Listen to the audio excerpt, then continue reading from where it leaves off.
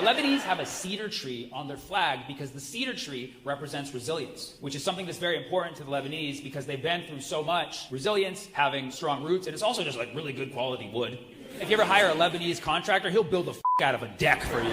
Also, cedarwood oil, the scent. It's relaxing, it smells good, and it's antiseptic. You're like, anti-Semitic? That's not what I said. Antiseptic means it fights off things that are trying to colonize it, okay? Okay, yeah. Lebanese are the people of trees. Yeah, they're tree people. Put a Lebanese person next to a tree, they'll climb the hell out of that thing. Israel's been attacking Lebanon for nearly 60 years now. They're trying to get those senior discounts at Denny's. And the Lebanese have been resilient the whole time. People ask, what do the Lebanese want? It's very simple. They just want to not be bombed constantly so they can live a normal life. They want to have rule over their own country without outside interference. Relatable, America? And they just want the same thing for their brothers and sisters in Palestine right over the border. Okay, and they want to have the title for best shawarma. Is that too much to ask? I have family in Lebanon, and every time Israel bombs, they go straight to the mountains. And I always call them, like, where are you guys? They're like, we're in the mountains. I'm like, which mountains? They're like, we're not going to tell you, motherfucker. Like, nice try, Mossad. Everyone in the world is the same in that we just want a normal life, right? We just want a normal life. What makes the Lebanese unique is that for all of these 60 plus years, the Lebanese are the only ones who were able to push Israel out, okay? So what I'm saying, America, get some Lebanese people in Congress. Don't with a culture that can dance. You know, they can dub your ass out there. The Lebanese will fight back and then be in the club later that night, just being like, that was a good one today. We did that, we did that. Nobody wants war. Nobody wants to see these bombs dropping. But if the Lebanese continue to be attacked, they will continue to do what they do best, not let it happen, in what they call Operation Sharmuta. Lebanese are fearless. When they hear the Israelis are coming, they treat it like a game of hide and go seek. They're like, come and get me, mother. 1, 2, 3.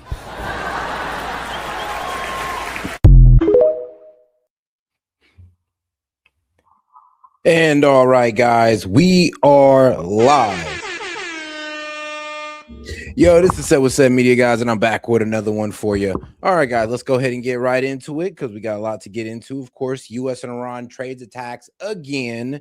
Hezbollah refuses to cease fire because it wasn't even included in it. Yes, the one with Israel and Lebanon that Rubio went over and brokered. That you kind of thought was something, but it was really nothing because they didn't include Hezbollah, the main people that's of concern right now. Well, man, the fact that Israel is kind of just trying to take southern Lebanon, of course, as well. But we'll get into that. But all right, guys, let's go ahead and jump into the news. Let's go ahead and see what Fox News got to say about this because it's actually getting crazy. And it looks like we're about to start back up things with Iran. Why? Because it doesn't seem like we can get a day of peace with these guys. No, nor can they with us. Middle East as Tehran renews attacks on ships that are trying to cross the Strait of Hormuz. Fox Business reporter Lauren Simonetti has been tracking movement all along the critical waterway. Lauren joins us with the latest. Good morning, Lauren. Good morning, guys. All right, more incidents in the Strait of Hormuz today. Traffic still flowing, but more slowly. You had 34 vessels cross yesterday, 10 today. That's according to the maritime tracker Kepler. The UK Maritime Authority is reporting that another ship was just struck by an unidentified projectile in the strait. My sources say it's a crude tanker. It's called the Kihu. It was heading to Fujairah with Qatari oil on board. And for some reason, I guess we're just testing Iran's gangster, or these vessels are. The problem is that, the strait's open, but only due to only under Iranian administration. So you got to go through the designated path that Iran set out. You got to pay the toll that Iran sets, and then you can get through the strait. I mean, and there you go. But if you don't do that, then apparently you face missile fire. Well, my bad, not missile fire, but drone fire, which is crazy. But that's the reality. And our response for that, the U.S. response for that, was to pretty much try to bomb all of their drone launching sites on the coast of Iran. And all Iran did was to start firing missiles at our assets in the region. So we'll see how that works out for our assets in the region, because we see how that worked out last time.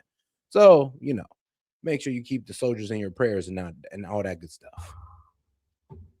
Look, guys, Iran is trying to show it has leverage. It wants to control the Strait of Hormuz, saying Any passage through routes outside the framework designated by the Persian Gulf Strait Authority will not be covered by safe passage guarantees.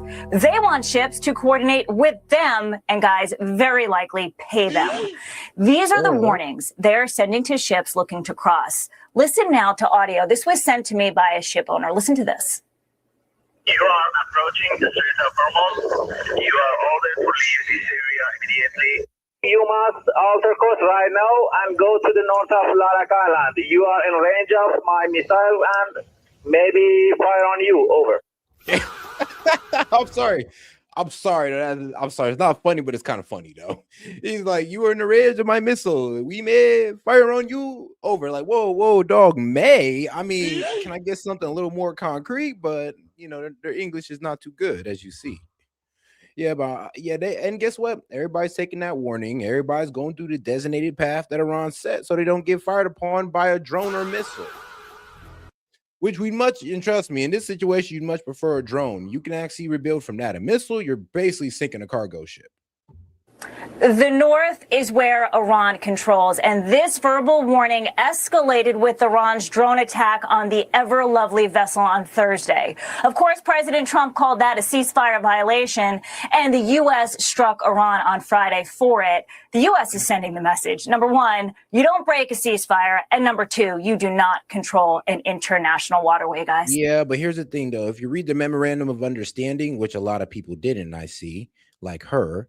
But yes, when you read it, it spells out, Loki spells it out right there that yes, Iran will administer the Strait of Hormuz, aka you're going to go through that designated path. If you go outside of it, not only do you risk getting hit by a mine, but you're also getting risk by getting hit by an Iranian drone. Okay, that's the reality. If you read the memorandum of understanding is right there spelled out for us. I know I don't like it. You don't like it, but this is kind of what we agreed to. And the thing is, when it showed out on the world stage, we kind of got to hide it because now we're kind of exposing the capitulation that we gave to Iran with this memorandum of understanding. Because in all actuality, Iran is doing exactly what they agreed to administer the strait. You go through this route, you pay us, and it's all good. That's actually what we agreed to, guys. But it being revealed on the world stage is something that we cannot have. All right. So, Lauren, you said that we've had 10 ships pass through the Strait of Hormuz today. Does that mean there will be more later today, or is it really dramatic of a decrease from 34 to 10? Wouldn't call it dramatic at all. The numbers constantly change. Yes, they will increase. And then when they can confirm just how a ship crossed, did it have its signals on or off, the numbers are constantly changing. I can tell you some ships have turned around. They've decided maybe we shouldn't go for this today. Then you have the insurance providers. They're looking at this situation and they're saying, well, what are we going to charge for this passage now? No, they're pretty much the insurance providers are going like, look, I mean, maybe we can provide you and some insurance on that toll you're going to have to pay. But bro, you're going to have to pay that toll to get through the strait. Okay, like you're going to get that $2 million to Iran. And maybe we can set up some type of coverage for that. I doubt it because you know how insurance companies are. But let's be real. This is just how it's going to be ran. Well, unless we can, like I said, destroy Iran, destroy the leadership of Iran, which we failed to do. Unless we can do that, they are going to control the strait, guys. The sad reality of it. And they're going to be administrating fees and along with Oman. So, I mean, hey, at least one of our allies is getting in on it, right? No, I know. It still doesn't make you feel any better. I get it. I just spoke with CENTCOM, and CENTCOM says the U.S. Navy is now helping to bulk up the southern route of the Strait of Hormuz, the one near Iran. They're letting ships go in both directions. So look, obviously vessels want to get out, especially the ones that have been stuck for months in the Persian Gulf. The crews are done, right? Everybody wants to get out. But you also have commerce. You have the global economy. You want ships buzzing both ways, full of oil, full of, cargo for the economy. So we do want to return this to normal so you can't have these provocations by Iran. All right. Lauren Simonetti, thank you so much. Thank you, Lauren. I get it. No, I feel her. It's like, bro, we don't want them to have this. Like, in all actuality, we don't want Iran to have this type of power. But they kind of fought for it. They've earned it. And like I said, guys, I know this sounds wild, but we can't break them off it. Trust me, if we was able to break them off the Strait of Hormuz, we wouldn't be dealing with this right now. But sadly, we can't without escalating the war and sustaining damages throughout the Middle East that we just can't recover from. I'm talking about our global economy won't recover from.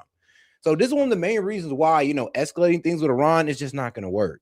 I mean, you can go ahead and start destroying, energy infrastructures and bridges, but Iran will do the same in Saudi Arabia, in Qatar, in the UAE. I mean, bro, do I really need to explain onwards? All of our assets in the region and all of our allies' assets are going to be cooked. This is why we cannot escalate things with Iran past this. And hopefully it stays at this, because I see what we were doing here. We were trying to take out their missile shooting capability. Well, not missile, but their drone shooting capability off the coast. Well, let's be real. That's not going to work, because what did Iran do? They went ahead and started firing off missiles at our assets in the region. But all right, though, let's see what international news is talking about.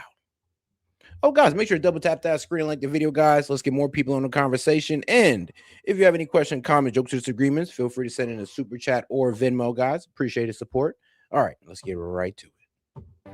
And so we begin with breaking news this hour. The United States has carried out a second straight day of strikes on Iran. It says in response to an Iranian attack on a commercial shipping vessel. This is the worst escalation since the two sides signed a memorandum of understanding more than a week ago to end the war. Iranian state media is reporting several blasts were heard in S.E.T. The coastal city overlooks the Strait of Hormuz. State media also says a village on Keshem Island was targeted. In a statement, U.S. Central Command says forces conducted additional strikes against multiple targets in Iran June 27th at the commander-in-chief's direction. After yesterday's U.S. strikes in response to the Iranian attack on MV Ever Lovely, Iran was given a chance to honor the ceasefire agreement, but it elected not to do so when its forces launched a one-way drone that hit MT Kiku this morning at 4:30 a.m. Eastern time. And here's the thing, though. This is the problem. Like, look, they didn't fire on a U.S. asset. Well, maybe MT Kiku is one of our assets. I don't know. Is it? Excuse me. I don't know. By the name of it, it don't sound like it. Look like it might be a Japanese or Chinese like cargo ship.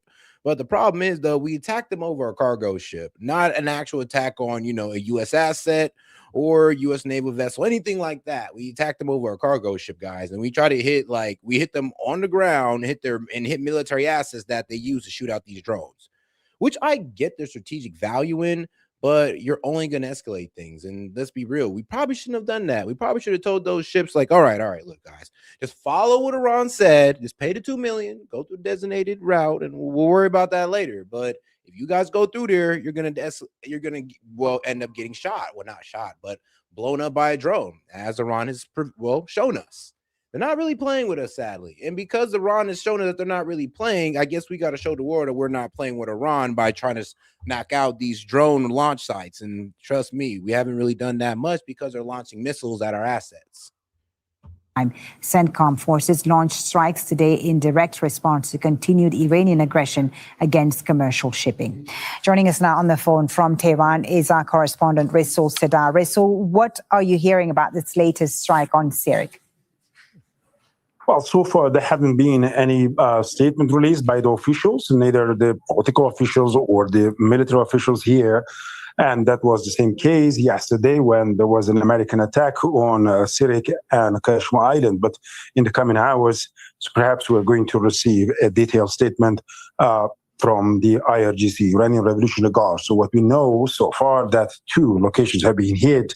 Indeed, 2 areas have been hit, but several locations. Yeah, so pretty much right off the coast of Iran. These are where they pretty much launched their drones from, which is actually concerning, considering that we were trying to take Karg Island and they launched drones from Karg Island. Yeah, that was going to be tough.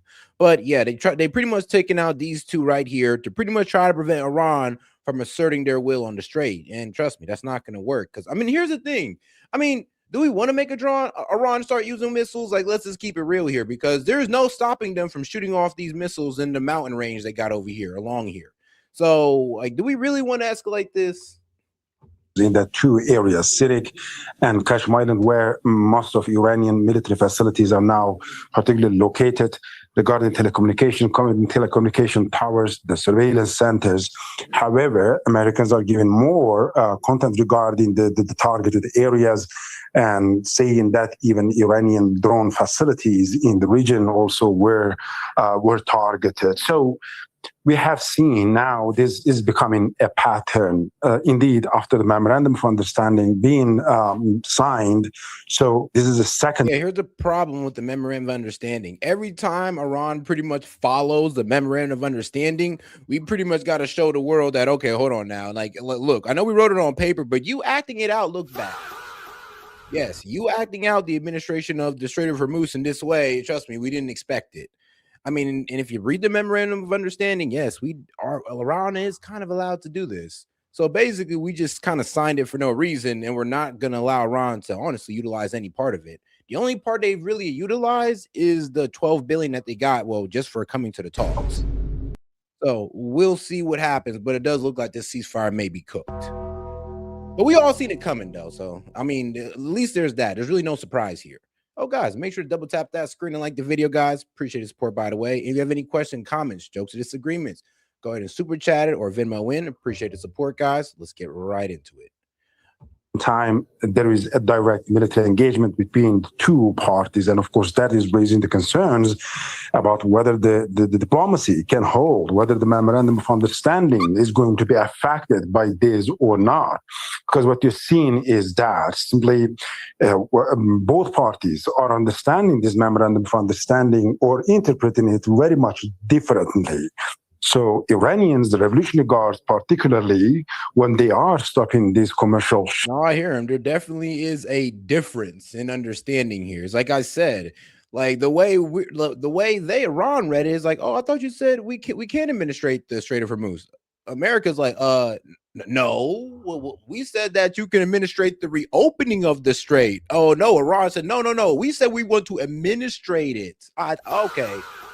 Trust me, guys. It's mostly word games these guys are going to start playing right now.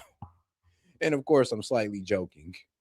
But all right, guys, let's go ahead and move on to the different subject here. Now that we understand these two, pretty much Iran and U.S. are escalating things again. Let's get back to one of the main reasons why we can't get a ceasefire. Because Hezbollah refuses to disarm the reason why Hezbollah refuses to disarm is because of Israeli aggression. But I mean, they won't tell you that out loud. Response to the U.S. conducting new strikes on Iran in response to the regime's attack on a cargo ship in the Strait of Hormuz. This, as a peace deal, still hangs in the balance, and a critical part of the deal, ending Iranian support for terror proxies in the region. But Hezbollah refuses to disarm, and its leader saying the resistance will. Why would they? When you guys not us, but Israel literally attacked them first. Here's a problem. If Hezbollah attacked Israel first, I would low-key be on Israel's side. I'd be like, okay, cool. We got y'all. But the thing is, while we were attacking Iran, they decided to attack Lebanon, not only to do airstrikes, but to put boots on the ground and start creating military bunkers. Well, my bad, buffer zones. So do you understand the problem here? Is like, you just can't take people's land and then expect the resistance force not to pop up. Like, really? But I mean, look, man, apparently the Israelis don't learn their lesson. So it is what it is. But we'll see what happens with this deal. Because like I said, the main reason why this whole deal that Marco Rubio kind of hashed out with the Israelis and the Lebanese government, the reason why it's going to fall apart is because they did not include Hezbollah. I know, like said, they're a bunch of terrorists. Yeah, but they're a bunch of terrorists who's a political party. Yeah, a bunch of terrorists who's a very popular political party. I know. So you just can't remove them, honestly. Like, guys, they have political influence. And here's the sad reality. To remove Hezbollah, to actually disarm Hezbollah, would invoke a civil war. And I don't think the Lebanese people need that right now because they're being bombed and their land is being stripped from them. And about 1.2 million people have been, displaced. Well, Lebanese people have been displaced. So trust me, a civil war is the last thing they need. Will continue. With that, let's bring in retired Vice Admiral and Navy SEAL Robert Harward. He grew up in Iran and led U.S. invasions in Afghanistan, in Iraq. So great to see you this morning, Robert. So we've got two things going on here. We've got the fighting in Lebanon, and then we've got the Strait of Hormuz. Which is the biggest hang up right now to the peace deal?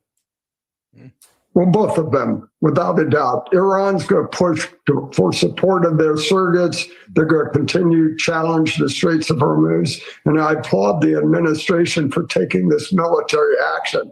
And it's a good first step, but they need to flip the coin even a little bit more. I would suggest, I hope, they've reconstituted the blockade because the economics. First off, if we reconstitute the blockade and the Strait of Hormuz is going to be completely closed, and let's be real, there's no reason to start this back up. Just tell the goddamn boats to go through the administered path that the Iranians set out. It don't need to be like this. I'm telling you this right now. We don't need to jump back into war because a cargo ship got attacked. Like, are you fucking kidding me?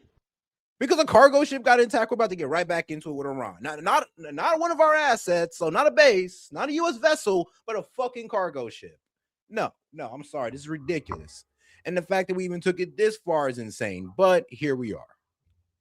Strangulation had a significant impact, as these military operations are. So again, on both fronts, the Straits and the situation in Israel. Here's the thing. This guy sounds insane. We got 4 weeks. Trump already exposed it to the world. 4 weeks until our strategic reserves hit rock bottom. Then gas price is going to see the craziest spike you've ever seen. Well, at least if you're in my age group, you're probably going to be the craziest gas price spike that you've ever seen. So do you guys understand what this means here? We got 4 weeks to finish this off if this is what we're going to do. If this is what we're going to do, which I hate it, which I don't agree with us doing because we're pretty much about to throw the entire global economy into the trash. But if we're going to do this, we got about 2 weeks because Trump said 4, but I doubt that. So let's see what they actually want to do, because we can't keep this going. Like, literally, if they close it straight up again, gas prices are going to spike. And guys, we're just kind of getting back to normal. You know, gas is like what, $3.80 now? Like, come on now. Do y'all really want to F that up? Regime is not going to work with this administration to achieve those objectives. Vice President Vance yesterday said that with oil down to $72 a barrel, the United States wins either way, and we should focus on just keeping the Strait open. Does that make sense to you?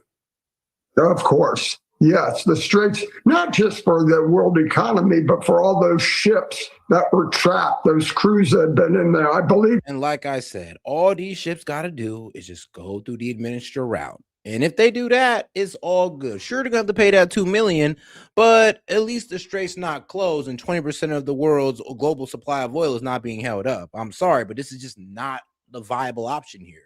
And I know these war hawks want to go back into war and finish the job. Bro, there is no finishing the job. Finishing the job basically means F the global economy, a.k.a. F our economy as well. Trump spelled it out.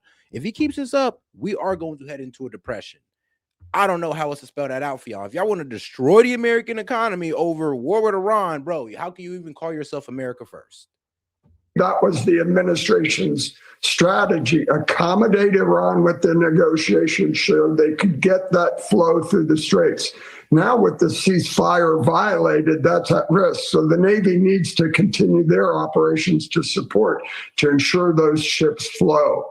And again, it may have an impact on the oil prices, but at the end of the day, that economic strangulation of the blockade is just as significant. And they need to put all of that on the table to ensure they're in a position of strength in these negotiations. Well, it's probably even more significant certainly for Iran than it is for the United States.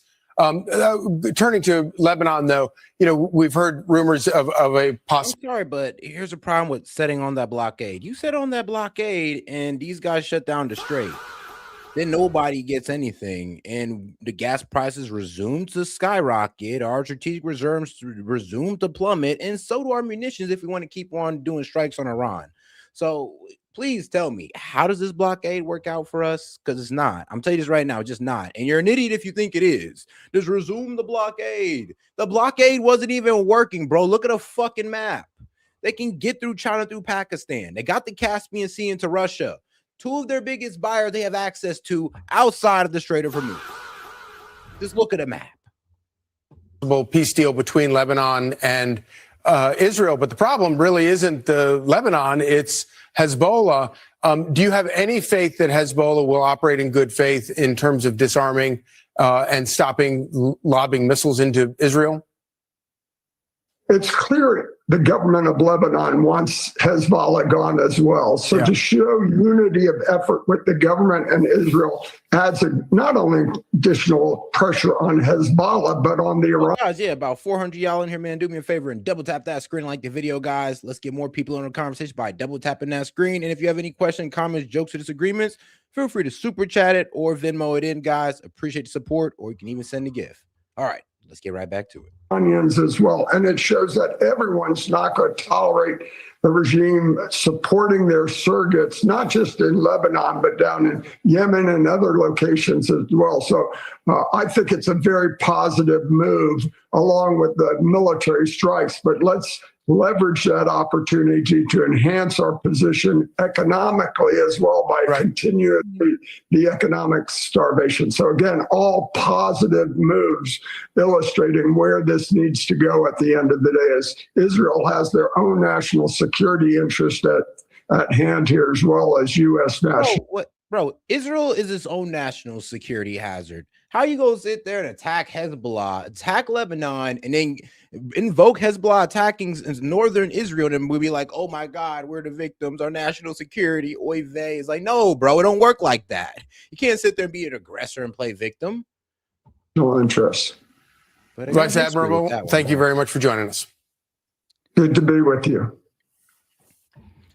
Oh, Lord, this is why it do be hard to watch Fox News sometimes. But you got to decode the bullshit. You got to decode the bullshit, okay, guys? That's why I'm here. That's why I'm here for you guys. And, guys, make sure to double tap that screen, like the video, and subscribe to the channel if you haven't already. All right, man, let's get into it. Hezbollah's leaders reject the U.S.-Israeli brokered ceasefire. And why? Because they weren't included. Duh. It's like, what you think was going to happen? How are we going to get these guys to disarm if they don't agree to disarm? And here's the thing, Hezbollah is a more formidable force than the Lebanese army. So the Lebanese army don't even want the smoke. So who's going to disarm these guys? Who going to check them? They're the strongest military force in Lebanon. Bro, they're the strongest proxy in the goddamn Middle East. Like, who going to check them at this point? Because it ain't going to be the Lebanese people. Leader of Hezbollah is rejecting the U.S.-Israel brokered ceasefire as a surrender. Hezbollah supporters protested riding motorcycles through Beirut streets.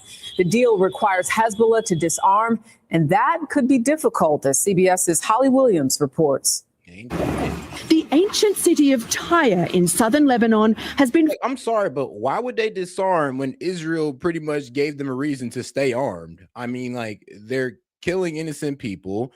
They're bombing. Well, I'll be real, just get one Lebanese guy. Apparently, they got to take out entire villages. So, bro, what do you think they're going to do? You think they're going to disarm because you guys said so? When you're constantly bombing them. Do you hear yourselves? But it's okay. We'll see how this works out because, like I said, the fighting's going to continue in Lebanon because Israel do want to take over Lebanon. And here's the thing. I get the pro-Israel argument of, well, Hezbollah got all these strong bases in southern Lebanon. And why do they have these strong bases in southern Lebanon? Because you guys been consistently trying to take southern Lebanon.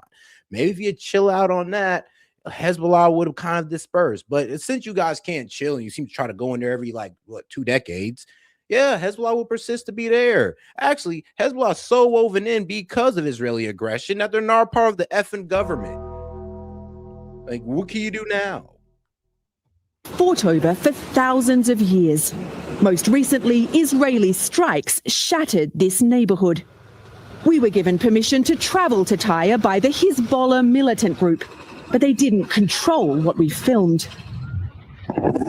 Since this conflict reignited in March, the city's been battered.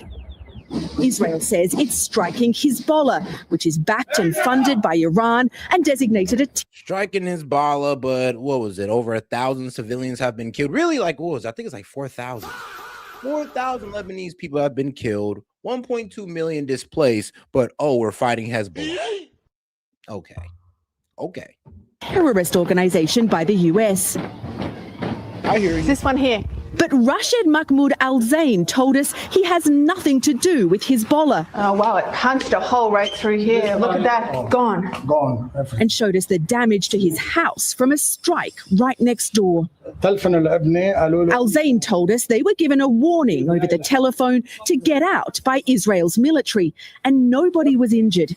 But he said he doesn't have enough money to rebuild. Bro, shit is crazy what Israel do, bro. Literally hit people up over the phone. But if you do not move, we are going to kill you. It's like, wait, bro, what? Yes, if you do not move, we are going to kill you. We are striking in this location. Like, bro, this is just a neighborhood. You have Hezbollah living under you. We will kill you and strike you with Hezbollah. I'm like, okay. And that's where it goes. And they leave. And then they try to strike Hezbollah too. But here's the thing. They take out the whole fucking neighborhood or village. That's the problem. Tires around 8 miles from where Israeli forces are now occupying a section of Lebanon, nearly 250 square miles of territory. Israel says it needs a buffer zone to protect its own people from Hezbollah. AKA, we need to take some of their land. This is Israeli logic, okay, guys? AKA colonizer logic. But yeah, we're going to take some of your land to protect us from you. So yes, understand the logic here. We're taking their land, or Israel's taking their land as protection from them, even though the taking of their lands will cause the aggression from them. So no lessons learned, pretty much. Rockets and drones. Lebanon has deep divisions, and many people here do not support Hezbollah. The group's also a political party in Lebanon and even runs schools and hospitals. That's what I'm telling you, bro. They're too woven in. It will literally cause a civil war to disband Hezbollah. Well, not to disband, but to disarm Hezbollah. They run schools, guys. They're part of the effing institution. Bro, these guys are basically woven in like, bro, the Republican and Democratic Party. Like, think of Hezbollah like that at this point, okay? But with guns and missiles and drones.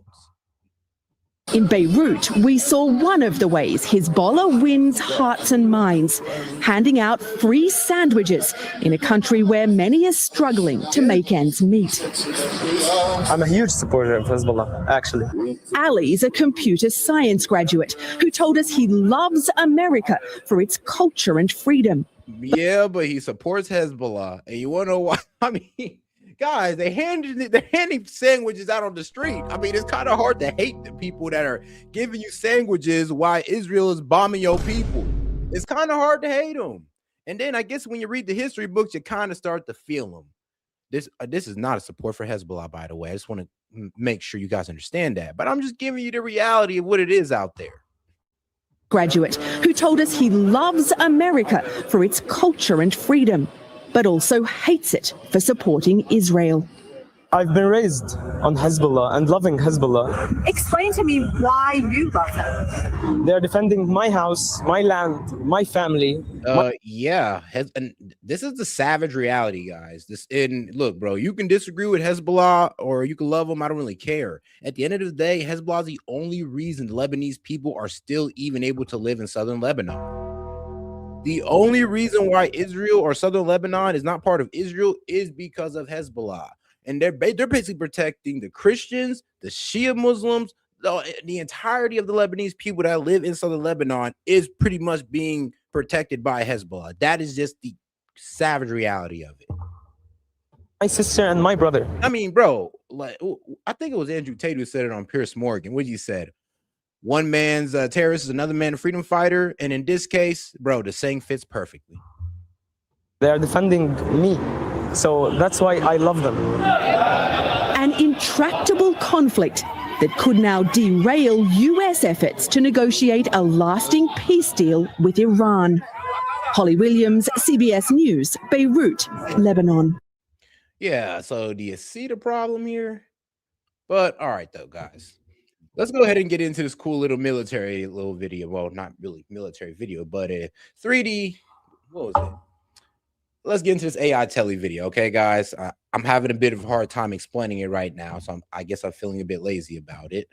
But let's get into this, guys, because it's hilarious. What happens when you pick the wrong route in the Strait of Hormuz? And it's kind of funny because all right, y'all guys being funny about this title, and I like it. But and shout out to my man Nick Joyner. He says, all right, here it is. Oh, damn. Hold on. Here it is. He said that dude is lying. Ain't no way Israel warned someone before striking. It's time to remove all their funding and arrest a big group of their politicians for war crimes. Keep up the work for you, bro. Hey, man, I appreciate that. And hey, shout out to my man Noah Joyner. And celebrate. Raise a blade. So, look, guys. All right, guys. So I'm going to go ahead and clear up a little bit of that. Look, the reality is that, well, Israel, they do two things when they warn you before a strike. They'll drop leaflets telling you to go to a location before they strike you, the location that you're at. The problem is that Israel will tell you to go to that location and then strike the location they tell you to go to, or they don't end up striking your location at all. So there actually is a bit of confusion on that. And then, of course, there's pretty much where they call people and they tell you get out your area or you will die. So there's two ways they do it. It's just pretty much both savage ways of warning or very deceptive ways of warning. And here's the thing. I'm like, no, hold on. It's kind of effed up how you're displacing people. You say, oh, no, it's okay. We gave them a phone call, but you're ejecting them from their homes. You're displacing millions of people. But it's cool, guys. We gave them a phone call. Okay. That's the ultimate dilemma. Right now, commercial captains are caught between two completely conflicting sets of orders. On one side, you have the United Nations and the Western allies telling ships to use a newly established southern evacuation corridor, a path that safely hugs the coastlines of the UAE and Oman. The other side, you have Iran-Tehran demands that all maritime traffic travel strictly through their designated northern choke points. The IRGC has made it absolute. They should use the Tehran-approved transit lanes or don't sail at all. They've issued a blunt warning to the entire shipping industry. Any vessel caught taking alternative routes, especially that UN corridor down near Oman, will be stripped of its safety guarantee and treated as an active target. Which brings us to the ever lovely. Why did this massive container ship end up in Iran crosshairs? Because her captain took a gamble. The ship was deliberately hugging the southern Omani shoreline, trying to use the UN safe passage to slip out of the Gulf. But to Iran, bypassing their checkpoints wasn't just a detour. It was a direct challenge to their sovereignty over the strait. Tehran decided to make an example of them. Yeah. And that is where all hell broke loose. Exactly. Remember, in the memorandum of understanding, as this video even lays out itself, or like, hey guys, people, look, just read the memorandum of understanding and you'll see why this whole strike is bullshit, is why us retaliating is bullshit, because we pretty much agreed for Iran to do this. But as he explained, yeah, there was a designated route that these ships were supposed to go through. For some reason, this guy, well, I mean, he's feeling a bit ballsy, I guess. And he got warned. And I guess he was testing Iran's gangster and he fucked around and found out. I mean, he goes to say, see, as you can see, the more you fuck around, the more you're going to find out. And let's just be honest. All bro had to do was just go through the designated route, pay that $2 million, and we wouldn't be in this situation. And this is like I said, we agreed to this. So Iran's not really breaking the agreement here. The problem is that we don't want to expose to the world that Iran has control of the Strait of Hormuz at this level. It is 2:14 a.m. local time. Ever Lovely is cutting through the pitch-black waters of the southern Strait of Hormuz at 18 knots, her running lights dimmed to a crawl to hide her massive silhouette against the Omani coast. 40 miles to the north, tucked into the jagged coastal cliffs near the Iranian port of Surat, the pneumatic launch racks of an IRGC mobile battery tilt skyward. In rapid succession, 4 solid-state rocket boosters detonate. 4 Shahed 136 loitering munitions are hurled into the night sky. Once airborne, the boosters detach and tumble away into the brush. In their place, the drone's rear-mounted 2-stroke engine sputter to life. It's an unmistakable high-pitched buzz, sounding like a terrifying swarm of airborne lawnmowers, echoing out across the black water. Cruising just 100 feet above the waves to hide beneath the radar horizon, the 4 Delta Wing munitions lock onto the shipping lane's GPS coordinates, spreading out at roughly 100 knots. 12 miles west of the cargo ship, a patrolling U.S. coalition guided missile destroyer picks up 4 faint surface skimming anomalies on its X-band radar. The ship's automated combat system instantly tags the low-profile contacts as incoming one-way attack drones. And the electronic warfare suite strikes first, flooding the local airwaves with high-frequency jamming. The lead Shahed goes blind, loses its link, and violently spirals into the sea 3 miles short of the shipping lane. Seconds later, the destroyer goes kinetic. It unleashes a pair of rolling airframe missiles at the coming drones, which are a couple miles from the destroyer. For close-quarter combat, its 20mm phalanx opens fires at a blistering rate of up to 4,500 rounds per minute, with wall of tungsten armor-piercing rounds flying into the dark. 2 brilliant orange fireballs illuminate the horizon as the second and third drones are shredded to pieces in midair. But the fourth drone, what naval radar operators call a leaker, slips straight through the defensive net. Because the Shahed relies on a primitive, unjammable backup navigation system, it doesn't need a live satellite feed to find a target as massive as a 1,100-foot container ship. 2 miles out, the drone's optical sensor catches the towering outline of the ever-lovely stacked containers against the night sky. The drone pitches its nose down.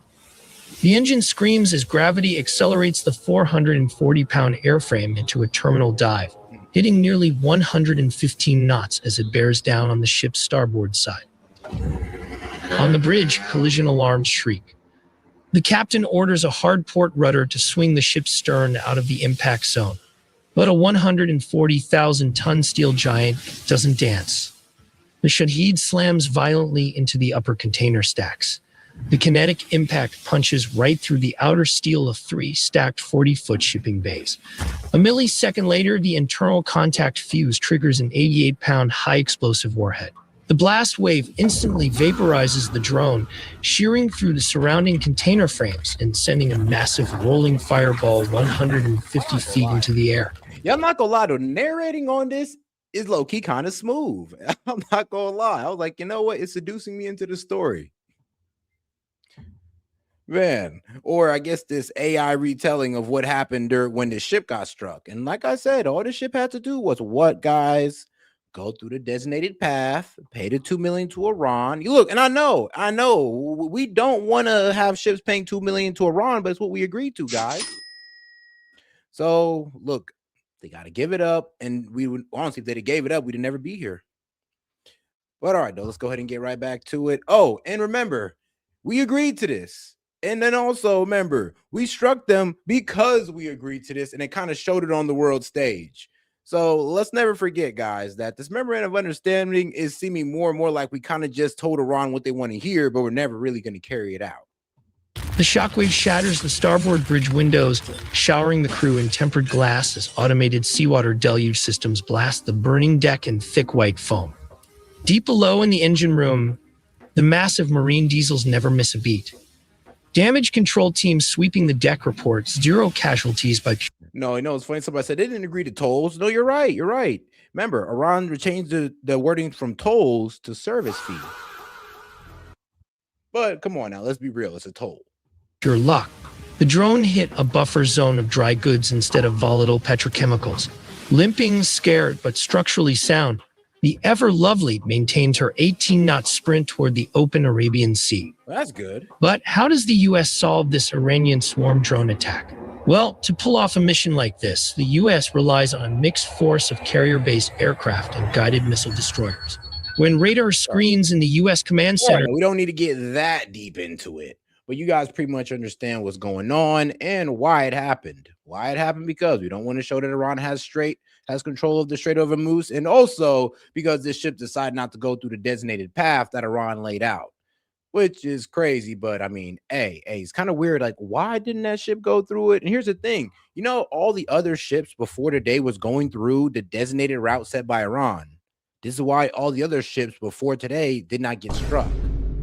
So this is where, I ain't gonna lie, I'm gonna have to kind of throw a false flag into there, because why did this ship, out of the hundreds of ships that was being let through, all of a sudden decide to go off the path and go outside of Iran's designated path?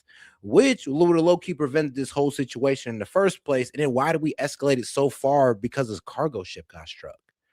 Like, I don't know, guys. It got false flag written all over it. Lights up with deadly one-way attack drones who are flying in fast, tracking straight toward a ship. The military will have to... Oh, yeah. Like I said, we ain't going to spend this whole time on this. Let's get over to CNN and let's see what they're talking about.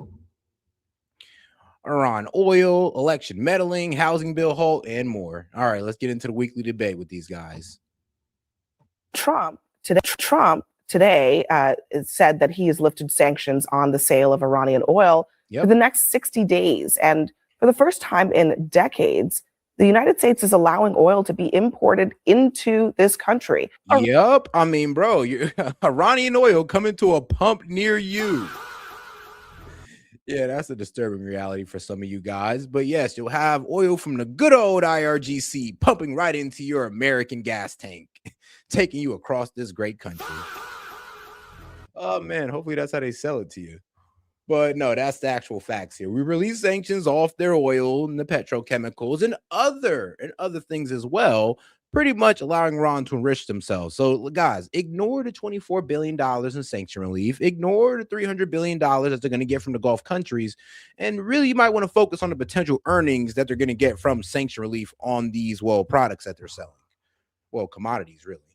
Iran has reneged on every single treaty it's ever signed, by the way. We're seeing now that Hezbollah is still striking Israel from Lebanon because they weren't included in the negotiations. This could dismantle tomorrow, which would give the United States a convenient out from some of these commitments. Like you said, a lot of conservatives are not comfortable with these concessions. But to draw this blanket comparison between this and the Obama deal, it's just not true because, to Jason's point, the war context, this is a post-war framework. We didn't just negotiate a limited nuclear deal. What we did is all of the... We didn't negotiate a nuclear deal at all. Well, no, that's going to come down the road. But the JCPOA, it literally put out a commission, facilities with a sunset clause, because as you recall, the JCPOA, 10 to 15 years, that was going to expire. Okay, Trump demolished those facilities. 15 years. So now that's off the table. That's 15 years compared to 0 nuclear commitments, just to be clear. That's the actual comparison. But let me just play. This is actually interesting. Watching these two guys try to turn themselves into pretzels to justify to be fair, this, I mean, neither of it's them better than support watching the the World MOU. Cup. To be fair, neither of them. No, I ain't gonna lie though. It is getting a bit irritating, but yeah, watching my side try to like low-key justify this war is somewhat entertaining. It's like, bro, the contradictions, the mental gymnastics they gotta perform just to make it make sense. And trust me, it's like, bro, trying to defend the indefensible is a tough job, and God bless them for doing so. Why? Because in their contract, and they get paid to do so. Like, look. Personally, I wouldn't take millions of dollars to defend an unwinnable position, but some people will. And I mean, hey, man, if they're gonna take the money, they best defend that position to the best of their ability. Just support the MOU, so that's probably why he's right. The missile stockpiles gone. But, Obama the missile refused to negotiate. They are mostly gone. But also, I do. Come on, lady, really?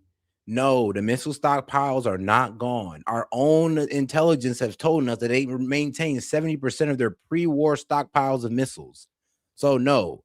The stockpile's not gone at all. And here's the thing. What the hell they're firing at our bases? What would you think they were firing? Just drones? No, they fired missiles as well. So sorry, but that whole, their missile stockpile is gone.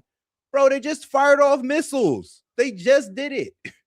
I do want to play this because I think we should just hear it from Donald Trump's own mouth, what he thinks a good deal actually looks like. Listen. We've made them a strong country from really a very weak country. We took the sanctions off. We got nothing for that. We've rewarded the world's leading state sponsor of terror with $150 billion, and we received absolutely nothing in return. Well, look, we're about to give them $24 billion in sanction relief, and we're about to let our Gulf allies give them $300 billion. So, I mean, I ain't gonna lie. It's looking that it worked. Look, I'm be real with you, Trump, you kind of worked out better for the IRGC than Obama did.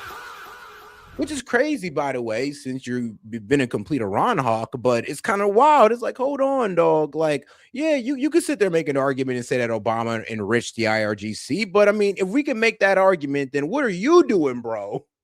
Like, what have you done? $150 billion to $300 billion? And I don't care where it comes from. It's going to them at the end of the day.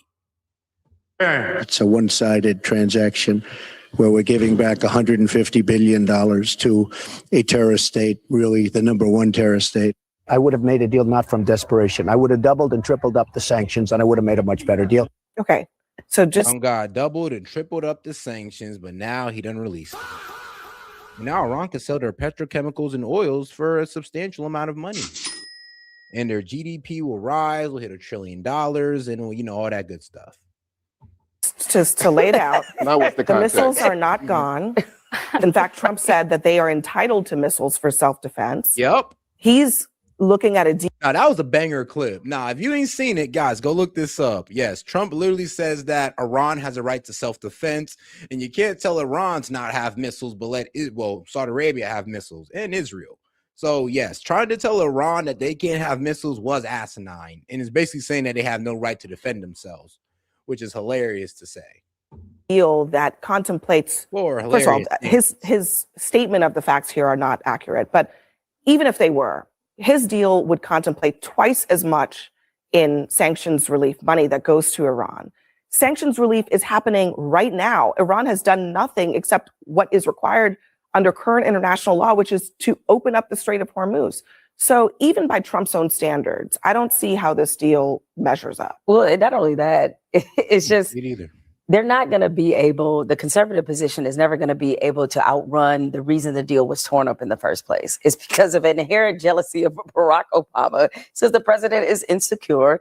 And he did something that actually moved all of this backwards because of his own level of insecurity and hatred of the president that was before him. And that is, we are never going to be able to, we're never going to be able to get up under that. Listen, I'm probably butchering this, but shout out to Antika for sending a 6-7 for 6-7 Jules. Appreciate the support, sis.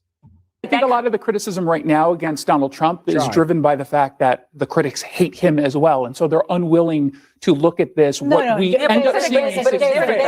plenty of Republicans who have been very supportive of Trump, including people like, for example, Senator Roger Wicker, who is half dead. And he woke up from his coma to say this deal sucks. I mean, have you seen him lately? People like Lindsey Graham. All right. There is nothing that Donald Trump does that Lindsey Graham doesn't like, and he's been critical of this. People, shout out, because it is wild that she said that, but she was one of the main people defending when Biden, when people was calling out Biden's age. So it's like, come on now, it is wild to make that statement. But in the right-wing blogosphere who have been very supportive, and I admire that. I admire that they are standing on principle and calling a spade a spade. I mean, not only are we giving them exponentially more money, not only are we lifting sanctions, but now Iran knows that they can close the Strait of Hormuz and bring us. Iran also knows that we can strike them militarily, which the Obama administration was unwilling to do. We did strike them militarily. You know what they know? They know that they can survive it. Correct. Look at you. So you're arguing that the economic situation right now. Really, be real though. After all that bombing we did, Iran is still able to control the Strait of Hormuz and send drones. Like, I thought we decimated all of that. They're still but they're still able to retaliate to our strikes. I thought we decimated their military, guys. So you see how the lies kind of just fall apart as time goes on. It's somehow better than it was. No, but that is fighting a different war. That's the thing. We're fighting a different war than they are. They know that the war here is unpopular. They know here the war is unpopular. They know that people here are looking at gas prices. They are willing. And the elections are 4 months away. They know all of these things. Those are huge leverage points for them. So they don't care about their own personal suffering. I was just going to say, I think it's sorry guys, we got a thunderstorm going on over here. Worth pointing out, all of that understood, that all of these proxies of Iran, the Houthis, Hezbollah, Hamas, Iran, or Israel and the United States have greatly degraded them. And they were attacking U.S. bases, U.S. soldiers, killing them. We were at war with Iran for a very long time. When Donald Trump reinstated the sanctions on Iran, he said out of his own mouth he was doing so to deny them the capacity to, what does he say? Deny them the funds they need to advance its bloody agenda, which is basically to fund the various. It's so crazy. They did that with the sanctions still in place.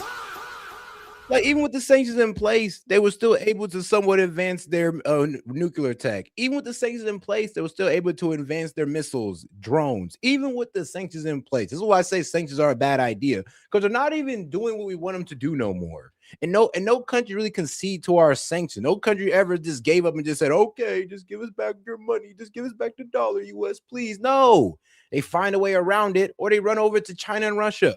We're kind of shooting ourselves in the foot. Same groups that you just described. Now we're allowing them, lifting those sanctions that he reinstated onto them. What do you think that money is going to go? What do you think it's going to do? I think you're correct that if it does end up in their coffers, in this very limited point, I think if it does go to their coffers, that, yeah, it's going to fund the world's biggest sponsor of terror, as it has historically. I don't think this MOU is going to stick. I don't think it is. So then it's. So then what's going to happen? The point is to get to the 60 days and actually get something done. You bring up an important point in all of this. Deal. Wait, hold on. You guys are not, just to be clear, you guys are not making the same point. She's saying. I don't know. Like I said, like if you read the memorandum of understanding, we did say that Iran can administrate the reopening of the strait. So depending on how you want to phrase that or how you want to take that, does that mean that they administrate the entire damn strait? Or does that mean they just administrate the reopening of it? And then after that, they just, let cargo flow. But apparently to Iran, they're going like, no. I mean, we actually control the strait. We administrate it. You go through this designated route. You pay this amount and it's all good. Apparently we don't like that, even though we kind of agreed to it. And now we're escalating the conflict because of it. Over a cargo ship, guys. Remember that. And this is why I said it feels like a false flag, because remember, no other ship was doing this before this ship decided to go out there and do that. And now all of a sudden we're popping off at Iran over this one ship when multiple ships decide to take that route, pay the toll. It was all good a couple of days ago, and now it's a problem. Okay. The MOU is not going to last. You're saying that it will, and that no, I'm not saying. Okay. No, I'm saying the point of getting the MOU on the table is so you can start these negotiations. It's really what's going to happen in 60 days, and I think we should judge that harshly if it's a bad deal. So Iran gives up late. Well, then that's what we figure out. I mean, that's part of the negotiation. I'm saying what happens, let's wish cast into the future. What would happen? What is the scenario if we don't get a deal in 60 days?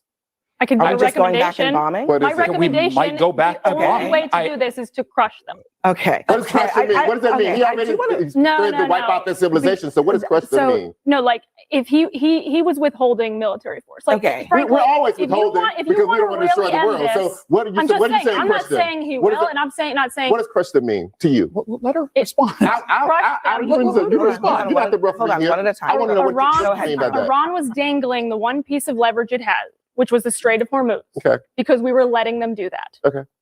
What do you think it means if we don't let them do that? So I'm asking you, what do you mean when you said you should crush them? I want to know what that means to you. I'm saying technically it means escalate military force. And to what? Yeah, to maximum what pressure. To what end? Because we've already destroyed their military. So what end? Let me just ask if you think Caroline, 2 months from an election, I don't think this is hypothetical. I know, right? It is kind of, he had a good point. It's like we're escalating on a military that we destroyed. Like, make that make sense. Like, well, so what are we escalating on here? Like, apparently we were supposed to destroy all their missiles and drones, but they're firing off these missiles and drones. So I mean, like, she got a good point. I am a bit baffled at her like not being able to respond to that. It's like, well, you see how we did all this. I mean, like, what else can we do, really? All right. I don't think there is an appetite. Hold on a second. This is not really a super hypothetical situation. The military said at the beginning of this conflict they had a list of targets. It was, hundreds of targets. They got to nearly the end of that list, and then they stopped bombing. The Strait of Hormuz, the options are we do what we did, which is the blockade, and maybe try to escort ships, or we try to put boots on the ground, take Karg Island to secure it. Is that what you're saying we would do? I'm not Oh, guys, and make sure to double tap that screen and like the video, guys. Let's get more people in the conversation by double tapping that screen, and make sure to subscribe to the channel if you've been watching like longer than 10 minutes. Appreciate the support, guys. All right, let's keep it going. Oh, and if you have any questions, comments, jokes, disagreements, make sure to super chat it in. Appreciate the support, guys. Commending that. I'm saying that is the only way to actually end this. Like, because the deal will do So you recommending? No, I'm saying like there's really no in between. I mean, and come on now, it does not have to be like that.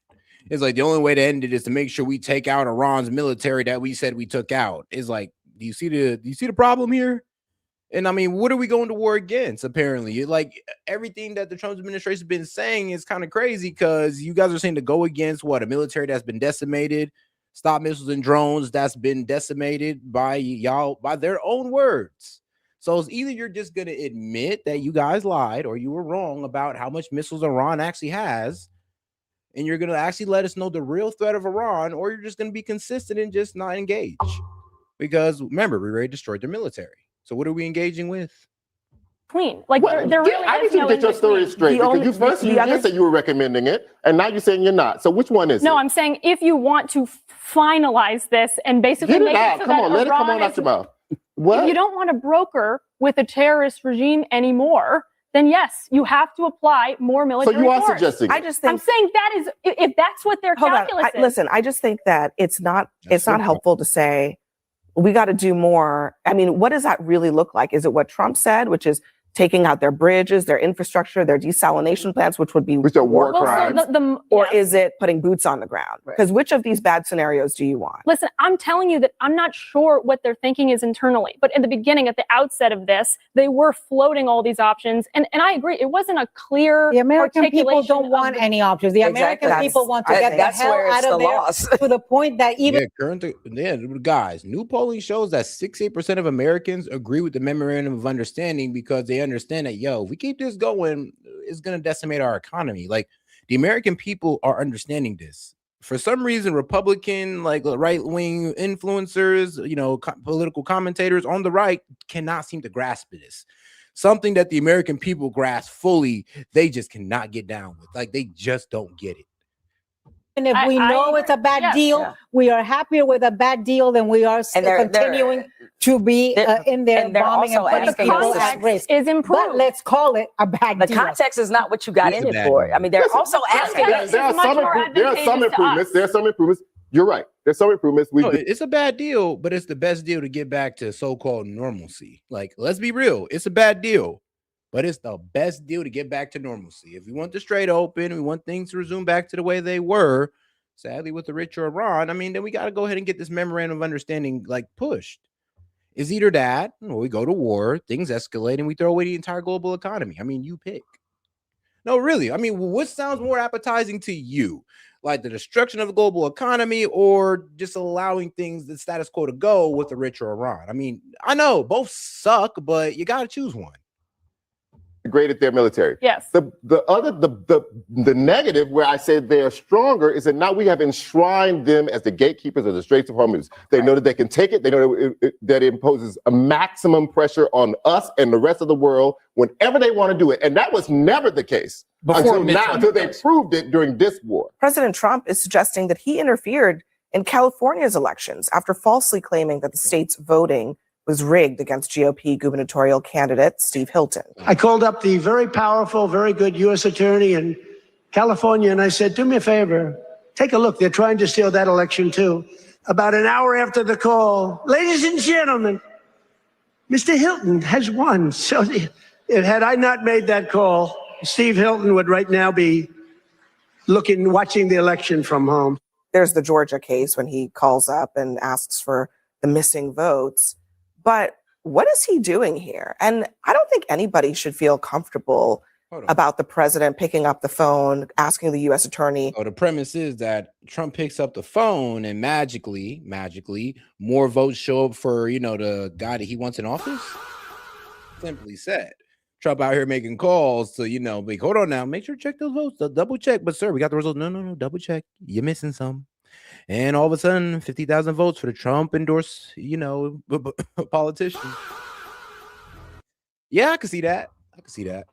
Like I said, this is one of the reasons why no side ever want to tackle election rigging or ever want to tackle election integrity, because both sides engage in it in some way, shape, or form. To dig into an election that is currently underway with zero evidence of anything going wrong. Well, Steve Hilton said that he didn't have any evidence of anything going wrong either. The president likes these narratives, but there is one part about his frustration that is legitimate. California takes too long to count the votes, and they do it deliberately. First off, they let you mail your ballot on election day, so it can come in a week afterward. Then they let you have weeks to come in and cure your ballot if there's a problem with your signature.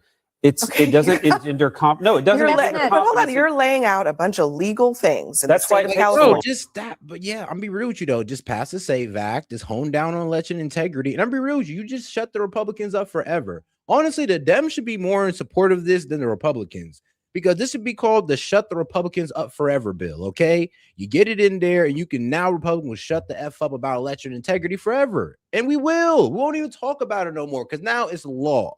So why not? Like, why not just push this through? And don't give us the BS racist arguments of what about the other communities and all that good stuff, bro. Just bring an ID, okay? You got that.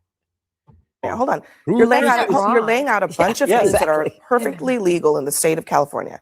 You might find them annoying, fine, but they are legal. Why is the president picking up the phone, calling the U.S. attorney, and basically asking him to make his preferred candidate win? He's asking to investigate if there's any fraud. And it is. I mean, she just said it bluntly because I thought she was going to be a little more roundabout. But yeah, it does kind of sound a bit wild. Like, yeah, so make sure you check those votes. And, you know, I think you need to recount. I'm pretty sure my candidate won. You're just like, hold on, why are you calling on this? And how the hell you know your candidate won? But hey, it is a bit sus. I'm not, like I said, guys, this is pretty much what CNN is saying. I'm not taking it at face value, but it is a bit sus.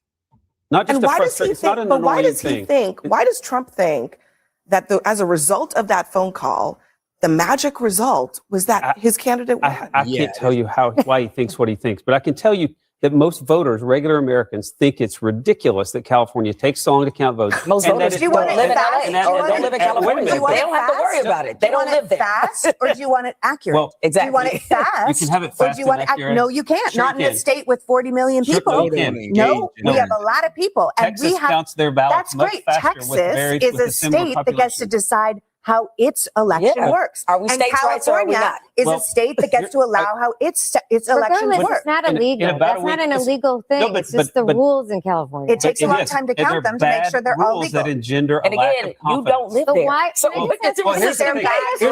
going to have. We're fine with it. Can I just we're fine. We're both from California. Why does it actually engender a lack of confidence? I bet. Like Steve Hilton. Like every other. I'm sorry, but as them, I can't really say that. Of course, it all works out in y'all favor. That's the accusation there. So you guys should be the ones really doubling down on this to go ahead and prove that no, this is a democratic state. We ain't got to cheat to prove it, and we're gonna go ahead and help you pass this to prove it. I mean, bro, like I said, she'd be called the "Shut the Republicans the F Up Forever" bill. Candidate in California, Republican and Democrat. Looks at the election ballots coming in. Correct. He won some late ballots too. Sure. It doesn't, he does not have a lack of confidence. I just think saying things like it engenders a lack of confidence around the world, a narrative around swift it. Counting with certainty upon the receipt of ballots on election day equates to confidence in the process. No, it's not. Yes, it does. It happens everywhere else in the world. Well, that's also what the data suggests. It is the data, yes. The polling overwhelmingly suggests that the longer it takes for a result, the more questions people have. Whether or not they're fair questions. Hold on. Ever done a recount? This is not a conversation. This is not a conversation about what engenders confidence. Yeah. This is a conversation about whether or not there was actually any wrongdoing. Any reason for you or the president to say that there was anything that went wrong in this election? Do you have evidence? I'm not taking that position. Okay. I haven't taken that position. Well, then that's what we're talking about here. Mail-in voting. We are not talking about vibes, okay? Right. Like the point is that President Trump has claimed election fraud in every election that he has lost. Okay? Why? Mm-hmm. Not because there was anything wrong with those elections, but because he doesn't like losing. So when the president of the United States with the biggest bully pulpit in the world tells all of the people in this country to not trust elections, what do you think doesn't engender confidence? Right. Is it that they're counting the ballots, or is it because the president with his megaphone is casting doubt because he doesn't like to lose? But Abby, you got to which one is it? No, but which one engenders black and white like less that. confidence? I don't think it's like that. Is it the actual way that they count ballots, or is it the president sowing No, doubt. it's the way they count lying. ballots. It is the way No, it's absolutely. it So is you two mean to So steps. you're tell me- suggesting that it's not the president repeatedly lying So you about mean to tell elections? me if Steve Hilton was the first runaway off- winner, we wouldn't be first having off, this conversation this is at going, all? This is going to not happen anymore in about a week. The Supreme Court is considering Watson versus Republican National Committee, which is a lawsuit that will stop states from accepting ballots after Election Day. Every state in the country will have to have ballots in the door by the time the polls close. That is the first step toward getting a system we can all trust. All right, go. Let's go ahead and move on past this topic. It has not. Congress passed the largest housing affordability bill in a generation. It got rare bipartisan support. His housing in California never Mechanism happened to bring the evidence of fraud that he claims is in California or anywhere else where he has lost an election. And let's see if it's actually real or if it changes the result. So far, it has not. Congress passed the largest housing affordability bill in a generation. It got rare bipartisan support. His own White House called it historic and bragged that Trump had delivered on his promise to help American families. But just 24 hours later, just hours before he was supposed to sign it into law, Trump posted this ultimatum, canceling the event until lawmakers pass the Save America Act. Yeah, and this is where Trump kind of effed it up. It's like, all right, bro, maybe you should have get that Housing Affordability Act passed through. And here's the thing, like, yeah, the Save America Act is important, but so is affordability. And remember, that is one of your main stances. So let's take a dub, and then we can go ahead and get on to the Save America Act. But you trying to fuse the two together is only going to complicate things. Like, bro, let's take the win where we can get it with the Dems. Like, of course, we're going to agree on affordability with you. It's bipartisan. But when you sit there and try to get in something that's partisan, you're kind of effing it all up here. Like, come on now. The Democrats are working with us. Let's continue that for affordability, at least. Signature piece of his agenda that would severely tighten voter ID requirements, among other things. I'm sure that Republicans who voted for it still think it's a good bill. I think it's pretty obvious the president just cares about this other thing more than he cares about this, and he's using these procedural levers to try to get some leverage over the Congress on it. Will it work? I don't know, but I don't know that necessarily means. Honestly, it's kind of up to the Dems. I mean, it's pretty much like the Dems could sit there and stall this and be like, bro, look at the Republicans. They're talking about they care about affordability, but they're holding up the housing affordability bill. I mean, you understand how that framing can be formed. He should have just pushed it through and not played any games with it. Like, and I mean, I don't really know how you can honestly put this on the Dems since they're the ones pushing for it as well. So now you've turned the Republicans against it to get the SAVE Act in there is not the best message. I'm gonna be real with you. Like, we can focus on election integrity later, but let's make sure we handle affordability. He's changed his mind about the policy, but he sees a moment where he can use his constitutional prerogatives to try to get them to do something that heretofore they've not done yet. Again, will this gambit work? Probably a low percentage. Well, apparently he told lawmakers that nobody cares about affordable housing. Well, that the White House wouldn't comment on it, but that's what the reporting says. I mean, I think it's odd that you have an event set up to start. Boomers don't the care chairs about are all lined up. People are on their way, and the president, posts. One people that don't care about affordable housing is the boomers because they benefit off the inflated price of their housing. That we're pulling this of housing costs. Entire event down. I mean, it's so embarrassing, and I think this was a housing bill that we haven't had one in 30 years. I mean, housing costs are up 54% since 2020. This actually could have given Americans a much needed alleviation in the market. And when we talk about affordability, this could have been a huge win and victory lap actually for the president. But this was a total own goal. I mean, it's the strategy that this White House has and this president has. I mean, it's as clear as mud. It makes no sense. What's clear as mud is that he had a tantrum, right? Yeah. You have children. I don't know about you guys. This is, a classic tantrum where he doesn't care what the consequences are. There's two things going on here. One is he does have this strange fixation with the SAVE Act, and no matter how many times the majority leader of the Senate, John Thune, the Republican, tells him the votes are not there to pass it, he's going to continue fixating on this. And two, he is mad. He is hot and mad and bothered because there's Republicans that have been standing up to him on issues like Iran. They had the vote yesterday to limit his War Powers Act. And I think that's got him very irritated. So in retaliation, on a day when he should have been celebrating the fact that, which he might have already violated due to getting into these new strikes with Iran. And apparently the War Powers Act was supposed to prevent him from doing that. He's supposed to now address Congress before he gets into, any retaliation against Iran. And like I said, that's why it is a bit wild that we kind of retaliated against Iran over a cargo ship. Democrats are having all of this infighting. He pulls this stunt. And a few weeks ago, he said he didn't care about the midterms. I'm beginning to believe him. This would have been good for Republicans. The point about the retaliation, Anna, is he actually hurts himself by the method of retaliation. Literally, it's like, bro, this would have been a beautiful win for him, and he just F's it up. I mean, he got a good win in the Supreme Court when it comes to immigration. Like, why not stack it on top with the Housing Affordability Act? But no. Save America Act is just all that important. I get it, but it's like, take your wins in portions, okay? You don't just need to take it all in one.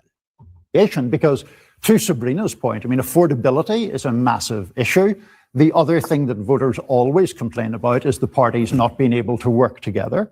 Here you have a bipartisan measure aimed at an affordable issue, and he blows the thing up out of some sense of irritation that the Republican Party are not as subservient to him and as honestly, they would like it was to be. overwhelmingly bipartisan. Like almost nothing happens. Almost nothing of significance happens that way. The vote count was 85 to 5 in the Senate and 358 to 32 in the House. You could literally put a resolution on the House floor saying that puppies are good, and it wouldn't get this kind of bipartisan. I totally agree. If things that are overwhelmingly bipartisan are good and should pass, I mean, voter ID is like 80-20 or 90-10. It seems to be overwhelmingly bipartisan. Then why does Lisa Murkowski say this about the SAVE Act? Listen. Okay. If he chooses to hold up his own agenda because he wants action on the SAVE Act, that's, I guess, his call. It is not helpful to him. It's not helpful to the country. And it's not moving the needle. If you don't have the votes, sir, you don't have the votes. Yep, and you don't have the votes. I don't know what to say. I mean, first of all, it's not just a voter ID bill. It has all kinds of other silliness in it. That's why. Yeah, there's a whole lot of pork in the Save America Act that does need to be kind of hashed out. Like I said, it's like, let's be real, it's not just an election integrity bill. There is some pork in there. So I get the arguments. I'm like, bro, this is about election integrity. Great. Leave all that other weird stuff out and let's make it about election integrity. So I can feel the Dems on that one. But then also I got to feel him on this whole point of like, he's shooting himself in the foot. It's like, dog, get this win on affordability, then move on to election integrity. Why are you holding this up? Like, this makes no sense, especially since you don't got the votes for one of them. Like, you still got to do some convincing on one of them. Why not just take the dub on the housing affordability? Lisa Murkowski says there are not the votes. That's why John Thune says there are not the votes. The SAVE Act is not going anywhere. The votes aren't there. Senator Rick Scott out of Florida was quoted today, I think, in a Politico article, stating that he was going to talk to the president, just say, look, I've talked to several of my colleagues, even those that he thought once upon a time were persuadable, who have said, look, I just don't know if I can vote for this legislation. Now, I understand why the president wants it passed. I think if you were to take a polling or survey on this, I think you'd probably get a pretty mixed bag. But I think most Americans generally would say, yeah, you got to show an ID in order to vote. But just to be clear, it's not just a voter ID bill. It bans mail-in voting, which Republicans Let me finish my point. In states like Utah and Florida. Let me finish my point, Abby. Okay. I understand that there's nuance to the legislation. Yeah, here's the thing, though. People are kind of in support of taking out mail-in, mail-in ballots. And of course, and only in certain situations. Now, if they're just taking it out across the board, and you're right, there's certain people who actually do need mail-in ballots. But come on now, not the entirety of America. Which is what I was going to say. That's not going to cut it. But the point is, though, which I was going to make if you would have allowed me to, I understand that there's nuance to the legislation. I get that. There's always nuance to legislations. That said, though, I think on the housing front, with the overregulation of the market, the president's initial instinct several months ago with the 50-year mortgage idea, I didn't necessarily support it, but I thought it was a right direction, right, to try to look at this housing issue, a real crisis in the country for the past 35, 40 years, to say, how do we get younger Americans in houses at an affordable rate with interest rates that they can actually afford? This legislation was a part of the process to start restructuring and rechanging regulations to make it easier for builders to build without the overburdens that we have seen for the past decade or two now. So I think the president will eventually come around to this. I think if you're in the White House, they're probably telling him this is something that you can campaign on, Mr. President. It's a victory for you. It's a victory for Republicans. And so maybe at some point he comes and say, look, I don't have the votes for the SAVE Act. I'll move on. Let me campaign on something that gets people motivated. This is going to become law, right? He may not, may not sign it. He might sit on it, but still, once they send it to him after 10 days, it becomes if law. they don't go on recess. And he's not going to veto it, because if he vetoes it, he's in an even worse position, because they have a veto-proof vote that they can overturn. Yeah, I don't think he's going to veto it. So what he took away was the optic of being able to celebrate a win, to have all of these Republican leaders around him in the House and the Senate and do. Guys, make sure to double tap that screen like the video, guys. Oh, and yeah, double tap that screen like the video and smash the like button. If you have any question, comment, jokes, or disagreements, make sure to super chat it in or Venmo. Appreciate the support, guys. All right, let's go ahead and get right back into it. After this, I guess we're going to move into the Ukraine topic as well. We passed a housing bill and we care about we're addressing affordability. That is kind of negligence and stupid. Yeah, but hold on a second. Let me get in there just for a second, sure, Michael, because we're talking here about the congressional procedures and priorities and nuance. It's just a bad political move, outright bad political move. If he wanted to do this, bro, just like if he wants to get the Save America Act, you got to do a little bit more convincing. You don't have the votes. You just can't sit there and try to amalgamate the votes together and be like, well, if you want housing affordability, we need election integrity as well. Well, sadly, the Dems don't agree on that. Sadly, they want to hold that up. It is what it is. But guess what we do got the votes on? Housing affordability. Might as well get the win on that. Yeah. You say. The argument from the White House or from the president is the Save America Act is a national emergency, therefore everything has to be held for that. This is the only president in any of our lifetimes who has sought to overturn a democratic election by inciting a mob to do so. That is the person that we are now to believe is so exercised by protecting the integrity of the voting system that everything else has to stop to create it. That just doesn't seem plausible to me. I mean, just yesterday he was saying he called the U.S. attorney to ask him to do him a favor. Right. And help the Republican in California get on the ballot but the point for being November. About the housing issue, which I think Anna was making a brilliant point. Right now, there's been a big discussion in the country. All right, guys, let's go ahead and get into the Ukraine topic. We didn't spend enough time on this, but let's get into it, guys. We're going to hear on both sides, from pro-Ukraine to, I guess, the so-called pro-Russia side, who I really think are just the realistic people in the room. Those who are realistic enough to understand that Ukraine is not going to beat Russia. They're not going to get back Crimea. I'm sorry, is low-key kind of cooked in that region. And we can sit here and go through the propaganda, but I mean, bro, let's be real here. If you think Ukraine's going to win, you're kind of being delusional. If they're going to win back some land, I mean, they can win back a village or two, but what they lost is now forever Russia. De facto Russia. Russian installed officials in Crimea declared a state of emergency today in the face of intensified Ukrainian drone strikes on the peninsula. Now, long lines have been forming heading to the bridge that joins Crimea to southern Russia. CNN's Ivana Korosova joins us now from London. You've been monitoring what is going on there. What more can you tell us about the situation right now in Crimea? Well, Becky, the situation is pretty bad. Crimea is becoming very, very uncomfortable place to live.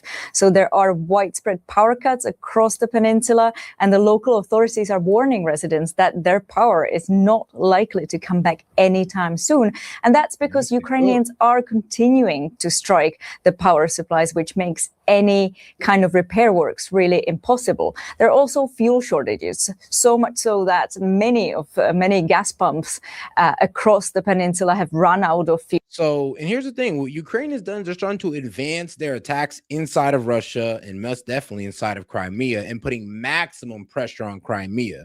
So I think they are trying to get Putin to release Crimea, but that's just not going to happen. And like I said, the more they escalate on Crimea, well, the more Putin's going to escalate on them. So, like I said, they always tell you things from Ukraine's response or Ukraine's actions, and then they always want to leave out Russia's response to kind of leave Ukraine devastated.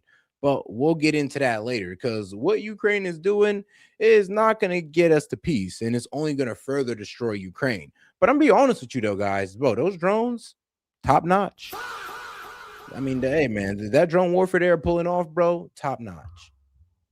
Fuel, and the ones that have fuel have been banned from selling fuel to individual drivers. So it is really no surprise that people are trying to get out of Crimea as quickly as possible. And that's why we are seeing these huge queues of thousands of cars, because it turns out that even the escape route is becoming impossible, because the only way out of Crimea directly to Russia is through the bridge. And that bridge is also a target for the Ukrainians. So Russia has to shut it down on a regular basis. So basically, we're co-signing the destruction of civilian. We're pretty much co-signing the destruction of civilian infrastructure, and they're doing it on CNN at that case, which is crazy. This is why I say, bro, it's like we lose all moral standing in the world when we do stuff like this. So, oh yes, it's okay for Ukraine to destroy civilian infrastructure. We're just gonna brag about it.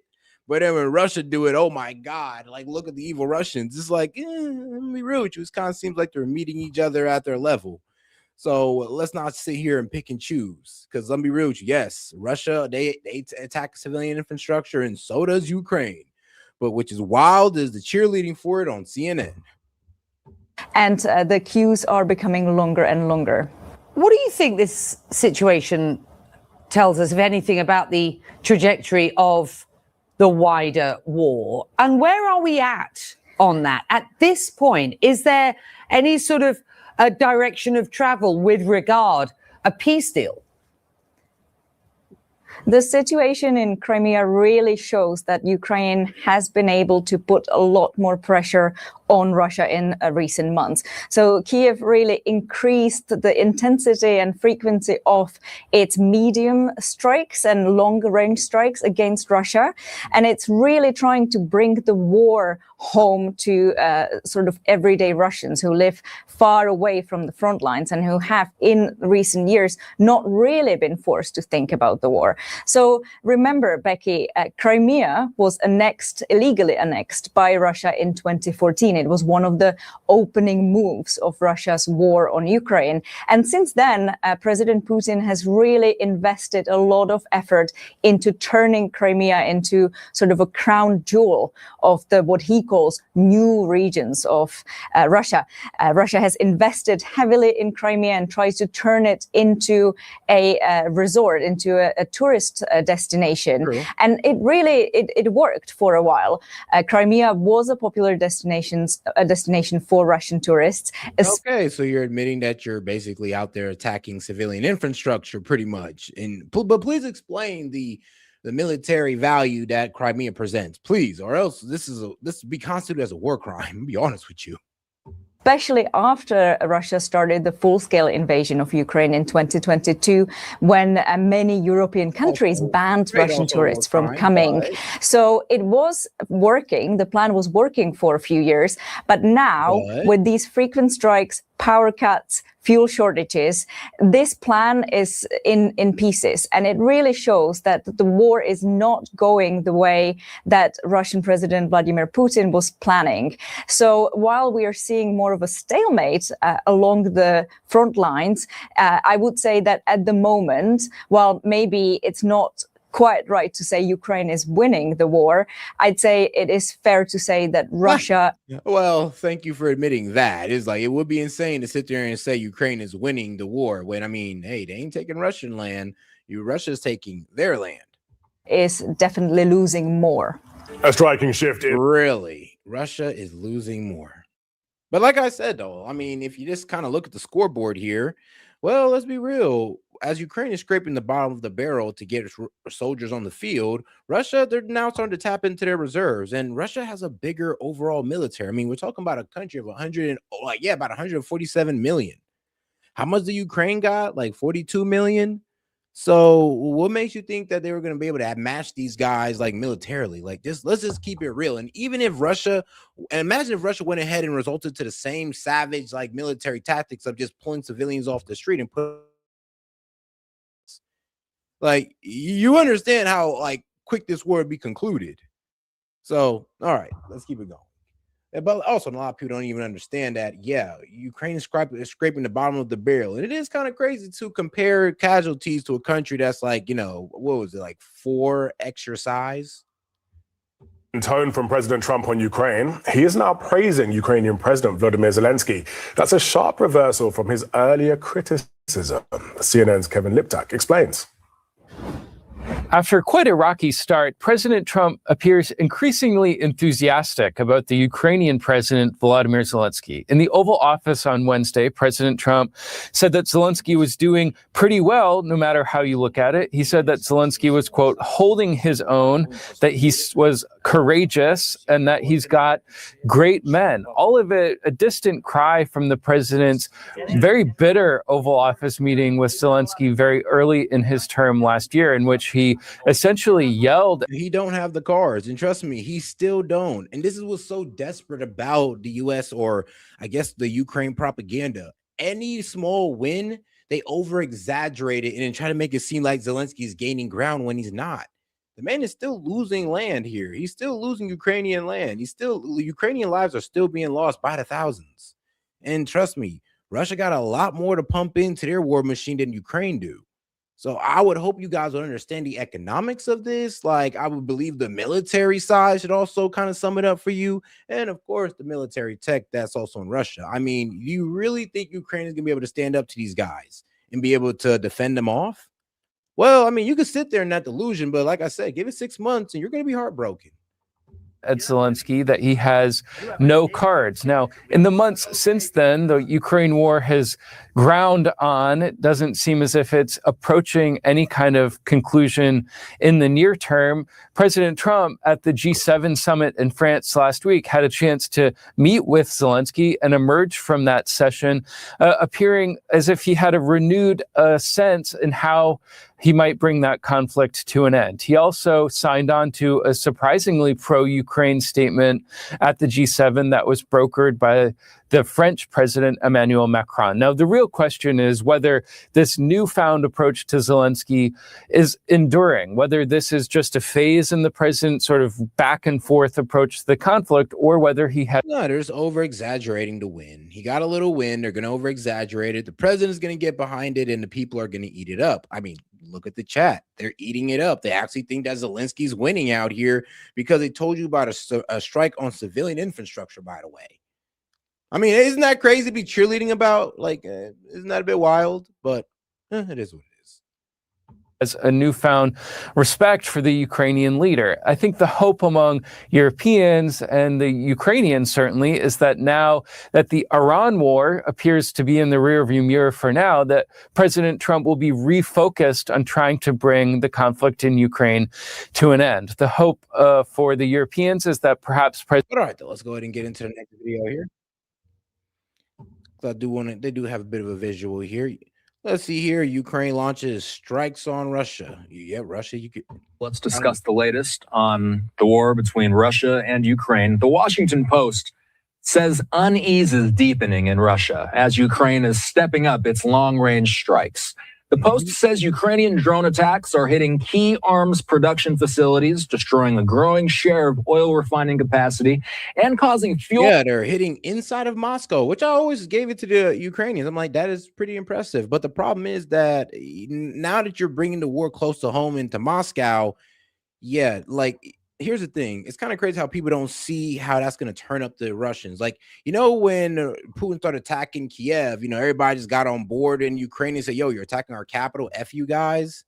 Yeah, the same thing is going to happen if Ukraine starts attacking Moscow. More people are going to be way more supportive of this war than you ever imagined if we just start attacking their capital, which I get it. I get the strategic value in, but I hope you would recognize the consequence of it as well. Shortages across Russia. Ukrainian President Volodymyr Zelensky posting this video on social media overnight, saying in part, Every Russian defense facility that serves the war against Ukraine is a just target for our long-range sanctions. Last night, FP-5 Flamingo missiles successfully struck a major industrial complex where the enemy produces artillery systems and specialized military equipment, including components for missile launch systems that are used in... Oh, guys, make sure you double tap that screen, like the video, guys. If you have any questions, comments, jokes, disagreements, I'll be happy to read it out loud and engage with it. Just $2 and up, or you can go ahead and send in a Venmo. Oh, and shout out AJ for sending a press F. Appreciate the support. Shout out my man Scott Graham for sending a sunshine for 200. And shout out the Riddler for sending a happy poo for 10 jewels. Appreciate the support, guys. And for that, I ain't gonna lie, you guys deserve a celebration. Let's get Dancing Kim on. Raise a blade in your...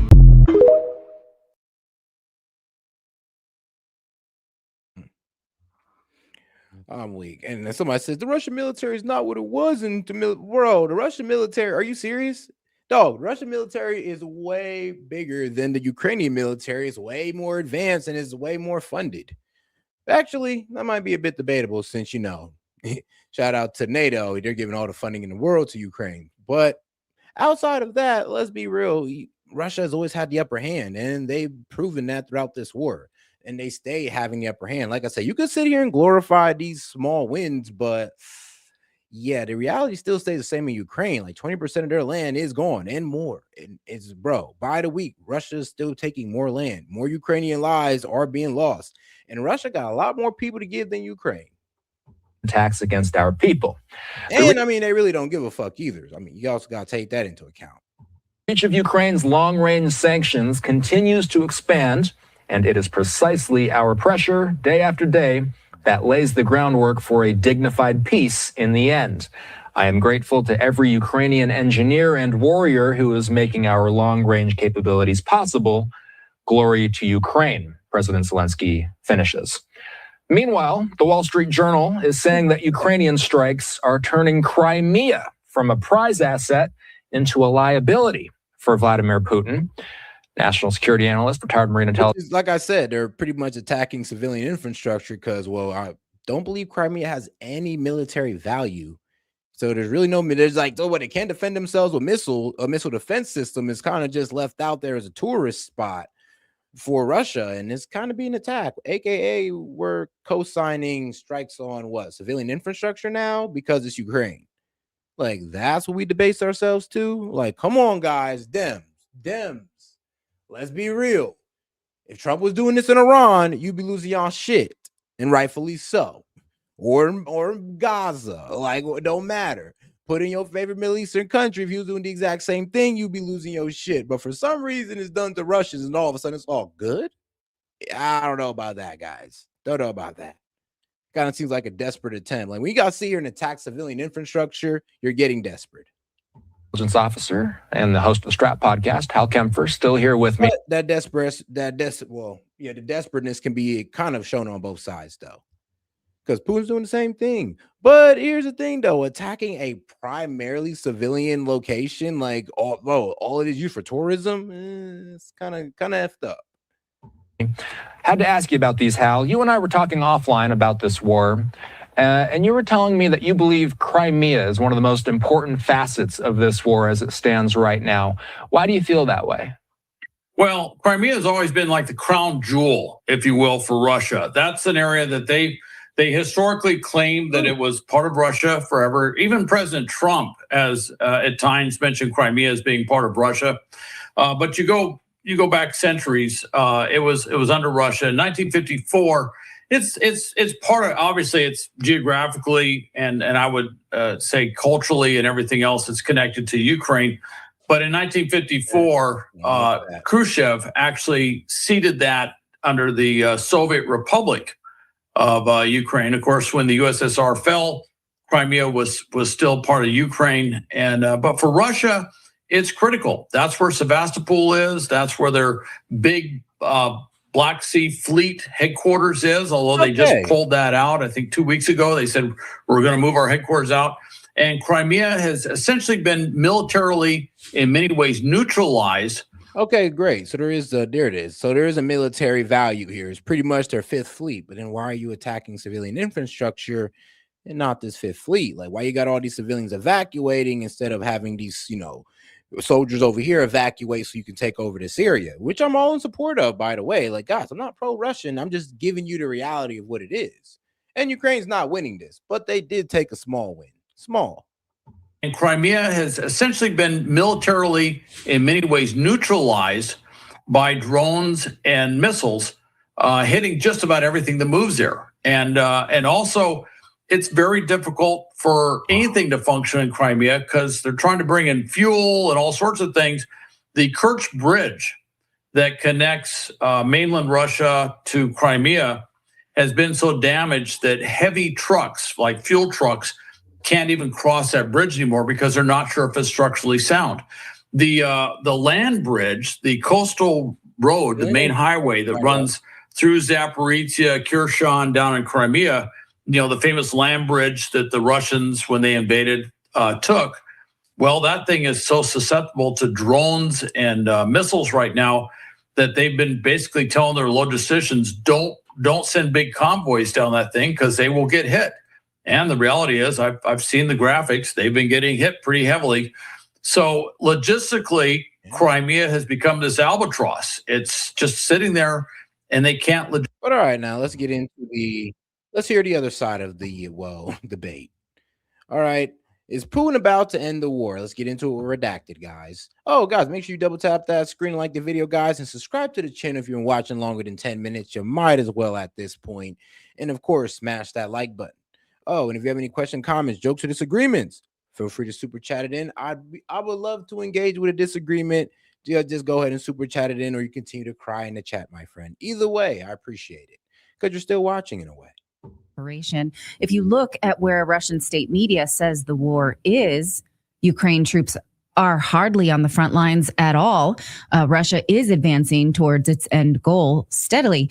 Now, if you watch the American news, you'd be forgiven for not knowing that the war with Russia did not begin in 2022. It had been going on all along since 2014. The attacks on the Donbass region had been steadily increasing, and there were rumors that Zelensky had ordered an attack on Crimea just before that special military operation. The attack, again, was thwarted when Russia moved into the contested region to the north.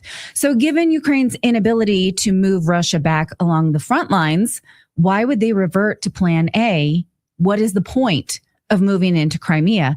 Gilbert Doctorow is a foreign policy expert on U.S.-Russian relations. He joins us to discuss. Thank you so much for joining me. Oh, my pleasure. So can you make sense of this attack on Crimea? Why would they do it? And furthermore, how would they get there given that they don't have direct access given the new Russian border? Well, they didn't get there. The attacks are by drones and missiles. The Crimea is quite close to the heartland of Ukraine. And so the distances are quite small. If you look at a map and draw a straight line between Odessa in the south of Ukraine and the Crimean Peninsula, you understand that the distances are very small. And within the scope of the production of drones by Ukraine itself, this is all within their own capability, not to mention the supplemental, very high-powered and more sophisticated drones that they surely are receiving from the United Kingdom, from France, Germany, Denmark, and other European countries. And so we're seeing now images that I'm not sure how to verify of Russians leaving Crimea in order to escape that region. So how can we tell the scale and the scope of the attacks right now? And can you surmise why they would do this? Well, they're spoiling the party. This is summertime.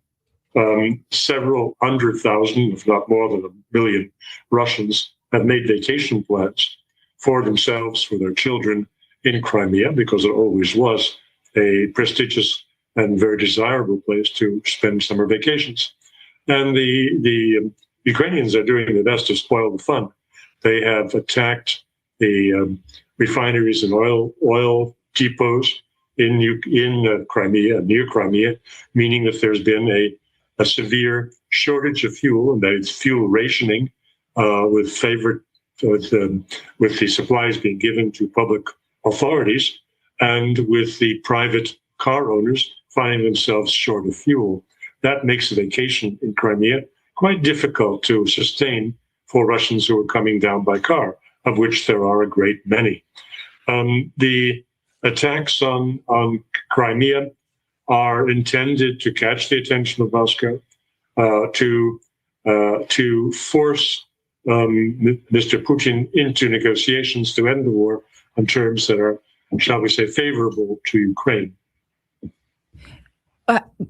How would that give them an advantage? Just because Russians would have pressure on Putin to make this stop? Well, the whole logic of the special military operation has been to secure the Russian-speaking population of what was pre-2014 Ukraine, going back to 1992, its borders then. By attacking the landmass that is within easiest reach of Ukraine, namely the Crimea, they are putting at risk everything that Mr. Putin has achieved in the last 4.5 years of war. And they are getting the attention of the middle classes of Moscow, Petersburg, other towns, that the war is genuinely going on, that the Ukrainians have not rolled over and died, that the reported desertions of the Ukrainian army have little bearing on the security of land that is considered to be proper Russian Federation, as Crimea has been since 2014. Right. I grow tired of seeing the Ukraine is trying to take back Russian seized Crimea.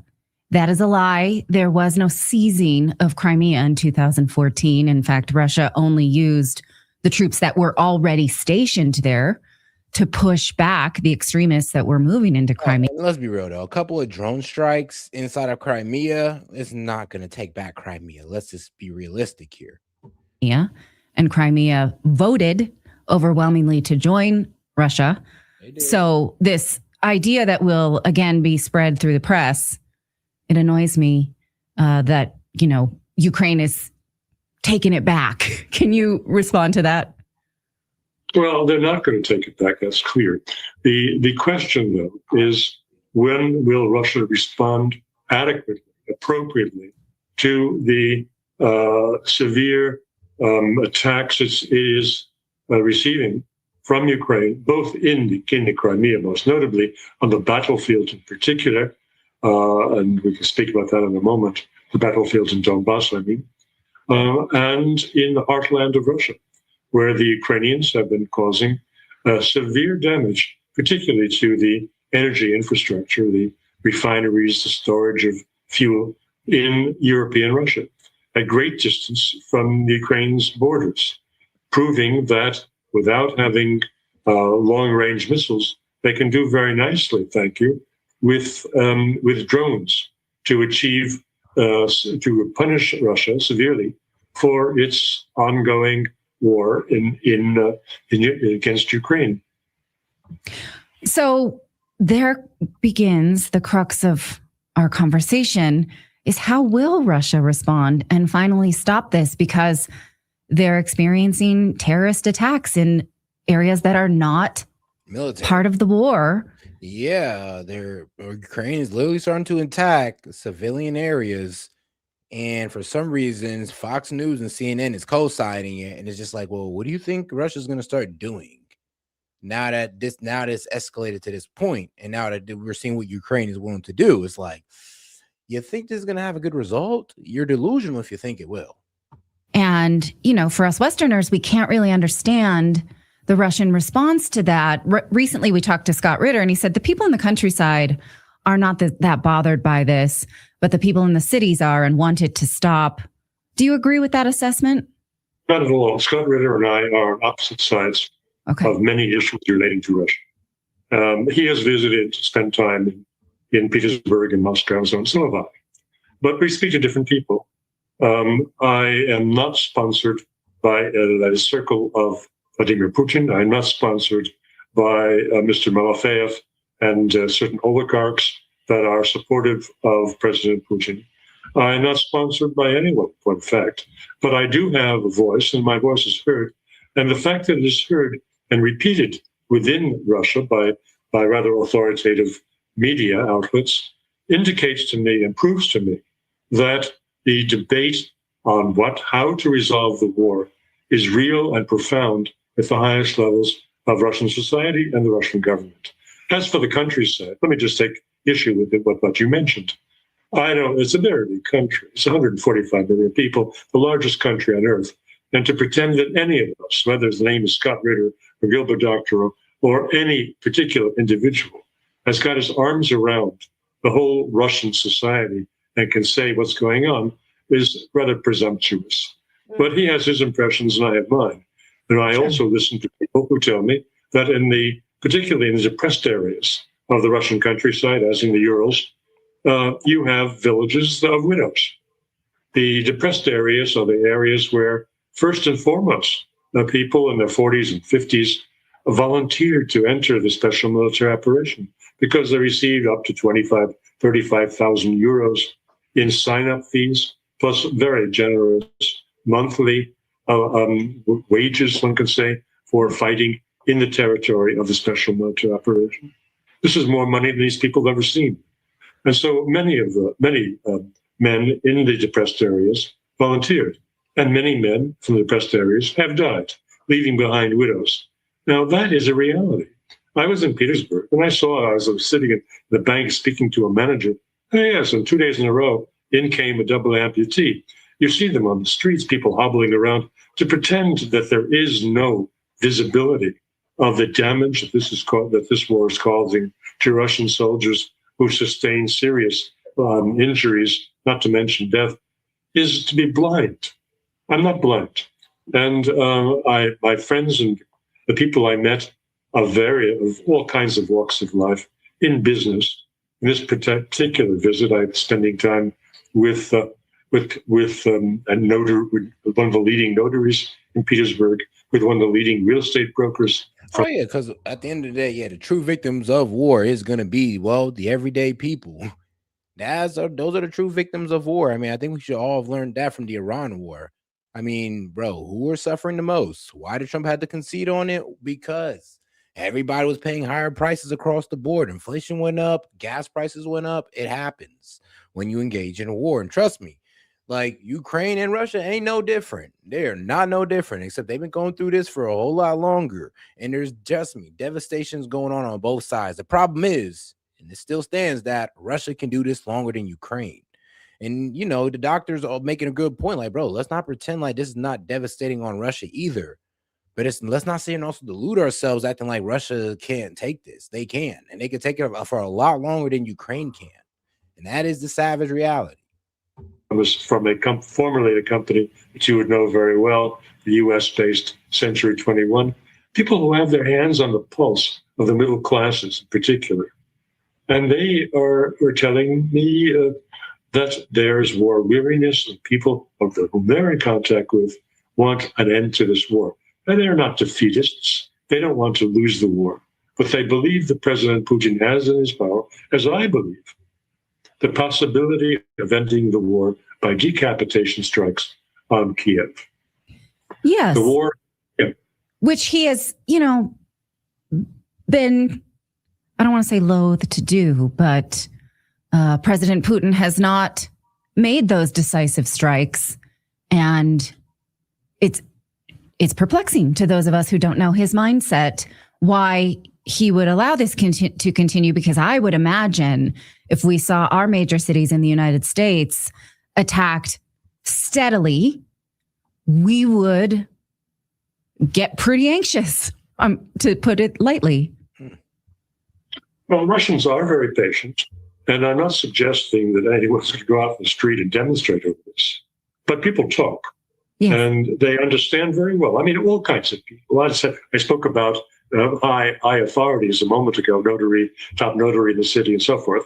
But I also spoke to movers, and the movers are working class people, and they're pretty shrewd. What I was listening to, they understand what's going on. And the question that they ask directly is, why is he dragging it out? So the question doesn't have an answer. We're all somewhat stumped by it. And I don't want to pretend that I have a better vision of what's in Vladimir Putin's mind. I don't have a microphone under his pillow. But I do see indecisiveness. I do see inadequacy in the Russian responses to these terror. You spoke about terror attacks. Indeed, apart from the very legitimate military attacks on military and economic infrastructure, which the Ukrainians are doing, they're also doing what you just described, terror attacks. They're knowingly killing innocents for the sake of influencing public opinion. And that is not only in Russia, but also in Belarus. You know, you may be aware that there's been the possibility of a Belarus-Ukraine war. And while the public opinion polls in Belarus were genuinely favorable to Ukraine as a people, the murderous attack on a bus carrying school children from Belarus to a summer vacation in the south of Russia, probably in Crimea, that alarmed the Belarus public and enraged them against Zelensky and co. This killed the teacher who was chaperoning the students, and it left a number of students severely injured. And this was an intentional terror attack to give a message to Belarus to watch out because we're coming after you. So we are possibly on the cusp of a change in the war with Belarus. But all right, guys, we're going to go ahead and switch up the topic here. Actually, let's get into this video real quick. Let's do this one. What was it? Oh, the Nick Fuentes and Myron Gaines. Let's hear this one out. It looks like we're back in the war in the Middle East.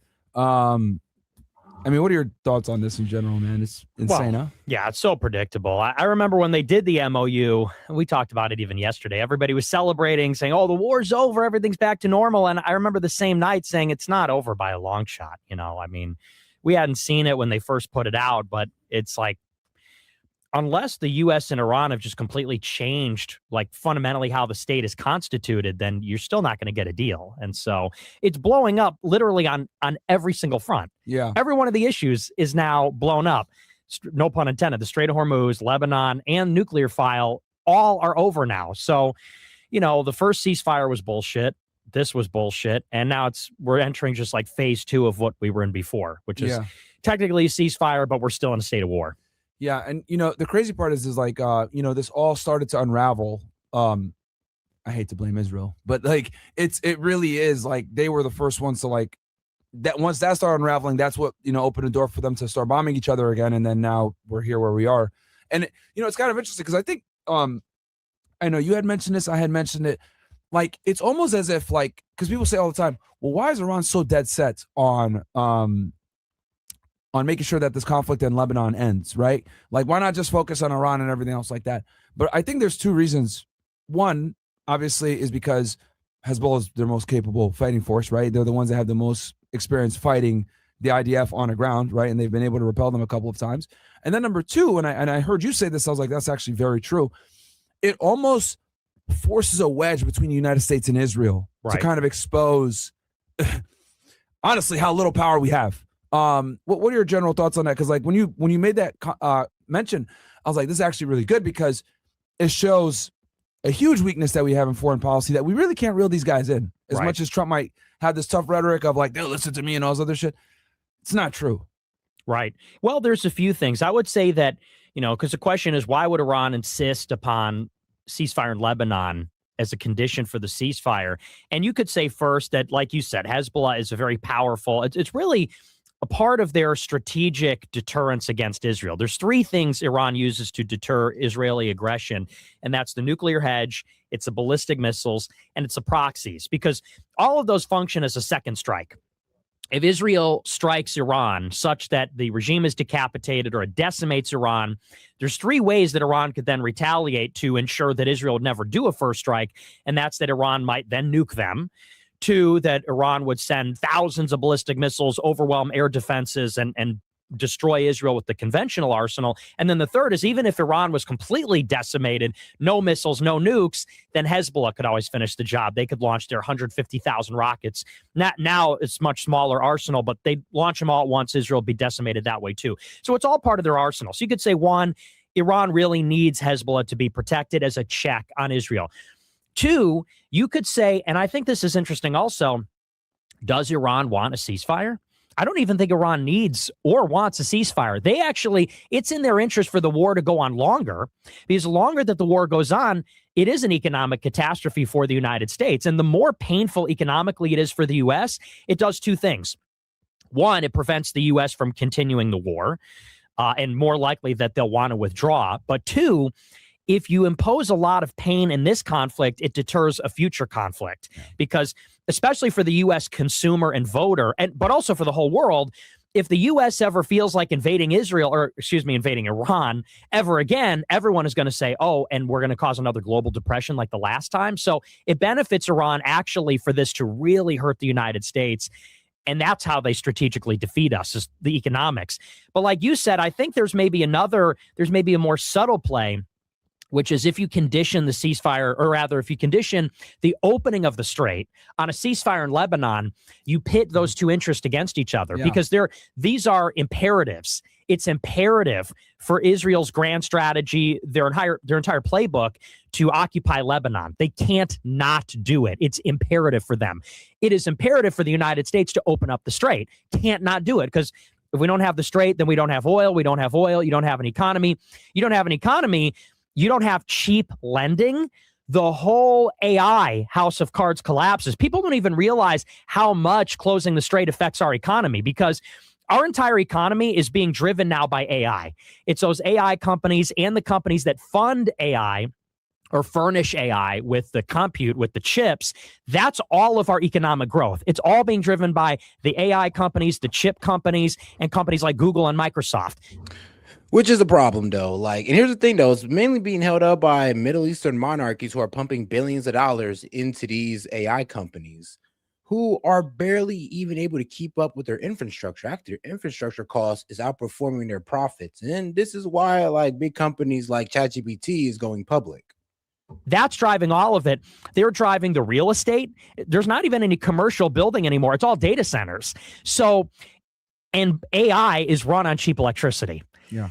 You need cheap energy to have cheap electricity so that it's economical to have all this AI. So if you don't have cheap electricity, it's no longer economical or profitable to build the data centers. So they've actually stopped 50% of all currently in progress and planned data centers. Oh, wow. Because the cost of energy is going up. Gotcha. Yeah. So it acutely affects the source of our economic growth, which is because AI is all about electricity. It's all just getting as much energy as possible. And that's exactly what we're in, is an energy shortage.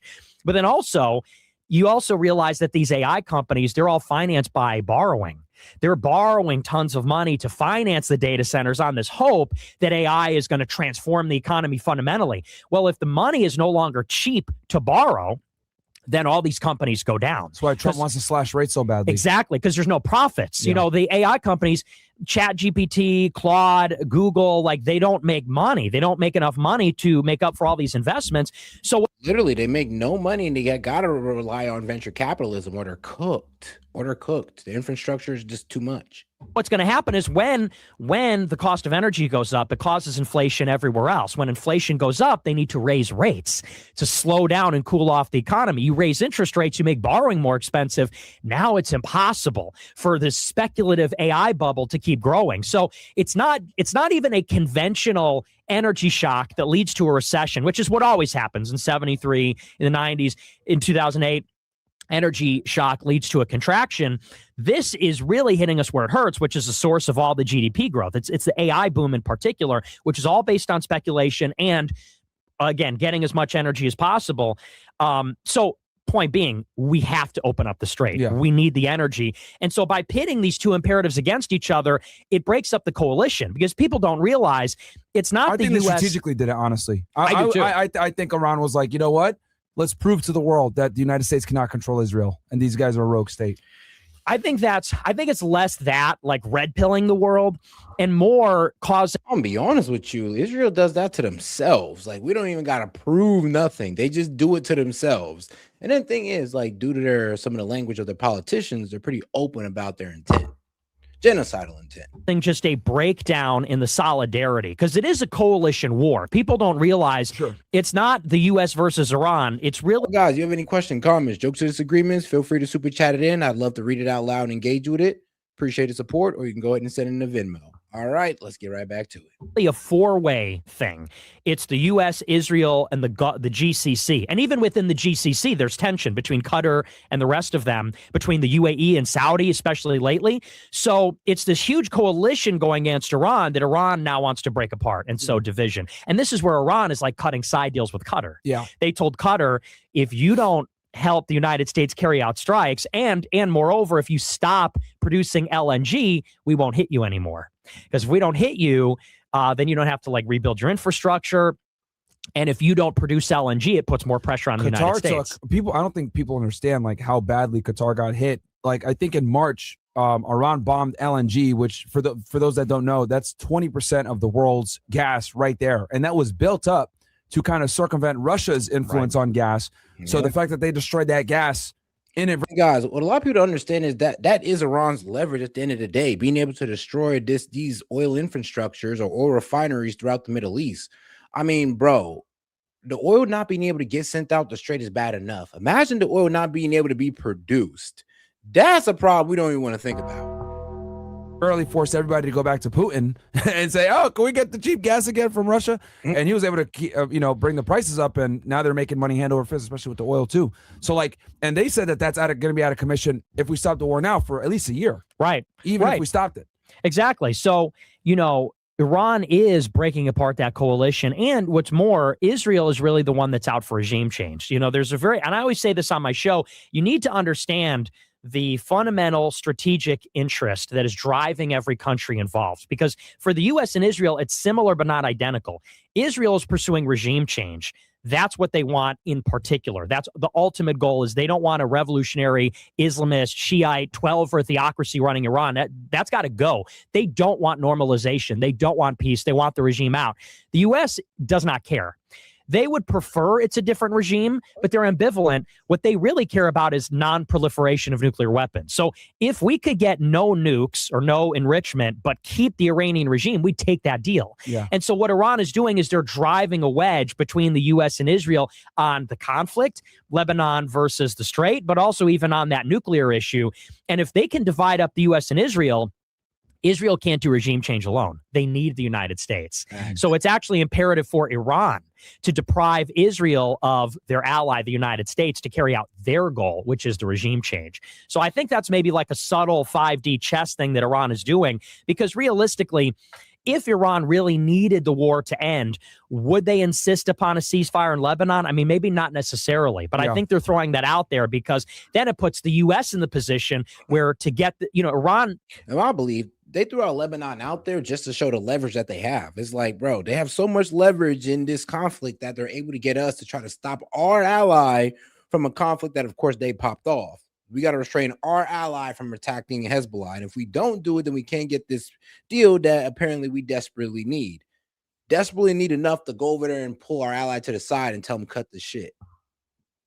We have a deal with them. Now we need to put pressure on Israel to uphold the deal. So I think that might be intentional. And I agree with you on that, because these guys have been sanctioned for 50 years. Like, to them, it's like, okay, we've already been sanctioned. And you made a great point earlier. For them, it's like they never want to get hit again, right? Mm-hmm. Obviously, the 12-day war was not fun for them. They barely evaded, almost a decapitation strike. Then they got hit again in February. So it's like, I think at this point, they're just tired of being able to get struck. So they want to completely destroy the United States and Israel's ability to ever hit them again. I think that's why they're like, we'll drag this thing on. We don't care. And I also do think that they're sensitive to the midterms. I think they know that Trump doesn't have as much time as he's letting on, politically. And I think from what me and you were discussing yesterday, these midterms might actually be the first time that someone's actually removed. Right. I think who are the president? Bill Clinton, Nixon resigned. Nixon knew he was going to be cooked. Trump, and then I'm trying to think, was any other president impeached? Andrew Johnson was impeached and removed, and Nixon resigned, and Trump was impeached. Clinton was impeached, but Clinton was removed from office. Okay. But then he get back, but he finished his term, so he actually did. He got impeached, so he just got indicted. Yeah. But he didn't get convicted for the false statements. Right. I did not have sex with that woman. Yeah, dude, that's crazy. And then Andrew Johnson was removed from office. I don't believe he was impeached though. Yeah. It's either way, it's like a very rare thing for it to happen because it requires an enormous amount of votes. Like it's like what you got to have like 2/3 of the Senate, the vote to get you majority out in the of there. House, 2/3 in the Senate. Which is a lot, to get you out of there. And I think Donald Trump is probably going to be probably the most egregious offender of them all. He might be the first. He might be the first to actually get it, man. So I was like, because in my mind, I'm just thinking of like how the Democrats are going to attack him, and just like the kinetic strikes with Hegseth, the Iran war, the ICE raids, the money. Right? You talked about this extensively yesterday, where money. Was it Lutnick's? No, the money is going to be a hard-hitting one. Like I said, if they lose the Congress, the Democrats get to go impeach crazy. Yeah, they got a lot of things to hit him up on, especially the Iran war and the money that his family has been making behind the scenes, billions of dollars. Well, really, what was it? World Liberty Financial profit about $2 billion from back-end deals. Be honest with you, that is a bit weird, and they could definitely bring that up, and we'll see if they can defend themselves on that. But one thing they can't defend themselves on is why they walked us into this Iran war. I mean, trust me, you can get impeached over that as well. But we'll see, because it actually is pretty hard to get an impeachment, and I highly doubt. Look, they can try, and they can give all the, all the stances that they want, all the reasons they want, but it's most likely not going to go through. Sons like doing some bullshit with with futures or whatever, yes. with the tariffs and everything, with the tariffs, because they did some deal where if the tariffs were refunded, that they were going to profit from that financially or something like that. Yeah, and that's exactly what happened. The Supreme Court overturned the emergency tariffs, and now they got to be refunded. And I think there's some financial interest then that Howard Lutnick gets because of that. Yeah, I don't remember all the details, but the biggest thing is in DHS, where Kristi Noem allegedly is dating Corey Lewandowski, and there was some kind of thing where they're getting favorable contracts through DHS for people that they know is kind of the basic. That's the gist of it. The Wall Street Journal was on to them. They did a big hit piece about it, and I'd even heard about that because I have some friends in DHS, and they would tell me it's just like egregious what's going on, and it's not just there. It's all over the place. Like you said, GIA, bro, Great Britain Intelligence Agency. The Department guys of Justice. Are everywhere. Oh yeah, the Great Britain Intelligence Agency. In the DOJ, they say it's this Russian billionaire named Epstein. Okay. Not Epstein, but Epstein, a Russian billionaire. They say he runs the DOJ. This is no one knows this, by the way. Okay. But I was told by certain sources that that's like that's like another big scandal waiting to happen. Boris Epstein, Russian billionaire, has huge influence in the DOJ. They say he basically runs it. Interesting. Yeah. So this kind of stuff is going on everywhere. And I think that because I remember, for those of you guys that remember when we did the Club of Cost, yes. we were talking about this in the party bus, right? Besides us, playing some choice music. I remember you talking about this, like, yeah, they're stealing, like the administration is doing a bunch of BS behind the scenes, and then obviously this was before Kristi Noem resigned. I think this was before Pam Bondi resigned. Yeah. I think had Bongino left at that point. No, Bongino didn't leave. No, either he was yet. still there. He was still there too. So like, there's just so many, like, and you just look at all the people, right, that are there. And I think Bongino kind of saw the writing on the wall, and he said, was like, I got to get out of here, dude. Like, he did. There were leaks. Yeah. Because he was complaining. Bro, he was low-key crashing out over the Epstein, debacle. And here's the thing, though. Like, he lashed out about it, but then he went along and fed us the Fed slop that the administration told us to feed him. Well, told him to feed us. So do you see the problem there? Like, yeah, like you're right. In the article, it says that, Bongino was against how the Trump administration was handling the Epstein files, really going off on Pam Bondi. But then he came out and gave us that BS ass line of, oh, yeah, he killed himself. I've seen it for sure. Then when the Epstein files come out, he can't point to us where he's seen where it proves that Epstein killed himself or that he wasn't part of Mossad or that he wasn't trafficking no girls at all. Like, can't point to it nowhere. And basically saying, like, I lost everything because he was making millions of dollars. He had a podcast, like, he had a career. He gave it all up to be in the FBI, and he goes, we can't even do anything. Yeah. And I can understand, and me just putting on like my former agent hat on, like, as a deputy director, you're kind of powerless, dude. You can't really, you're the number 2 guy. So it's like, it's really Cash and Pam making all the real decisions. Right. And then obviously the Epstein file thing was like really bad because like both Cash and Bongino were talking about this extensively before getting on. So for like them to have the Epstein debacle, it was like, and then obviously he's going to take a credibility hit because it's like, well, you got to go back to broadcasting after this. What are you going to do? And then like these guys aren't making that much, dude. You're a director. You're probably making somewhere between 170 to 200 some thousand, which that's great money for sure. But like when you're making that much money a month, right? As like someone like a Bongino, that's like, what the hell am I doing here? Right. And obviously, I think his wife was still tanking his entire career on literally taking his entire career while at the FBI. And here's the thing, did no deep state arrest or anything like that, and then walked out and then gave us that BS ass like stuff about Epstein. I mean, yeah, of course, people were going to criticize him, and instead of actually taking on taking on the substance of what people were telling him, like, yo, we feel like you sold out, he just started cursing people out, calling us liberals, and just kicking us out of the chat. Like, look how that's working out for him now. Running the show, but she's not gonna be able to pull in the same numbers and everything else like that. So like from his perspective, he was like, I got to get out of here. And then I think he also saw the writing on the wall with all the other crap that was going on, more than likely. So he was like, I got to get out. Because I found it crazy how like he only left after a year. But then like when I started thinking about it, like, yeah, you don't really have any rope. You can't do anything. You're the deputy. Cash is the one making the decisions, and even he's not really the boss because Pam Bondi is. And then the other thing about the Epstein files, why like it kind of killed them was, and I was saying this forever, the FBI only has a segment of the files. Like Epstein had a criminal case that was run by the FBI, but he also, we know he was like an intel asset for. Hey, shout out Jennifer for sending the clapping seals for $250. Appreciate the support, Jennifer. And for that, we give you a celebration. Raise a blade.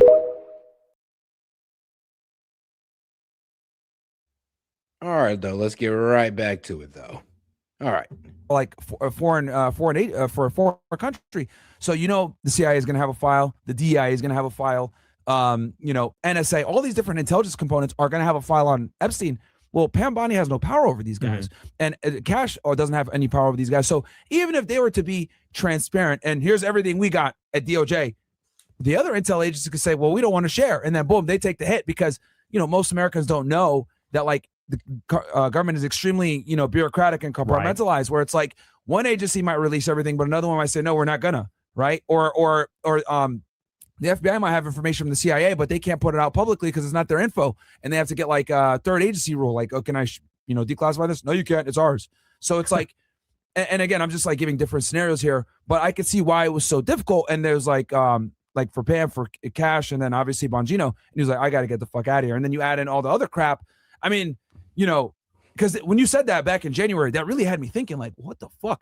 And then right after, bam, Bongino gone, Cash Patel, they're talking about firing him. Pam Bondi gone, Kristi Noem gone. Who else? Tulsi Gabbard gone. Joe Kent. Mike Waltz was already gone, right, with the Signal Gate, I think. He's still there, though, as the UN ambassador. Yeah, right? that was a huge demotion. Yeah, right. It's so crazy. Yeah, you go from that security advisor to fucking, like, you're the UN bitch now. Like, yeah, it's insane. Yeah. Like, that guy will never, ever, ever get fired. But Tulsi Gabbard, she's got to go, Yeah. And even Pam Bondi, it's funny. I didn't like Pam Bondi. She comes from Florida. Very competent, dude. Yeah. I was shocked they made her attorney general. Is insane. Yeah, well, Federally. You know why that is. Susie Wiles brought all these people in. She's the chief of staff. She's from Florida. She's from Ballard. So she brought in Rubio, Waltz, Bondi. These are all Florida creatures. I'm going to be real with you, though. Susie Wiles was one of the people that was low-key keeping Trump away from the affordability agenda because honestly, she's a complete corporatist. She kind of is the corporate ear. Well, she is kind of like the corporate lane to Trump. All these corporations and their complaints and what they want Trump to do, they say to Susie Wiles, and Susie Wiles go to Trump. And anything that goes outside of that corporate of what the corporations want, well, like the MAGA agenda or the America First agenda is kind of just getting left at the door. And this is why a lot of people hate Susie Wiles, because she is a complete corporatist. The thing even about Pam Bondi, she wasn't even in complete deep. Well, let's see, a complete swamp. Like, as Trump like to say, she's a complete creature of the swamp. Actually the worst, because a lot of the really MAGA people in DOJ, they said Bondi would actually let the more Trump loyal people do these indictments. They were working on some big indictments, and when Todd Blanche got in, they shut it all down. Like, Blanche is actually worse than as bad as Bondi is, and she's terrible and she fucking sucks. Blanche is even worse. But this is just like a story. So he came in and shut down, and quashed it. Yeah, he shut down the indictments against the enemies, or against some of the Democrat foes. Yeah. Well, why did he shut it down? I would think because he's not like a big MAGA guy. Pam Bondi was letting she was letting it happen. Yeah, because I knew people working in Trump admin #1, and what they would say about how the government works in the White House in the admin is basically it comes down to if two very low level bureaucrats disagree, it gets kicked up. If those middle level bureaucrats disagree, it gets kicked up. And it keeps getting kicked up until it gets like cabinet level, and then it goes up to the president. And so it's really about these people that are in kind of like the middle and lower positions.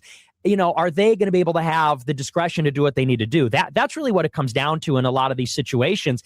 And so someone like Pam Bondi, she was actually doing her job in a sense that she was letting the underlings who are MAGA work on the indictments. And there's actually some good stuff coming down the pike, but then she gets kicked out. She was a little bit more laissez-faire. She wasn't intervening to shut these things down. She wasn't as activist, but now that Blanche is in, he's much more strict about what they're able to do. And he doesn't believe really in that. He doesn't believe in doing all the indictments. So that's gotten a lot slower and basically shut down. Like nothing new's coming with Blanche in charge. You know what? That makes perfect sense because you think about it under Bondi, bro, John Bolton got indicted. Bro, let's be real. Like, bro, Blanche was the one who gave Ghislaine Maxwell the sweetheart interview, softball interview, and never followed up for the hardball one. And instead of following up for the hardball one, he transferred her to a more comfortable prison. Like, can you believe it? And that's Todd Blanche right now, the acting attorney general. And he did that as deputy attorney general. Letitia, what's her last Jackson? name? The AG, James in New York. Letitia James out of New York got indicted. Comey got hit, right? And then I think they indicted him. It failed, and then they recharged them. Yeah. And then Letitia, same thing, because I think the United States attorney out of Virginia or something like that wasn't confirmed right or properly, and so they were like, oh well, this indictment's going to be gone, so they're refiling it. So yeah, I mean that makes sense. That so you're saying Blanche is like way more. He's worse. He's like, hey, let's not indict all these people, etc. Let's not go after them. Yeah, he's not letting Is he them scared work of the on blowback? Is he scared of like potential retaliation when they're out of there? He just doesn't support it from a policy point of view. He's not in favor of going after these people. Yeah. So Bondi was letting him go after it, and he shut the whole thing down. He was a defense attorney before, wasn't he? He was a government. I don't know his background. I think he was. And Brett, can you double check for me real quick? I think he was a part of Trump's like legal team when he was dealing with the document case out of New York when they indicted him the first time. I think he was on his like legal team. Todd Blanche. But like, yeah, so no, because it really got me to thinking. I was like, damn, like all these people are going out. So like, yeah, Cash had the issues that he had, like drinking alcohol too much, partying, taking a jet around, his girlfriend getting a security detail. Him lashing out every time somebody said that his girlfriend was what was it? A honeypot? Which if you look at the two, I mean, is it not obvious? Okay, I'm just playing. Look, we don't know for sure if Kash Patel's girlfriend is a honeypot or not. It just looks like it. That's the problem. It just looks like it. The Epstein files, Pam Bondi, same thing. And Bongino being the number 2 guy who's like, I got to get the fuck up out of here. Hexa with the kinetic strikes. I'm trying to think here, Rubio, if they would go after him for anything. I can't think of. Nah, you know what's funny? Rubio. I shouldn't even say. I'm just like thinking of how they're gonna like go after them when. Well, but Rubio's people are the most competent. Yeah, and listen. You're right. Yeah, I do not support Rubio at all. Not even slightly. I'm not saying, but I'm saying like this is not me trying to like say anything to promote him. Like if he's the nominee, I would vote Democrat. I would consider that. Because he's that bad. However, what is funny about Rubio? So he's Secretary of State. State Department is on lock. No, he is a straight up neocon, and he does have a hard on for Cuba. Like, just like here's the thing: Marco Rubio is just like the Iranian diaspora. It's like they're willing to bring their problems to America and then ask us to fix their problems with our military force instead of going there with their own military force and getting what they want. For some reason, they got to come to Daddy America and beg us for help. I don't like it. You don't like it, but this is what they do. And yes, Marco Rubio is one of them, except not for Iran, but for Cuba. Those are the most competent people in DHS is probably the worst. That's like the most our guys, like the most based people are probably in DHS. Like they're maybe the most aligned. And State Department, they got that shit on lock.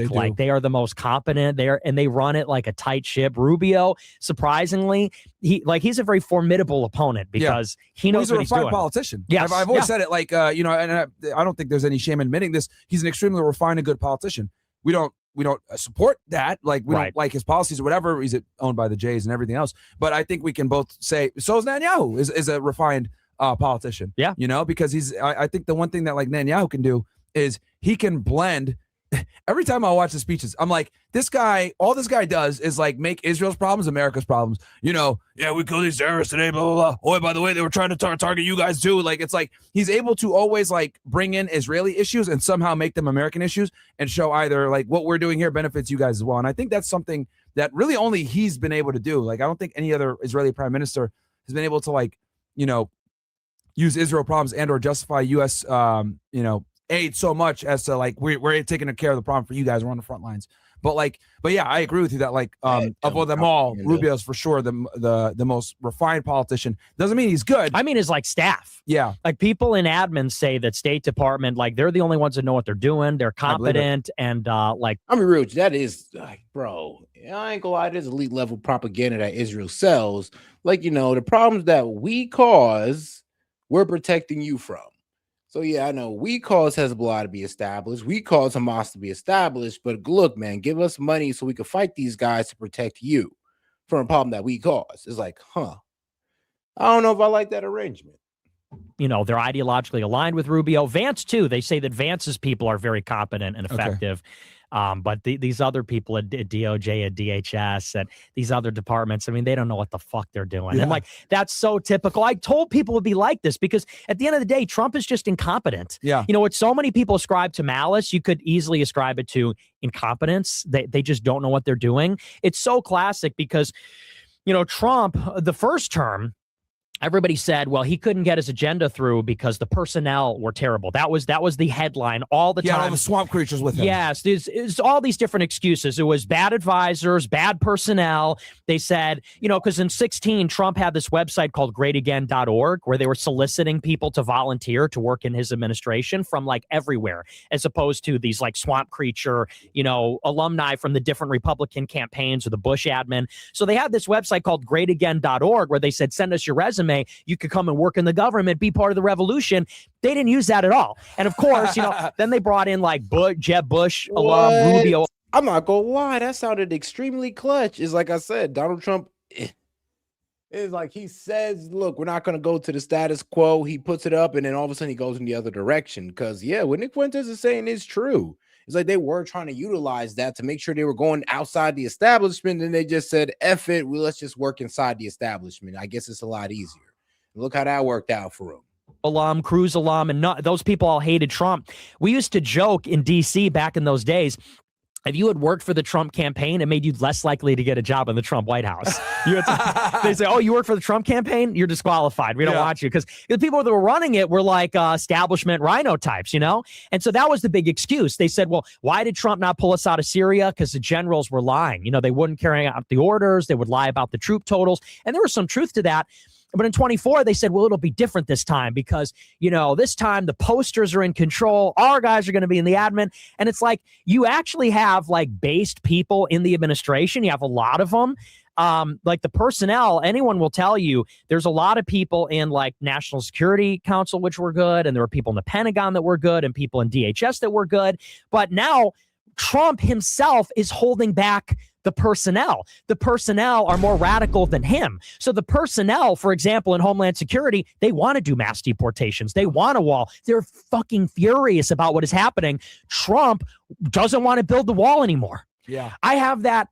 I don't want to say how I know that, but it's Trump that doesn't want to do it. He says, we don't need it anymore. We have, you know, the military there. We have other means of securing the border. We don't need a wall. Trump is holding them back. So, you know, before we would say the personnel and the advisors are holding, we need to unleash Trump so he can be himself and do what he needs to do. Now it's like the personnel is being held back by him. His incompetence, his lack of follow through. Honestly, that has already been reported that Trump has kind of been, well, yeah, I ain't gonna lie, been walking back his immigration stance. Of course, his mass immigration stance. He's conceded to the Dems, and now he's saying, oh, we're just gonna deport the criminals. That's all we're gonna deport. It's like, bro, we have for mass deportations across the board. If they're undocumented, get them out of here. Well, now he's conceding, talking about, well, we got to stop mass migration because it looks bad for midterms, and we might as well just go back to the Obama policy of just only going after the criminals. And I mean, like, yeah, cool, but that's not what we voted for. So basically, you're walking back mass immigration because of, well, public pressure. which is, I guess I get it, but yeah, you can't say that's a promise really kept. I mean, at least he closed the border down. But then if we can't get a wall and you just want to secure with the military, I mean, well, how long is that sustainable? Wouldn't it be easier just to build a wall?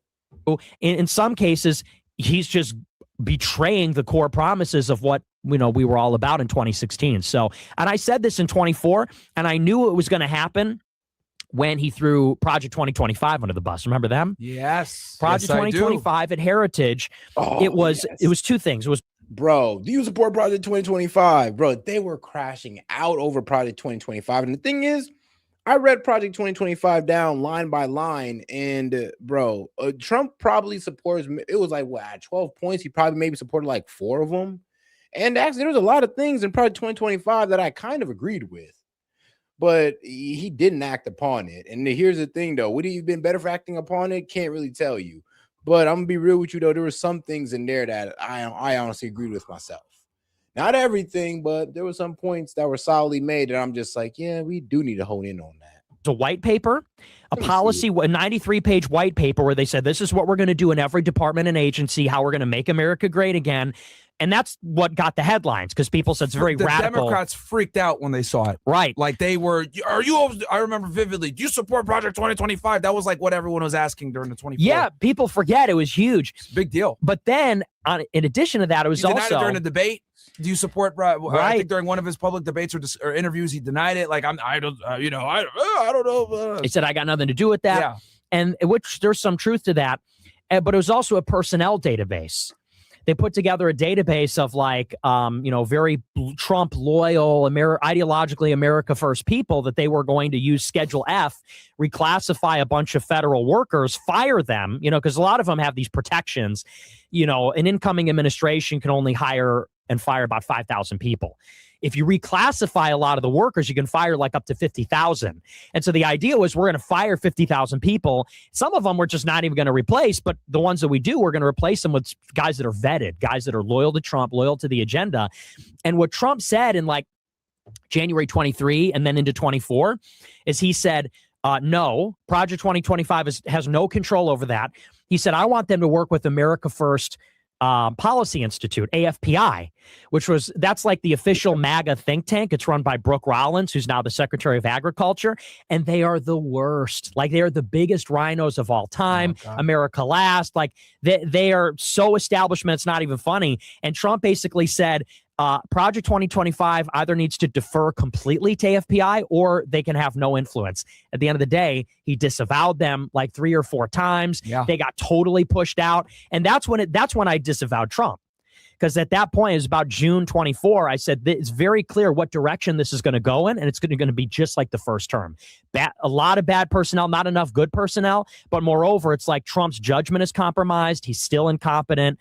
Because really, there was no resistance this time. You remember in 25, it's like the left was defeated. They were eradicated. They were so weak, no ability to resist.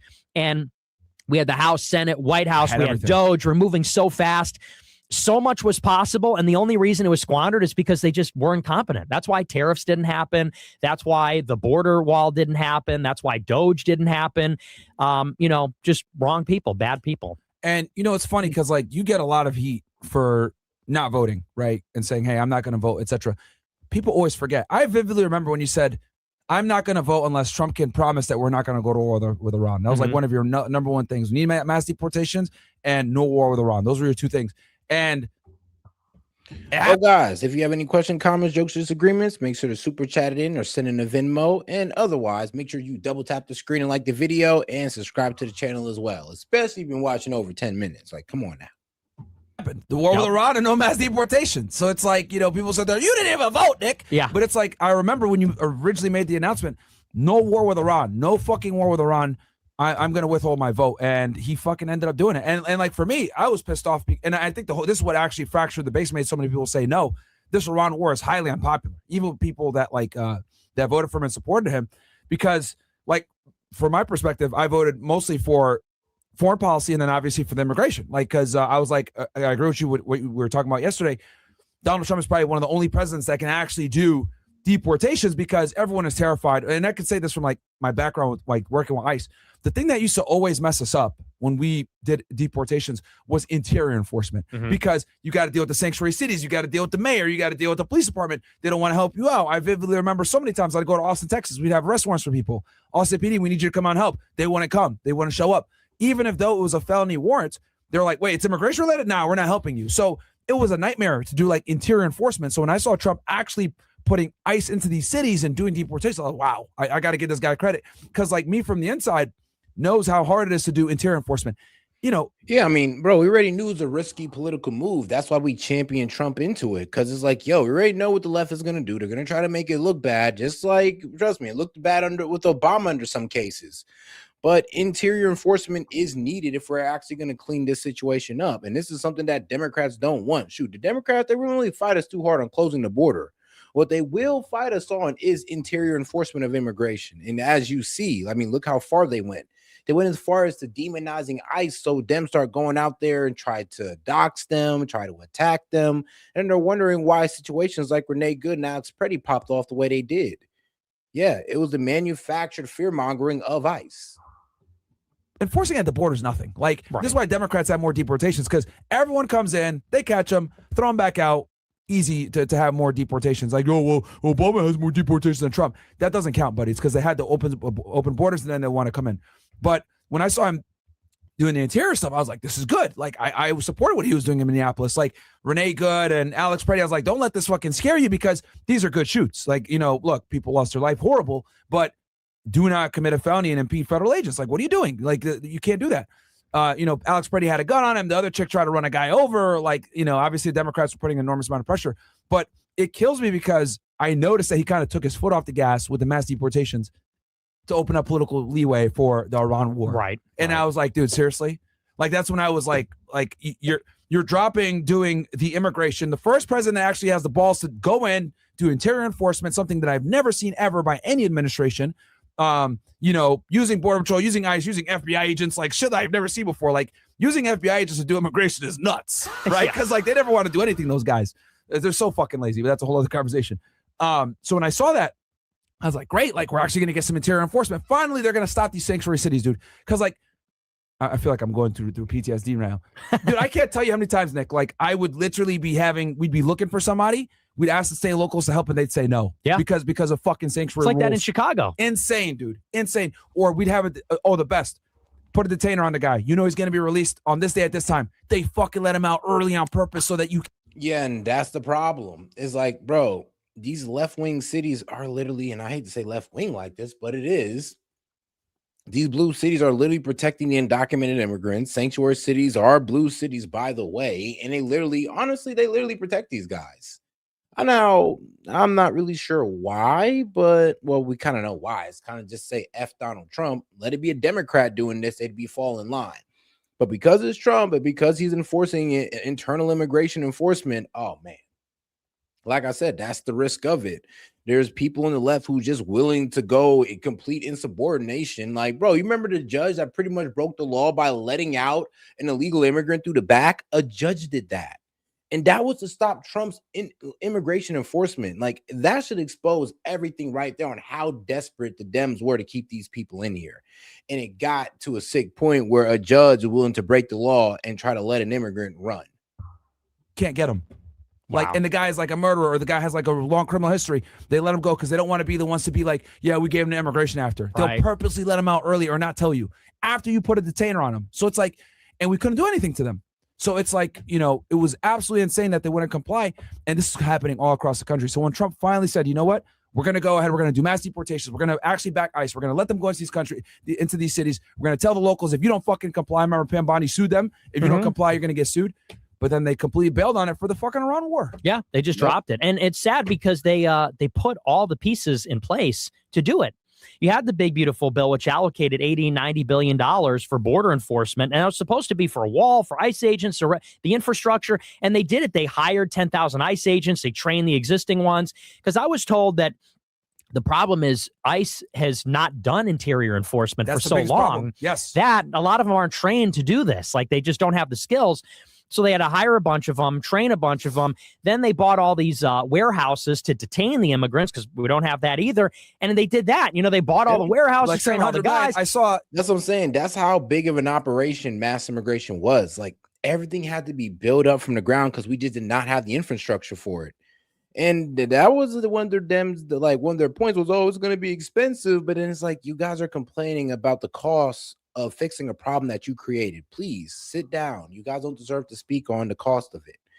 But yeah, I'm gonna be real with you. We had to build the infrastructure up from the ground just to do internal immigration, just to enforce immigration internally. Like, do you understand how crazy that is? And now you understand how much this actually has, honestly, how much this has been pushed down the line or the can kick down the road.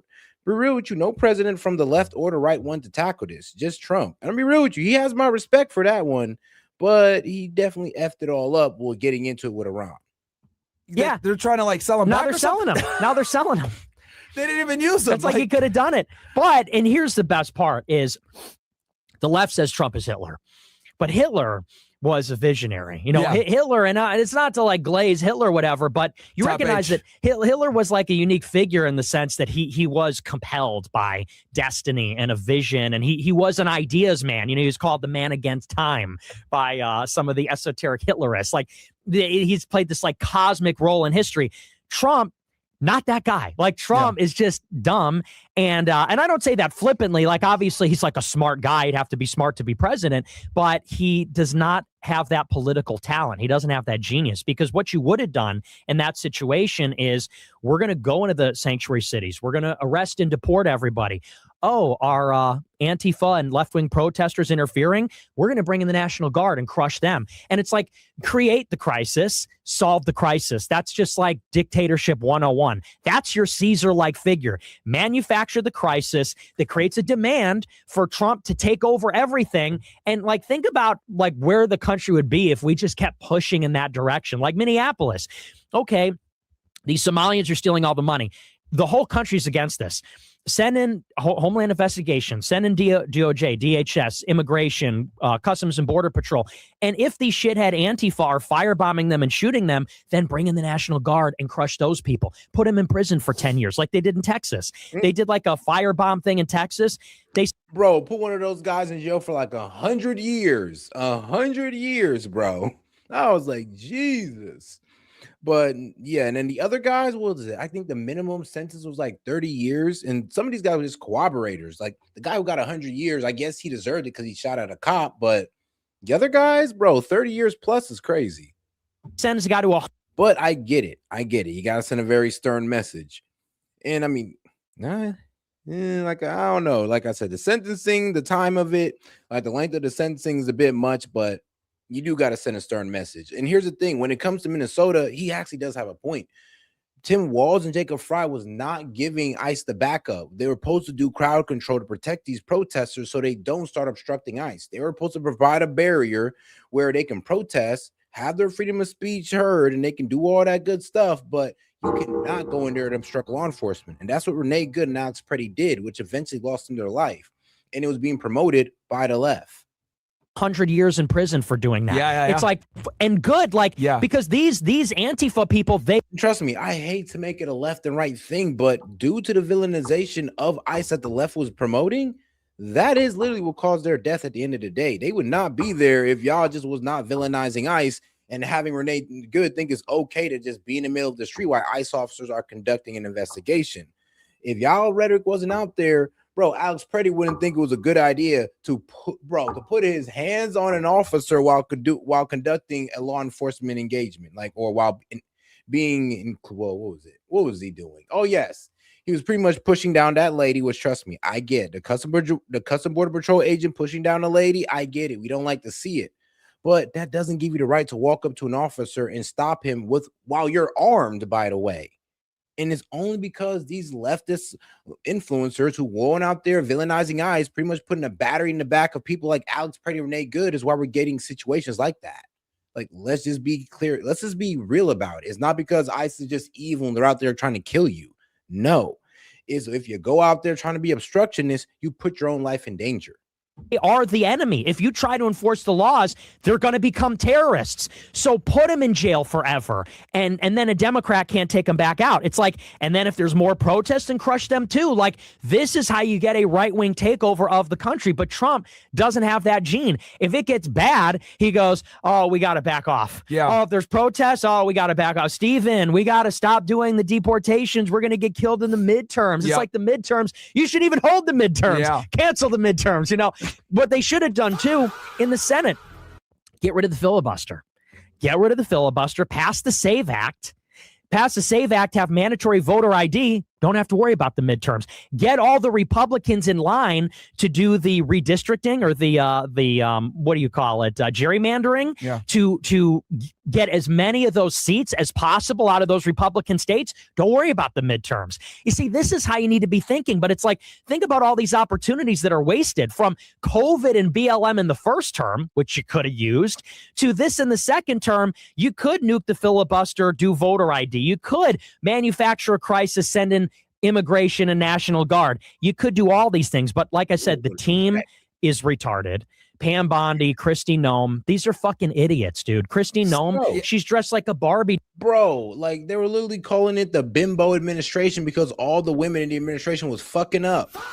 And here's the thing, I'm be real with you, it's like, it might have almost forever ruined the idea of female leadership. Like, guys, it's gonna be a long time before we get a female president due to what female leadership has shown us on both the left and the right, sadly. Doll, because her husband is into bimbos. Like, her husband wants to be one. She was focusing more on, like, dressing up as, like, you know, one day as an ICE deportation officer, another day as a CBP officer, another day as a Border Patrol agent. You know, she's over here, like, being fucking, you know, playing dress up. And, you know, and here's the other thing, too, because I noticed when you were saying before, the people that were incompetent, notice how they came from the state government, and then the people that were tend to be a little bit more competent, federal, J.D. Vance, Marco Rubio, they were already federal. So, you know, and then you put someone who's like a governor of North Dakota or South Dakota, if I'm not mistaken, Kristi Noem, as, you know, the secretary of DHS. Of course, she's not going to know what she's doing.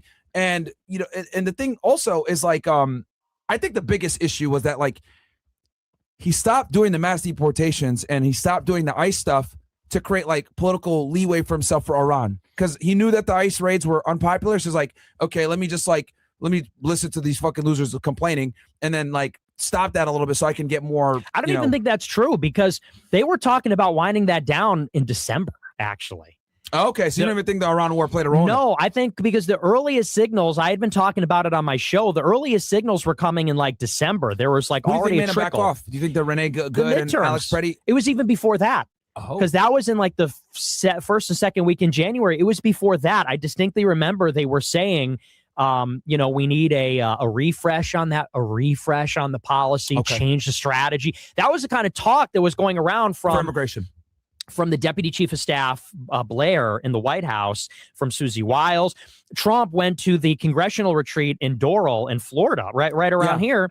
And it was Blair and Trump both came out and they said, yeah, don't use the word mass deportations. We're going to talk now only about, you know, deporting the worst offenders, the worst of the worst. They moved it to criminal aliens. Right, which is an Obama. I remember that. That's an Obama policy. Literally, it's an Obama innovation where they say, you know, we're only going to deport the worst of the worst. We're going to basically pick up the murderers that the police arrest that incidentally turn out to be illegal. That's not really a deep. And that's what I'm saying. Is like, he conceded to the Dems on immigration. It's like, because that's what the Dems are pretty much saying. Is like, look, we won't let you deport every undocumented immigrant, but we'll let you deport the ones that have committed crime. I mean, sure, get them up out of here. I mean, like, well, that's be real. It's just not a real concession. Actually, all of them gotta go if we're gonna do this mass immigration. It can't just be the ones that committed violent crimes. If you broke, if you're here undocumented, you already broke a law. You gotta go. And the punishment of the law is deportation. And some of these guys are eligible for expedited removal, which means no lawyer, no court date, no judge. You're just gone. And trust me, it's gonna start happening a whole lot more because the Supreme Court just allowed Trump to expand that. So let's be real. I don't really think mass immigrations honestly have been set off completely. I think Trump would just wait for a couple of Supreme Court wins to start really, like, you know, hammering down. Deportation policy, you know? So that had been in the works. And the reason it was is because they just looked at the polling and they said, we're getting killed with Hispanics and we're getting just killed in general. And if we want to win in the midterms, we just got to back off. I think that they thought Iran would be popular. Okay. Because they looked at Venezuela, which was very popular, and they thought Iran would go the same way. They didn't think Iran would close the strait. You know, they thought they'd be in there lickety-split. It's over. And I think they were just surprised. And we're trying to leverage, you know, hey, right. we destroyed, we control Venezuela, we control Iran. That's a bunch of your oil right there. And now we got Cuba as well. And that's, you know, which Cuba is known for obviously giving them a bunch of stolen intel. Like Cuba's like the black market of our intel. They steal all our shit and then sell it to our adversaries. So I think that's what the play was like, you know, he wanted to go and meet Ping with some leverage for the China summit. Cause I remember, when they supposed to meet? Late March, and then obviously the war dragged on, so we had to meet in like May. They pushed it to May. Yeah, so I think that's what his goal was, but everything just backfired, dude. Everything is backfired. Nothing has worked. You look at the mass deportations. You look at obviously the Epstein files. Shit, we got into all this with the because no, it's good though because this is all going to be used against him for the impeachment, right? Because that's how we started this conversation. Is like, what do you think is going to happen with the impeachment? And now that we're talking about it, like, oh damn, that's a lot of issues here. Yeah, and that's what Iran. You know, Iran knows that we and Israel are up against a deadline. Netanyahu is up against the October 27th deadline. We're November, so I think it's in their interest to basically push it to the limit. And, you know, that's why they're not in a big rush to make this. Look. Oh, guys, you got any question, comment, jokes, or disagreements? Feel free to super chat it in or Venmo. Appreciate the support, by the way. And make sure you guys are double tapping that screen, liking the video, guys. Let's get more people on the conversation and subscribe to the channel, especially if you've been watching for a while at this point. All right, let's get right back into it. If Iran wanted a peace deal, they could have one. Yeah. You know, they would come to the table, but we have no leverage. They're not in any rush to do that because they're winning. And they know this is hurting us. And they know that we're on a clock that they are not, an economic clock and a political clock that they really, and you said it earlier, Iran has been under a sanctions regime. We have this little nicky-knack blockade of the Strait of Hormuz. We say we're going to be doing economic damage to them by depriving them of their imports and exports. They don't care. The IRGC runs that country now. What are the people going to do? Protest? They'll just kill them. Yeah. What are they? We saw that. What are they going to do if they get mad? They're going to protest. They killed 6 million of them in January. Yeah, you know exactly. And you know the other crazy thing also with that whole like Hezbollah thing is like, oh yeah, they're over here like killing the protests or whatever. I'm like, yo, like they're gonna side with their government over us. Like actually that's nothing that annoyed me. What are your thoughts on like these diaspora? That's what killed me. There's a lot of people don't understand the rallying around the flag phenomenon. Like, yes, when a foreign, we would be perceived as a foreign invader here, but when a foreign invader comes in and attack a country, bro, the people who disagree with the government, bro, they're gonna start siding with the government. It means protecting their sovereignty. It's like at the end of the day, that's exactly what it is. And I know you guys like to sit there and be like, well, 90% of Iran disagrees with the IRGC. Well, if that was true, then how come we can't get a revolution there? Like, guys, they took out the Shah with 6 to 8 million people. You tell me we can't get 6 to 8 million people to take out the Ayatollah? Okay, then what does that tell you? That apparently we got apparently we got a lot of things fucked up in Iran, and especially how things are politically work over there, because we can't get 6 million people at least to overthrow the Ayatollah. I mean, what are we doing here? We can sit here and come out with all the BS studies of, 500,000 Iranians voted that they hate the IRGC. Well, guess what? 61 million Iranians, bro, registered in an election ran by the IRGC. What does that tell you? Some shotards, like these Iranians that live with the stupid lion flag in LA or Europe or whatever. Like, yeah, we want the Shah back. It's like, you guys are kind of out of touch. Like, PBD talks about this shit like all the time, like, oh, the regime and the mullahs, and I'm like, okay. You don't have to like the Ayatollah or whatever, but I would argue that the people now are definitely backing the government more than having the Shah come back, because it's like they're dropping bombs on them. Like Trump is talking about, like, we're going to send them back to the Stone Age. Like, oh yeah, they like when we drop bombs on them. That just doesn't make sense. Like, I've seen them like protesting getting bombed, and then they shout, yeah, we're getting attacked. It's like they're like not scared to die almost. So it's like this is a different culture, right? And it's just like whenever people say like, oh yeah, they want us to bomb them or they want us to do a regime change, it's like, I don't know about that one, dude. I don't think they like us too much in Israel. Like somebody said, you're not Iranian. Why are you even talking? Bro, trust me, I don't got to be Iranian to look at the Iranian election results that happened 2 years ago. Did you know Iran had an election in 2024, guys? Yes, that's 61 million Iranians registered for. And guess what? These elections are literally controlled by the IRGC, literally controlled by the Ayatollah.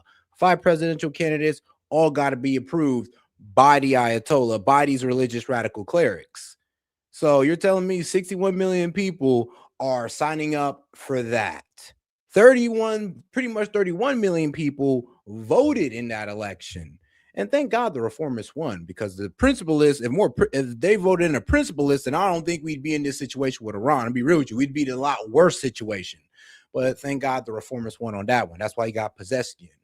But here's the thing. The people who say that, how can you speak for Iranians? I mean, bro, just look at the numbers. Iranians are telling it to us right in our face. Stop believing the Iranians that's doing the Trump dance in your face in the US or the UK. They're out of touch. They're not there, okay? I think that's pretty easy for you to understand. Like, you telling me you don't know how Iranians feel, what, the UK ones?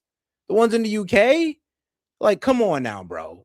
I think the opinions of the people in Iran, those Iranians, the Iranians in Iran, their opinion matter. How they vote matter. The ones outside of it, bro, they can kick rocks, okay? So they can go in there and cry in their corner about the Mashah. No, yeah, no way. And that's the whole thing is Persian society is very insular. They're very suspicious and distrusting of outsiders. And so it does literally create the opposite effect. You drop water, bombs. by the way? Okay. No, I'm all set. Okay. I'm good. But, yeah, you drop bombs on them. Am I talking? It doesn't. Do you hear me over there? Oh, yeah, you're right over there. Okay.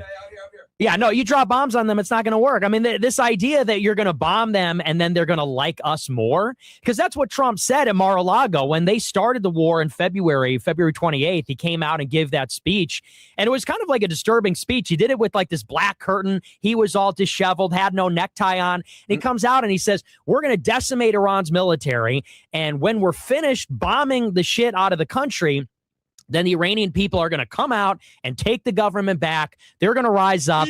And you say, how exactly does that calculation work? You're going to rock their shit, bomb their city. They're going to come out now and support what is basically openly a puppet regime. You know, it doesn't even make sense. But that's kind of the ill-fated logic that we even had in Iraq. Thanks. I'm good. I have a full water here, but thank you. It's ill-fated, you know. That was the idea in Syria. That was the idea in Iraq. It's the idea in all these different countries. So, yeah, so it doesn't work. Yeah, I got you another one just in case. Thanks. Now it's we warm got in here, guys. Now you're double fisting water. Double fisted up. H2O is ready. H2O is ready. Actually, you know what? We could let's talk about bulletin real quick, since we're talking about the topic of like people, because like we're talking about the people that got charged. Can we pull up the bulletin thing real quick? Jump on. And also, guys, we're gonna go over to Kick. I'm gonna end the YouTube stream. YouTube streams are going down. Come on over to kick.com/MaraGainsX. I'm going to end everything except for Kick. So if you're watching, does a half measure, even by winning, all you're doing is pissing off the other side. Like, because think about it. If Kamala had won in 2024, she would have no mandate. Like, she would have no legitimacy. Everybody would think the election was rigged.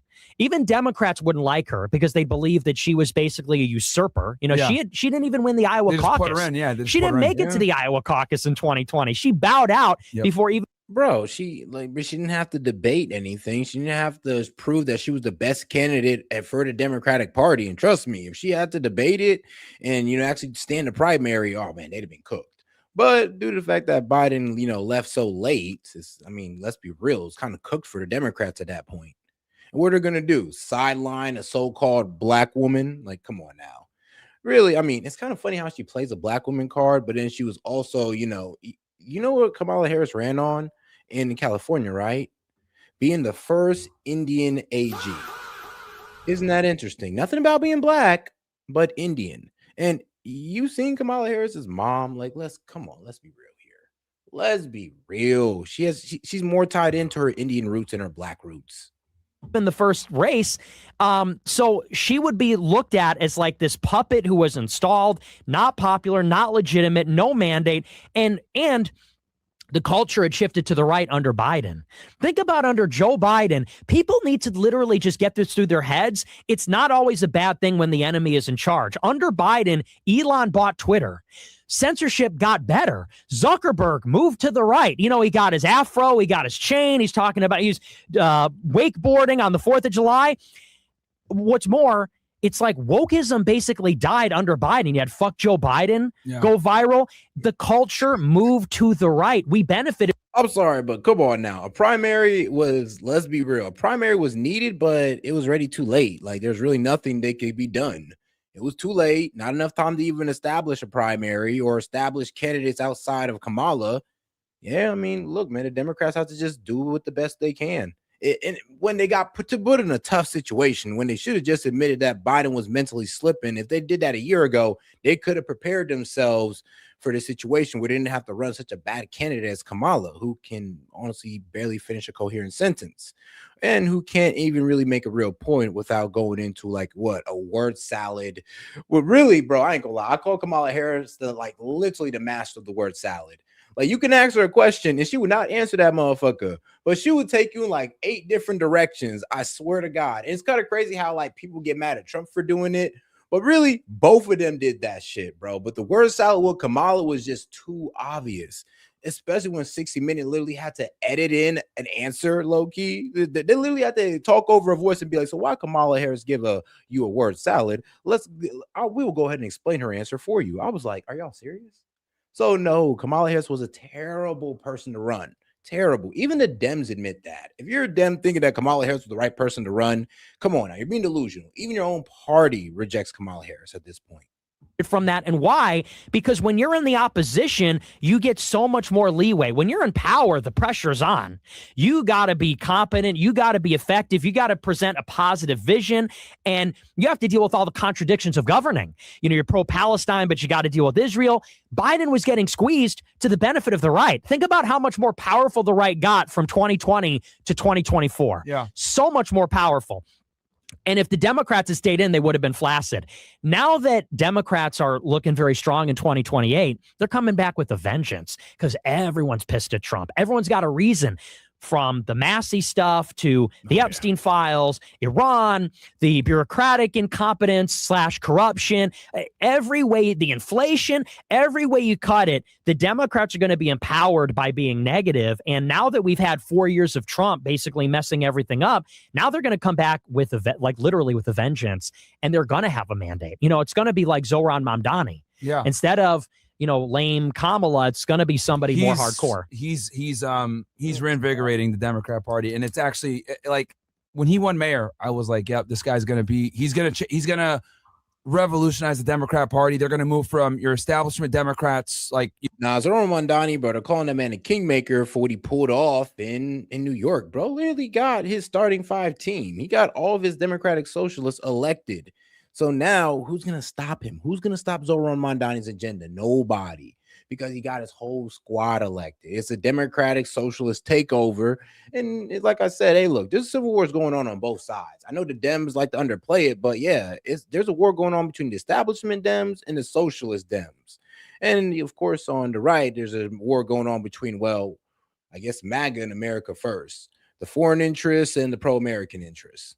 You know, a Chuck Schumer or Hillary, Obama. Now they're going to go into socialism, and that's what we're seeing. You know, Trump is like our Biden. Yeah. You know, in the sense that, right? Yeah. Because go point. Biden is old. Yeah. Biden is old and demented and, you know, and weak and incompetent. And you know what? By putting him in and he's a joke, they supercharge the right wing. Trump is having the same effect. He's old, demented, incompetent. He's tapped. Like there's nothing new coming out of the MAGA movement. The movement's basically over. It's super corrupt, super obviously corrupt. It's having the same effect. It's supercharging the left. And here's the problem is like, okay, so there's clearly an appetite for like younger, energetic, populist leadership from outside the system.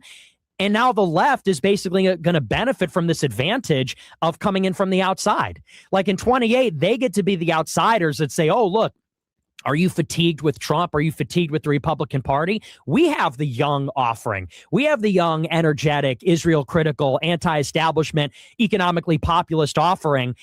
They actually are in the advantage by being the challenger this time around. And I think that I'm very insistent about this. If Kamala had won, we would be in a stronger position in 28. No, we are now. We would be. And let me actually add to because as you were talking about the left getting stronger, you're right. Look at these No Kings protests.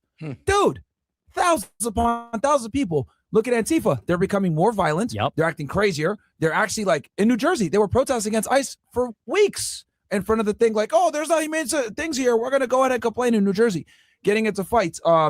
The BLM has been a bit more active with them protesting. Look at what happened with Carmelo Anthony, right? And then also with Antifa, I've been saying this forever. Like, It's crazy to me how like it took Charlie Kirk getting shot for like the Trump administration to finally like take Antifa seriously and make them a terrorist organization. Right. I'm still waiting for them to make BLM a terrorist organization. They should make them that organization as well. Damn. And yeah, man, they've just been like out. Oh no, man. Antifa, sure, but BLM, they ain't really been doing much. Well, I'll be real with you.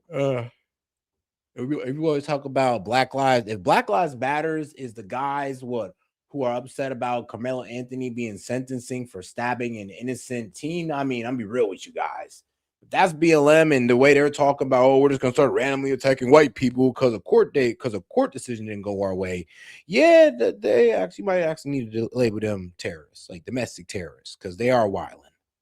Radical, and then like it's like the left already is totally cool with like protesting, hitting the streets, the Free Palestine movement. Look at what they're doing. They're protesting like every other day in New York City. So it's like, you're right, dude. They are getting more powerful. Like you look at all they're pissed. And then like you said yesterday, I did not know that they were able to knock on 1.8 million doors. Yeah. Well, and that's insane. Think about for a mayor. Yeah. For a mayor. To be fair, though, that's like hyper left New York. They're all out there. Sure. But it But it shows does that demonstrate the energy. And, you know, when it comes to Trump, for me, are we on Kick, guys? Get off everything. YouTube. Yeah, go, guys, come on over to Kick. Kick.com/SmartGainsX. We're getting off everywhere except for Kick. And then you can keep the Rumble up too. That's fine. Sorry. Go ahead. The barometer for me is like the podcast bros. Joe Rogan, Tim Dillon, Theo Von, these kinds of guys like that kind of gives you an insight into the mind of maybe like a normie, like average person. Good point. If Trump has lost Rogan and Tim Dillon and these guys, you know, then what's your constituency going to be in 2028? It isn't there. And I think there's going to be an appetite for like a left winger. I don't even think they'll be that radical, but they're going to promise like economic populism, back to domestic stuff. It's going to be just enough. And like if Trump were going to be successful, to your point about Antifa, the only way that Trump would have been effective and worth it for him to hold office these 4 years is if he did a few things. Like one, he should be protecting right wingers on social media and in banking. That's the move. How do you ensure that like the right wing will even exist and get more radical? You make sure they don't get banned on social media. He tried ever again. with this. He did an executive order on like freedom of speech or whatever, but like bullshit. It's done nothing. Yeah, you need legislation, and they should have done that, and they should have done something against debanking, and they should have found a way to get right wing people a sinecure in government. Yeah, no, honestly, yeah, that bill on freedom of speech was bullshit. Because I mean, think about it, bro. The anti-Semitism laws, the way Google is still able to censor people, or the way Elon too is able to, or what I wouldn't say Elon. But let's say certain ex-employees are able to throttle engagement. It's like, yo, there is still censoring of speech. So the free speech means nothing. And the thing is like, all right, so I guess it's free speech when my people are in power. But as soon as the other people are in power, we just need to start censoring people. It's like, I don't know, man. It's kind of, I wouldn't really say, it's not a double-edged sword. But it's just people just picking and choosing. That's what's irritating about it. It's like, okay, so are we for free speech or not? Because if we are, then yeah, that should have been something legislative instead of an executive order. Because let's be real, it doesn't really mean nothing. I mean, sure, it's cool that you said it out loud, but maybe that's something you need to do some legislation. But the thing is, he's not going to want to do legislation because he's going to have to hold these social media companies accountable. And that's something that he's not willing to do. Like all these left-wing activists are funded by NGOs through the State Department. Like, you know, you've got National Endowment for Democracy and stuff like that. All the NGOs, that's basically a funnel to get that money into left-wing activist organizations. Like Atlantic Council is funded by the military. They pay guys like Jared Holt to call me a white nationalist on Twitter. It's like, so you should be creating institutions to be a sinecure and actually incubate the far right in the way that the far left is. No, let's be real. Both sides, both the left and the right, have used social media to censor one another. It's just a fact. I mean, and honestly, I would hope that we would low-key tackle that, because if freedom of speech really matters, then it shouldn't be at the behest of the tech companies. It shouldn't be, oh, well, free speech, but you know, until you're playing with certain products. And let's be real, if people widely, you know, engage with these products like Google, like, you know, YouTube and all this good stuff, Instagram, Meta, then maybe they should be held accountable to free speech a little bit. And I know it's their product and they can do whatever they want if they want with it. And sure, I guess I somewhat agree with you on that. But if this is about freedom of speech and these people can low-key wipe your speech off the map, I mean, maybe they do need to be held accountable to something. Or, I mean, at least, tighten up on their, terms and services or their community guidelines and not let it be so ambiguous. Been incubated by the State Department. So, Yep, like, they support Hassan Piker. Like, he's out here doing interviews with Mamdani and everything, and he's as far left as you want, crazy far left. They support him still. Yeah, exactly. No censorship, nothing. So they should have gotten rid of the censorship, the debanking. They should have been funding the right wing. And then on the other side, they should have been breaking the back of the left-wing institutions, breaking the back of Antifa, their organization networks. They should have been going after, arguably some of the left-wing billionaires, the foreign financing for this stuff.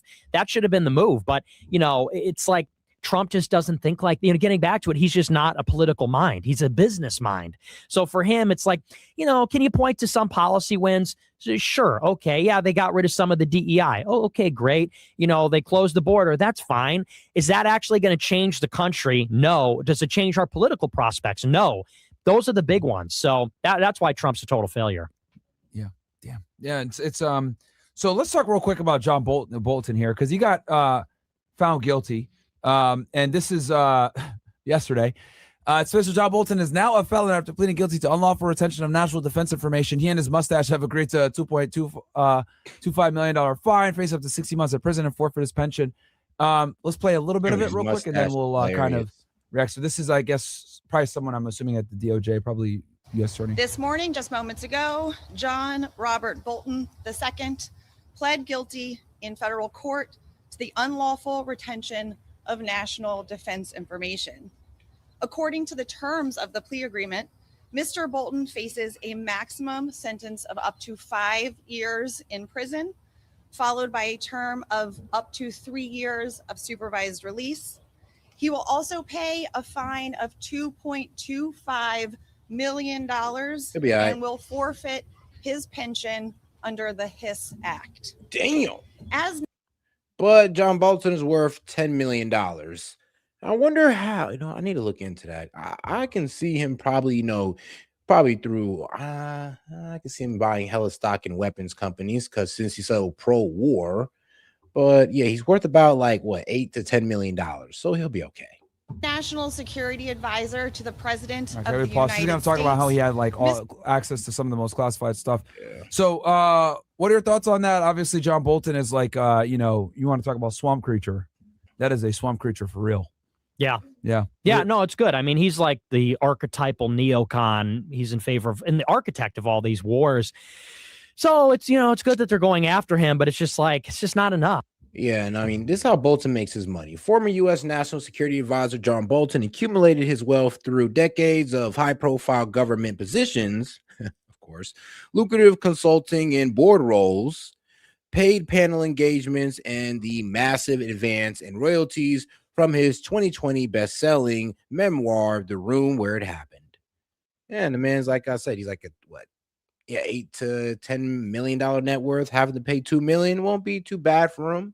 I mean, shoot, it's going to hurt the net worth a little bit. He'll be okay. He was critical in the Iraq War. Yeah, he's like the legendary, he's synonymous with neoconservatism, basically. Yeah. He was in the first Trump admin, though. They brought him in May or June 2018. Why did Trump get rid of him? I think insubordination. Yeah, because he was going against some of the, he wasn't in favor of the withdrawal from Syria and some of the other stuff. But, they brought Bolton in. Bolton was actually the architect of our Venezuela policy, maximum pressure campaign against Venezuela. Okay. Which is what created the refugee crisis, which is why they're all fucking here. Why they're here, yeah. Because they on basically TPS or temporary protected status. Yeah, because and Trump did that. They destroyed Venezuela's economy, thinking the country would collapse. All the people fled here, and then one of Trump's last acts as president was to give them TPS, so they could stay here. And then they poured in under Biden. So a lot of people don't never talk about that. I said that to Crowder. I don't even think Crowder knew that. Yeah, because they all want to talk about Biden let in these 12. They never know how the one hand washes the other, because they say Biden let in 12 million people. It was driven by Venezuela. They were maybe 3 to 4 million of those. Why were they leaving? Trump destroyed their economy. Why were they allowed to stay here? Trump gave them TPS. It's Biden didn't repel them, but who drove them here and let him incentivize them to stay? Trump. Trump and his guy Bolton, and then Bolton went and ratted on him. Now we're chasing him. This is just like the futility of Trumpism. You hire someone like Bolton, he learns all your secrets, publishes them in a book, and now we're going to chase him. It's like, when are you going to charge Obama? Charge Obama. Didn't Tulsi Gabbard do a press conference last year about how Obama illegally spied on the Trump campaign with the FISA warrants? Whatever happened to that? Yeah. But this is governing by press conference, where Trump is going to put out a press release and a press conference, and they're going to make these big pronouncements like she did last year. Well, at DNI, we investigated Obama. He broke the law. Then where's the fucking indictment then? Don't give me a press release. Do it. Put him in jail. Why not? They charged Trump. People say that would be unprecedented. It's not. They went after Trump with how many years were they going to send him up for? Over 100 years? Oh, dude. Across these different cases, 116 years? He was going to be cooked. And they raided his house, Mar-a-Lago. And now they want, so I want to see Obama go to jail. I want to see Hillary Clinton go to jail. I want to see Fauci go to jail. What happened to that? You saw right? So Tulsi dropped. What's your thoughts on her talking about how Fauci was involved with the whole COVID thing and how he kind of, with the Wuhan. Yeah, covered up the origins of it. Once again, it's like, show me the money, man. Like, he lied about it, then charge him, then indict him. But that's the thing. I mean, ironically, all the people, maybe not ironic, that's the wrong word for it, but Trump is only going after his personal enemies, the people wrote books about him, the people he doesn't, these people like James Comey. How much power does James Comey really have? And symbolically, I mean, what does James Comey really represent? With the other 86, than which that was so lame. Like, he went after him for that thing with the Instagram post. Low key. I get it, because look, a part of me is I understand, because, dude, Trump was in a really bad spot, 22, 23.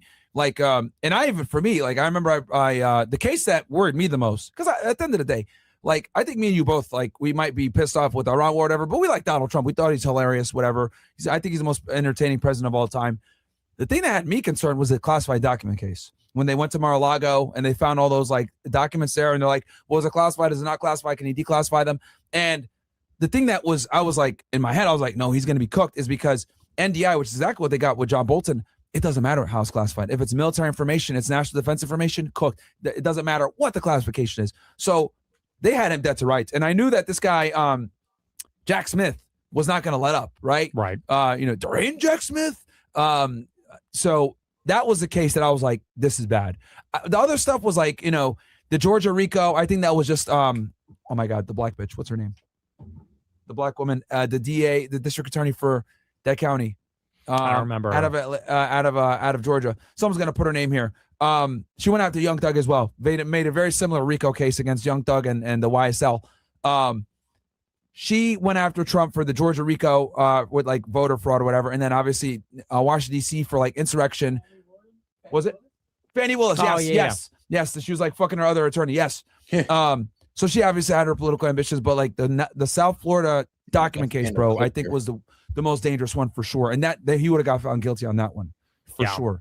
Well, and to me, it's just why I would love nothing more than to see the Obamas get dragged through the mud because they treat Obama like he's a saint. They treat Michelle Obama like she's a saint, and they're fucking criminals. Very pompous. Just like the Trumps. So arrogant, so pompous, and so much of their power is in this idea that they represented a better time. They were the adults in the room, and they Obama is a saint, the sainted Obama, so cerebral and so, whatever, mature.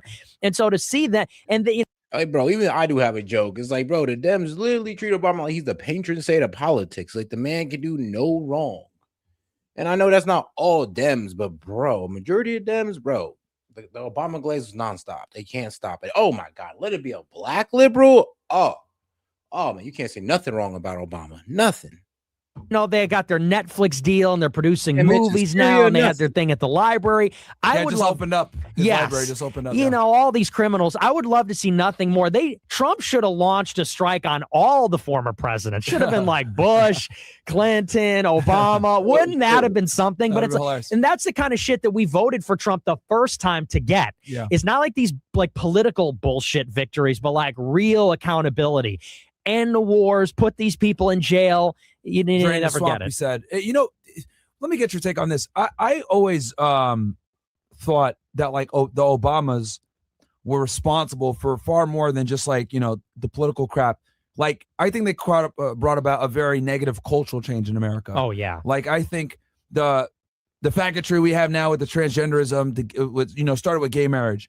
The BLM bullshit that we're dealing with now started with, during the Obama era. Like, a lot of this, like, wokeism that we're dealing with now that's at, like, a ridiculous level, it started with him. Yeah. So I think, like, they're responsible for a lot of the cultural issues that are, like, or just, obviously evolved and become significantly worse. What's your thoughts on that? Yeah, the Obamas wrecked America. It all originated with them. And, people don't even realize Obama was pretty conservative in 2008. He won the state of Indiana. He was against gay marriage. Like, do people remember that? He was in favor of, like, the auto unions.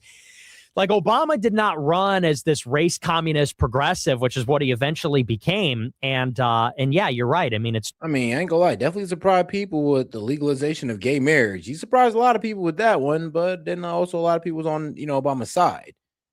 Hey, it is what it is, but let's be real, that was a pretty controversial decision. And of course, what my man was doing in Syria was pretty controversial as well. But hey, it is what it is. I do think people kind of over demonize Obama, especially the right. They try to say, he was what caused this political divide, or maybe your demonization of Obama caused the political divide, just like the demonization of Trump caused a political divide. Maybe just demonizing people isn't the best thing to do. Started with Trayvon Martin, and they were very pro-gay and all the rest of it. So yeah, it's a huge part of the problem. Sam Francis, shortly before he died, he basically said once Obama won the 2012 election, like, America's over. That was it. So yeah, and they need to be held accountable for that. But you're never going to see it. That's what Trump should have done. But no way. Yeah, and I think for Trump, it's just been more about, like, competing against him, like trying to get a better deal, trying to be a better president. I think what it is. I think, was it 2011 when they had the White House Correspondents' Dinner? They say all the time that was when, like, Trump said, I'm going to run and I'm going to fucking go against this guy. So awesome. He roasted him the whole night. Bro, like, he was just making fun. Explain to me, bro. Somebody super chatted in or something. Explain to me how Barack Obama was so divisive. Like, I get he has some terrible policies, but to make him seem like he was such this political divide. And here's the thing, I watched a whole Frontline documentary on it that, like, I'm not going to sit here and deny it, but it still just seemed like it was something just manufactured up. Like, it was just the demonization of Obama that kind of made it a political divide. Just like the political divide that happened under the demonization of Donald Trump. It's just what happens. One of them. And I think that was the night that they were actually getting bin Laden. I think it was right around that night that he was making fun of Trump, and they were running the operation for getting bin Laden. And I don't know if that's the exactly thing, but a lot of people say, like, that's kind of when Trump said, I'm going to fucking run and get this guy. Yeah, that was awesome. That you ever see that video where he's just sitting there stewing? Oh, yeah, he's so pissed. Obama goes, I thought he was going to run as a joke. Yeah. No, that was Seth Meyers. Obama said something like, so see if you can pull it up real quick, guys. Oh, that's like so White House Correspondents' Dinner, like 2011. And yeah, he's just like making fun of Trump. He's like just cooking him the whole time, and he was pissed. Sorry. Yeah, he said something like, Trump has to make these decisions like, are we going to fire Meatloaf or Gary Busey? Those are the decisions keep me up at night. Yeah. He's just totally making fun of Trump. And you see Trump is like seething. Yeah. And then, honestly, Trump will always have aura for that. This idea that they're just like, that Obama made fun of him, so his vengeance was to, like, become the president. And, like, insane. That's insane. A lot of people don't know that. Like, that's a big part of the reason why you made fun of me? Okay. Bro, I remember when, Obama said it straight to Donald Trump's face. One thing you'll never, you want to know one thing that you'll never be that I am? A two-term president. I was like, damn, Obama. Damn. But I ain't gonna lie, though. Like, Donald Trump was the one pushing the whole fake birth certificate, or Obama's not really from here and all this wild stuff. And it was just like, well, be honest with you, hey, apparently the birth certificate checks out. Now, trust me, there is a lot of conspiracy theory trying to say that Obama wasn't born here and all this crazy stuff. But hey, as far as we're concerned, he was born in Hawaii. He went to a really, really rich high school. Really, really rich schools. Like, bro, one of the schools Obama went to was like $13,000 a year to go to. And that was like his high school. I ain't gonna lie, bro. If I'm paying that much for my kid's high school, you better be fucking president. I'm paying $13,000 a year for your tuition, bro. If you're not president, I want my money back. But that's just me. I'll take over the world. And he won. He won. Yeah. He won. Like, I remember when he won, I was so fun. Like, no one thought he was going to win. Yeah. In 2016, Hillary had all these, like, I think she had like a book ready and like the newspaper was ready, whatever, magazines. And it's like she lost. And she was like, what the fuck? Like, no one thought he was going to win. Yeah. I even think with him, he was even surprised, like, oh shit, I won. I got to be president now. Yeah. What the fuck am I That's what do? they say, you know, that he didn't even think he was going to win. Man. Pull it up real quick. This shit is hilarious. Like, yeah, because I'm almost certain this is when, like, when they were going to get Osama. Oh, yeah. Yeah, this is definitely it. Is here tonight. No, I know. You know what's so crazy, though? Is it Barack Obama or is it Barry Soetoro? Because, like I said, the history of Barack Obama is a bit weird, especially the way, you know, things turned out with his mother, you know, was, I guess, mingling around with his father in Kenya, got pregnant, moved to Indonesia, married an oil tycoon with the last name Soetoro. That's where how Obama was able to, you know, basically did a little bit of growing up in Indonesia, and then all of a sudden ends up with his grandparents in Hawaii. And within that story, where the fuck was this man born in the United States? But I mean, hey guys, hey, no real proof then came out, just that no lineup of events. That's all. I ain't gonna push it too hard, but it is a bit strange. That he's taken some flack lately, but no one is happier. No one is prouder to put this birth certificate matter to rest than the Donald. And that's because he can. We gotta go to the grilling. Oh yeah, yeah, this is definitely it. Is here tonight. Now I know that he's taken some flack lately, but no one is happier. No one is prouder to put this birth certificate matter to rest than the Donald. And that's because he can finally get back to focusing on the issues that matter. Like, did we fake the moon landing? What really happened in Roswell? And where are Biggie and Tupac? All kidding aside, obviously we all know about your credentials and breadth of experience. For example, no, seriously, just recently in an episode of Celebrity Apprentice, at the steakhouse, the men's cooking team did not impress the judges from Omaha Steaks. And there was a lot of blame to go around, but you, Mr. Trump, recognized that the real problem was a lack of leadership. And so ultimately you didn't blame Little John or Meatloaf. Yeah, he's seeing it. You fired Gary Busey. And these are the kind of decisions that would keep me up at night. Well handled, sir. Not a single smile, not even a smirk went across that man's face. It was just complete seething, just sitting there, stone cold face. I was like, okay. And then here's the thing. It didn't intimidate Obama not one bit. If anything, I'm pretty sure it made him go harder. Well handled. Say what you will about Mr. Trump. He certainly would bring some change to the White House. Let's see what we've got up there. I mean, not too far off.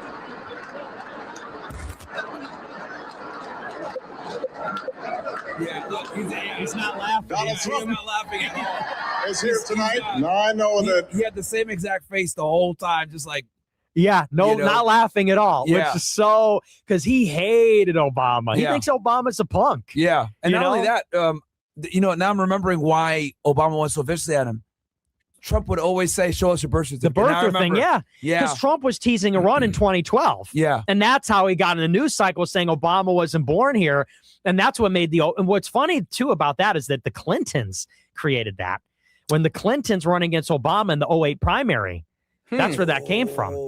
That he was born in Kenya and he can't even be president. Yeah. And it's crazy how that came from the Democratic side. And how would the Clintons know that? And like I said, if you just run back, you know, Obama's history, you know, Barry Soetoro, run that back all the way to Indonesia. Mom, you know, mess with dad in Kenya. Now she's over here with her son, Barack Obama, in Indonesia. And then he ends up with his grandparents in Hawaii. Like I said, where in that was this man born in Hawaii? But you never know. You know, his mom could have, you know, had Obama, went back to Hawaii, stayed with her parents, had Obama, and then went to Indonesia. It could have worked out like that. That's a big reason why Hillary Clinton didn't get in the cabinet until later, because Michelle Obama in particular had this big grudge. I think it might have even been like Sidney Blumenthal or like somebody who was involved in cooking that one up. There's like a lot of like Democrat bad blood because it originated with the Clintons because they're damn it, Dan. I'm trying to be reasonable here, bro. I'm trying to be reasonable. vicious. Oh man, Yeah. I forgot about that. Yeah, because he beat her out in the primary. And but that, you know, these new school guys, these nephews, they don't even remember that. They don't remember the birther thing. They don't remember, you know, Trump's, because you know, back in those days, it was super viral in the early internet when Trump said Obama wasn't born here. Oh yeah, so Obama's hated him, and then they motherfucked him on the White House thing. Like there was a couple things that Trump would viciously attack him on. He would attack him on the birth certificate. He shouldn't be president, and then he would also attack him a lot on. I remember when that race was going down. I remember one of my friends was telling me that, he shouldn't even be allowed to run. And I was just like, you know, when we were kids, I'm just confused. Like, well, I mean, obviously he's running. How the hell he make it this far? He's not a U.S. citizen. I mean, what's going on here if that's your stance? And like I said, it was never substantiated at all. I mean, to this day, nobody can prove that Barack Obama was born in Kenya, Indonesia? Like, no. But I mean, he has a birth certificate to prove that he was born in Hawaii. So we're just gonna have to go with that, guys. Even if hey, look, if you can prove that it was fabricated, which it might be, okay, maybe it is. But if you can prove it, hey, trust me, I'm willing to listen.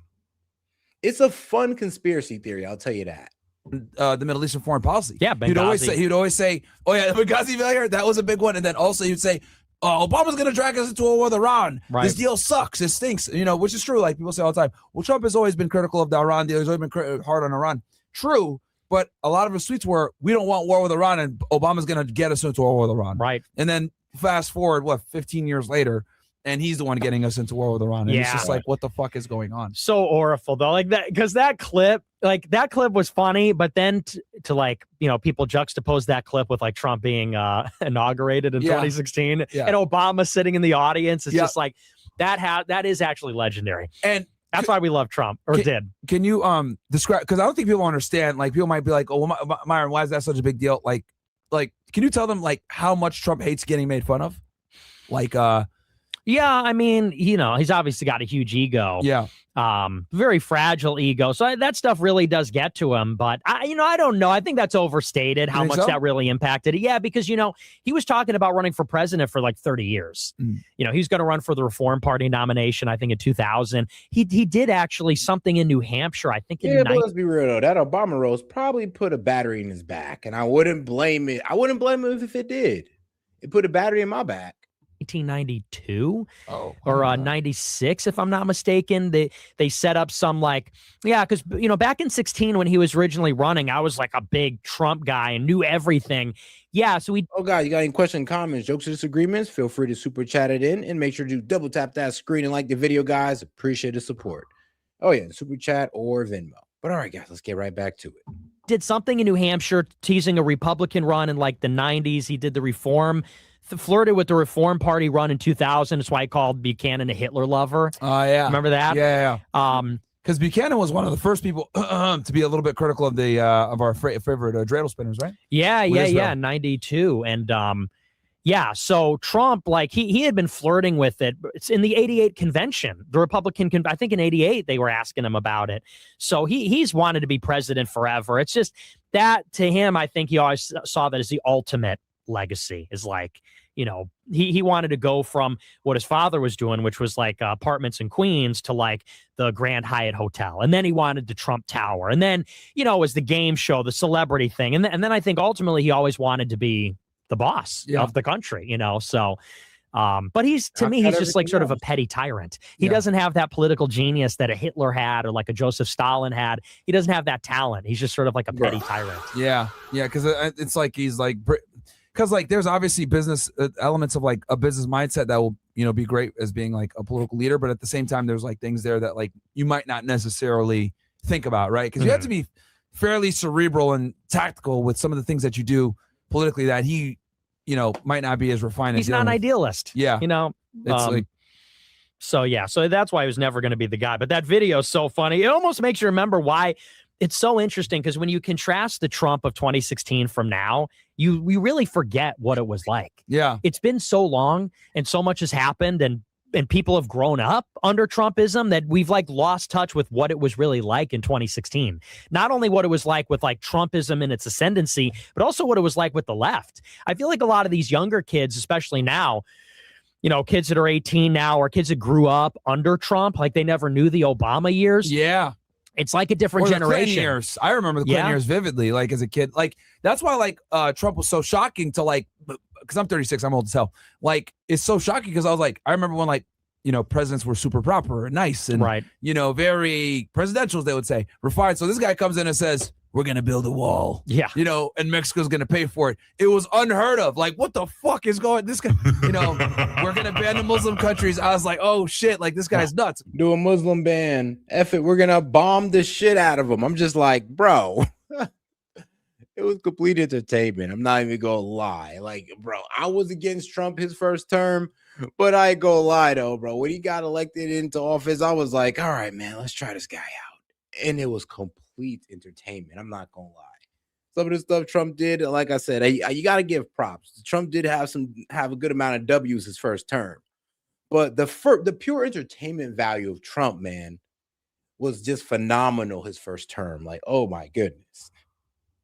But it's hilarious. So like, you know, you have like, I'll never. Bro, getting into a three-way, bro, getting into a fight with Chuck Schumer and Nancy Pelosi, bro, in front of the world, like, come on, bro, that was epic.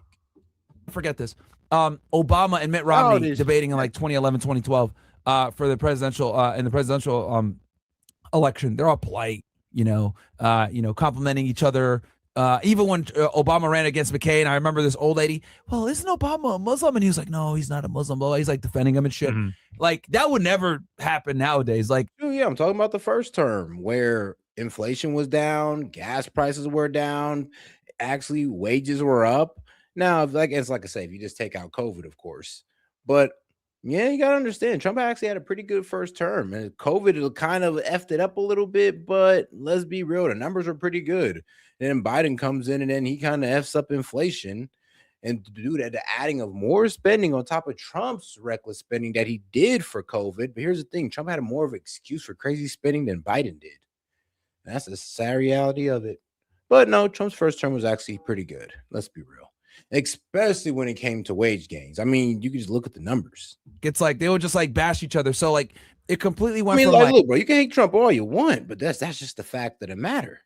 Like, you know, very posh, boring, you know, politics to like now it's like blood sport, right? Like Trump is over here saying like they're eating the cats and dogs, like during the Kamala Harris debate. It's like it changed like into like entertainment almost. So yeah, well, and not only that, but hilarious. The younger bro, like you know how dumb you sound when you say, "Oh, well, inflation was 3% when Biden left."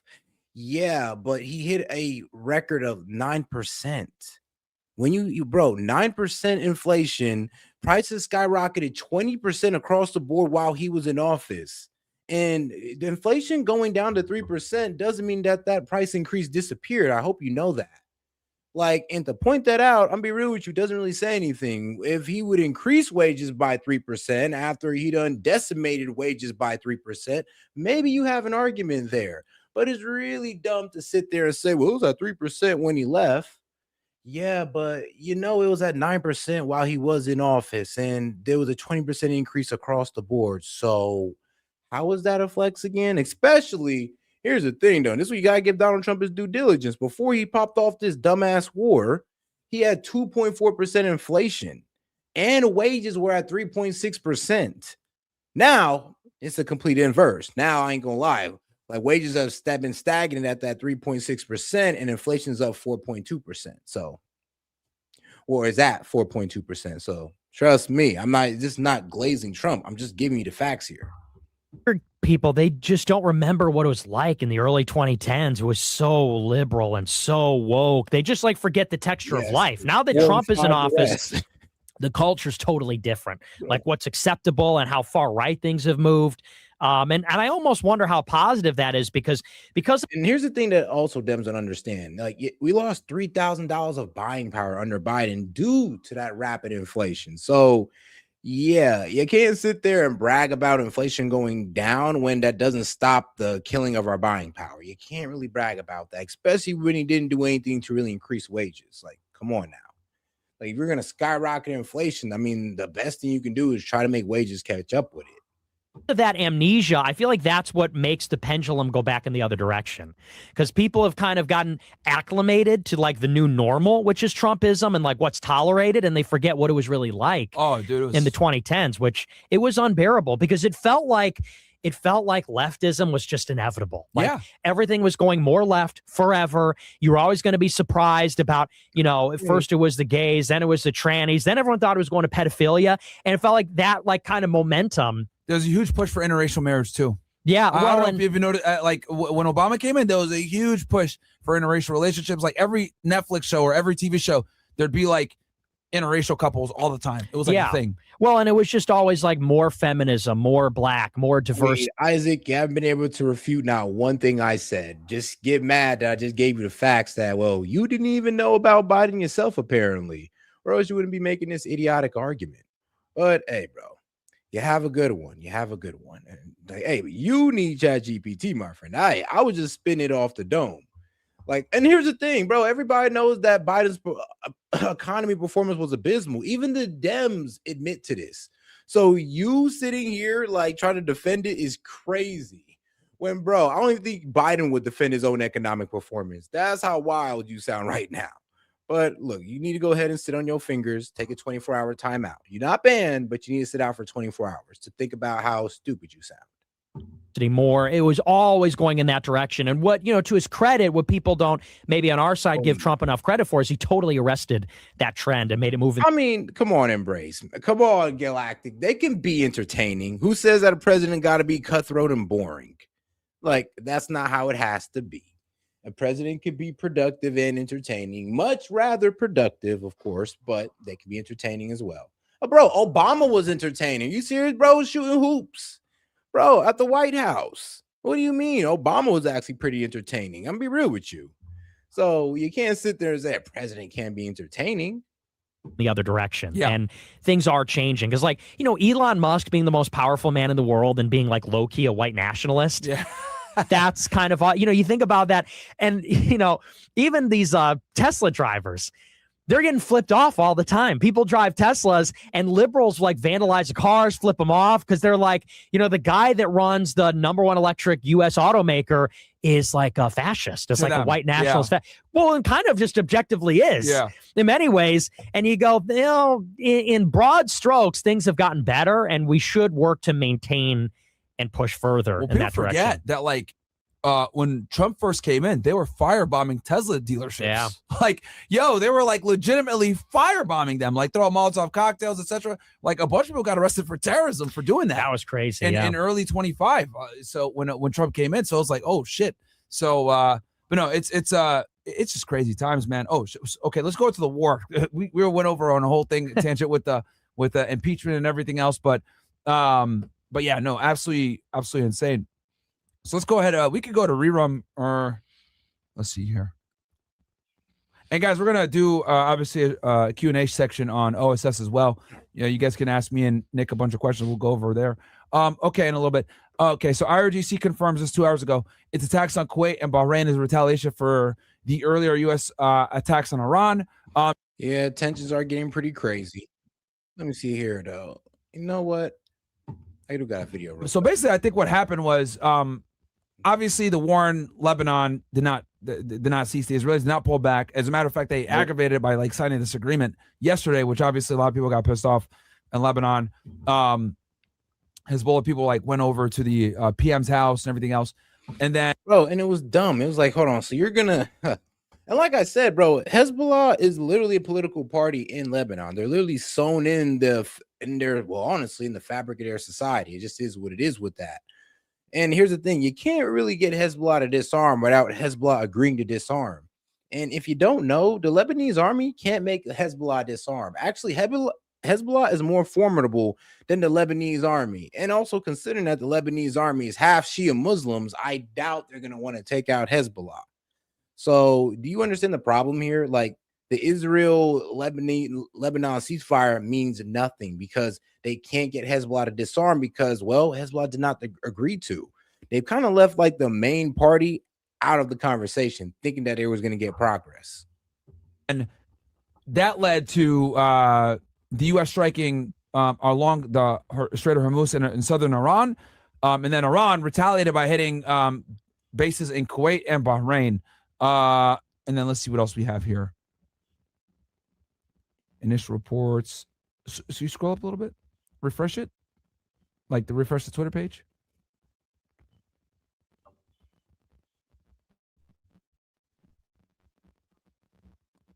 It confirmed, and then I do have an IRGC statement here. Let me see if I can read it real quick. Okay, so it goes. So after they bombed them, here's their statement. During a joint missile and drone operation between 2 and 3 a.m. today, Sunday, July 28th, your brave sons in the Naval and Air Force of the Revolutionary Guard launched ballistic missiles and drones at 8 vital locations of the American Army at Ali al-Salam Air Base in Kuwait and the 5th Fleet in Mina, Salman, Bahrain, destroying them and firmly responding to the recent American aggression. The aggressive enemy, which is by nature a breaker of covenants and agreements, attacked 5 coastal sites belonging to the Islamic Republic at dawn today under the pretext of confronting the IRGC's naval forces against the violating ship. Based on the memorandum of understanding signed in Islamabad, the agreements. Yep, and like I said, I've been saying this since the beginning of the stream. Because of the memorandum of understanding, this really shouldn't be debated. It's like the problem is we told Iran they can do this. They can administer the strait. They could charge. They could charge a service fee. You know, they changed the word from toll to service fee, and then they can also lead ships through a designated route that they approve. That's how everything was working out for the past, well, about a day or two. Now, for some reason, this ship decides to go outside of that, and Iran is going to fire. They already warned that they're going to fire any ship that goes outside of their administration of the strait. And for some reason, out of the multiple ships that were going through day 1 and day 2 of this, of the signing of the memorandum of understanding, after the signing of the memorandum of understanding, this ship decides to go outside of it, draw on fire, it gets hit, and now the U.S. is striking ports in Iran, escalating the conflict. It's like, come on now. This seems like a false flag here. Arrangements for the regulating navigation in the Strait of Hormuz are the responsibility of the Islamic Republic, and from now on, violating ships will be dealt with more firmly than before, and any potential aggression by the enemy under any pretext, even if the aggression is directed against unimportant targets, as happened last night and tonight, will face an overwhelming response. In the last paragraph here, it says, or last sentence, the enemy must know that violating the ceasefire is a violation of Article 1 of the Memorandum of Understanding signed in Islamabad and will lead to a complete cessation of operations. So what are your thoughts on that, Nick? That's the IRGC statement. Yeah, so, Trump's True Social too, please, guys. The MOU says that Iran and Oman will jointly manage the strait. Yep. Last week, after Switzerland, the Iranian delegation met with the Omanis to work out how they're going to jointly manage it. And what's happened since then is now the Omanis have opened up a route of passage through the strait, hugging. I'm weak. Somebody listening to that Hezbollah propaganda. He said the government of Lebanon has tried to stop Hezbollah. Actually, no, the government of Lebanon has never really tried to stop Hezbollah at all. Or let's be real, and they can't stop Hezbollah because, like I said, Hezbollah is a more formidable fighting force than the Lebanese army. And if you don't know that Hezbollah is a political group in Lebanon that holds seats in the parliament, if you don't know that, then you really don't need to be speaking on the conversation because you've been completely propagandized at this point. If you don't know that, if you just think they're just some terrorist group that's planted in Lebanon, no, bro, they're a whole political party.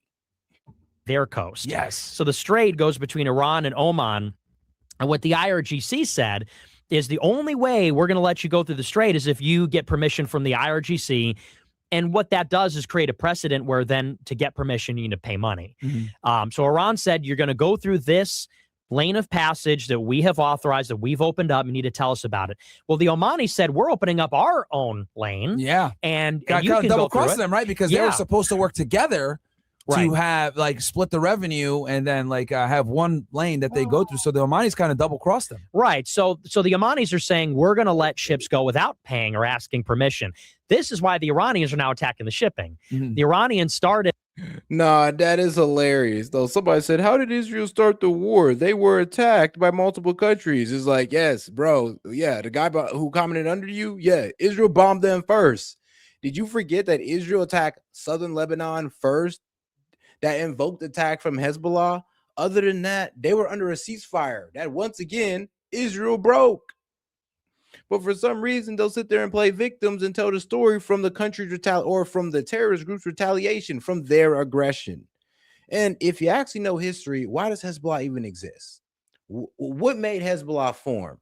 Israeli aggression. They did it in the 80s, they did it in the early 2000s, and they're doing it today. And this is why Hezbollah exists, because Israel constantly tries to take southern Lebanon. And because Hezbollah won't allow it, Israel gets constantly aggressive with them. I think on Thursday, Friday, and then today, all the past 3 days, every single day, Iran has been attacking the tankers that are going through that route to deter them from doing that so that they can monopolize the trade. Because if the strait is opened on the Omani side, then it's freedom of navigation, and then Iran loses all their leverage. Because then obviously all the shipping is going to go there instead of asking the IRGC, and then they can't charge the toll. So Iran has been attacking the shipping. In retaliation, the U.S. has been bombing Iran's southern coast. And the other thing that they're doing is they're sending a full escort package for one single tanker. There was one single tanker. I don't know if it was destined for Oman or if it originated in Oman, but there's a tanker that went through the strait from Oman, and they had a full package from the U.S. They had like Ospreys and drones and like a full air package to escort the ship from Bahrain through the strait, sending a message to the Iranians like, don't try to fuck with this Omani route anymore. So the Iranians then retaliated against the U.S., bombing Kuwait, bombing Bahrain, and now they're saying... Okay, so that kind of explains it. It kind of explains why that boat veered off. It was trying to use the Omanian waterways instead of the Iranian ones. But Iran is pretty much saying that, no, you're not allowed to use Oman's waterways. You got to use ours. And pretty much saying that, I mean, look, is either you pay this toll and you use either or waterways, or you just use Iran's waterway and pay the toll. I'm not really sure how Iran wants that worked out, but seeing that that ship was kind of veering towards Oman's waterways, I guess their stance is that, look, is either use this waterway or you don't go through at all. The MOU is off. They're saying we may just pull out of the thing altogether. Yeah. And the Council of Jurists, the expert council, they came out and said, we should have never opened up the strait. They said, we're never going to negotiate the nuclear file, and we need a ceasefire in Lebanon. And so now they're saying on that basis of all three of those points, they're going to just pull out of the MOU, and then that's it. Which is just, I mean, and then we run out of oil. I don't think people understand like how bad this is. Like, you know, like we discussed before, the reason why, and if we could, oh, here's Trump right here. This is, I said this recently. Can you make it big on our end? Oh, God. And you think that's just left-wing propaganda? No. Trump said it out loud. We're 4 weeks away from our strategic reserve critical lows. Actually, our strategic reserves are the lowest in 43, 45 years. So, yeah. Like, bro, we don't have the strategic oil reserves to keep this going unless you want Americans to start paying $6 to $10 a gallon at the pump for what? War with Iran? Yeah, how about that? This is a True Social post right here for you guys. It says United States aircraft just struck Iranian missile and drone storage locations and coastal radar sites for violating the ceasefire agreement. Again, it is very possible that they will never learn. There may come a point when we are no longer able to be reasonable and will be forced to militarily complete the job that we very successfully started. If that happens, the Islamic Republic of Iran will no longer exist. President Donald J. Trump. And that was 3 hours ago. Yeah. So we're in exactly the same situation. What good is the MOU? Because what does the MOU say? Pull up the MOU real quick for us, real fast, guys. It says they're opening the strait. Okay, the strait's not open. Yeah. They say there's ceasefire in Lebanon. There's no ceasefire in Lebanon. And here it is. So here's the MOU right here. The United States and their allies in the current war by signing this MOU declared the immediate permanent termination of military operations on all fronts, including in Lebanon. Also, I find this interesting. What do you think about this, Nick? Remember how they tried to slide in Gaza in there? And then they had to change it. Like they did originally. It was like in some of the earlier drafts that were leaked. And then they made it. Then they just made it all fronts. And then they, obviously made it about Lebanon. And I think the Gaza thing was like, okay, maybe that's asking for too much. I don't think Iranians were ever asking for that. They did. But like they I can see why they backed off. I mean, bro, what makes you think y'all was gonna get Lebanon? Wait, what? Like pulling it back, but like in early. I mean, no, let's be real. I was shocked when they got Lebanon, but yeah, to get Gaza, baby was telling Israel to stop doing what? Attacking a mosque within their own borders. Yeah, that's a bit much of an because it was like they were going back. As much as I would love for them to stop doing it, that's asking a bit much of the Israelis to stop their genocide in Gaza. I mean, what you mean? They need them a pint of Palestinian blood a day, okay? So they got to do what they got to do. But to tell them to stop effing around in a country that's outside their borders, I mean, or just tell them to stop engaging in military actions outside their borders. I mean, yeah, well, that's fair. That's fair. But inside, I mean, yeah, that's a bit tough. Back and forth a million times. Right. So like they were trying to get Gaza as well. And then they pulled it back. And I know this because oh man, I forget who it was that I was watching, but there was a lot of people in the Muslim world that were pissed off because Gaza was removed. That's how I know that it was originally in the drafts and then they took it out for the final. Because that's why they were being so secretive about like what's in it, what's not in it. Because they were kind of like passing back a draft back and forth. And Gaza wasn't, and then they removed it, and that's what pissed a lot of people off. Yeah, because that would never fly in the Muslim world. Yeah, Israel exactly. never. I mean, Precisely. maybe Lebanon, but never. Yeah, and that's precisely why. Well, I think they just wanted them to not pull out of Gaza, but stop the bombing. Right, is what it was. But Hamas hasn't disarmed, so like they're gonna keep attacking. But that's how I know is because like I was watching some like I forget them. There was a bunch of Muslims that were pissed off about it, and then because they looked at it like, well, Gaza is the reason that this war started, which allowed for all of this to begin, to give Iran the opportunity that it has now. Why would you betray Gaza? Because they look at it like, which I can understand their grievance. Gaza is the reason why everyone is against Israel now because of the mass murdering. So like they looked at it like their suffering and their sacrifice is not being validated because they were the ones that created this, the negative press for Israel, right? That's what's going on.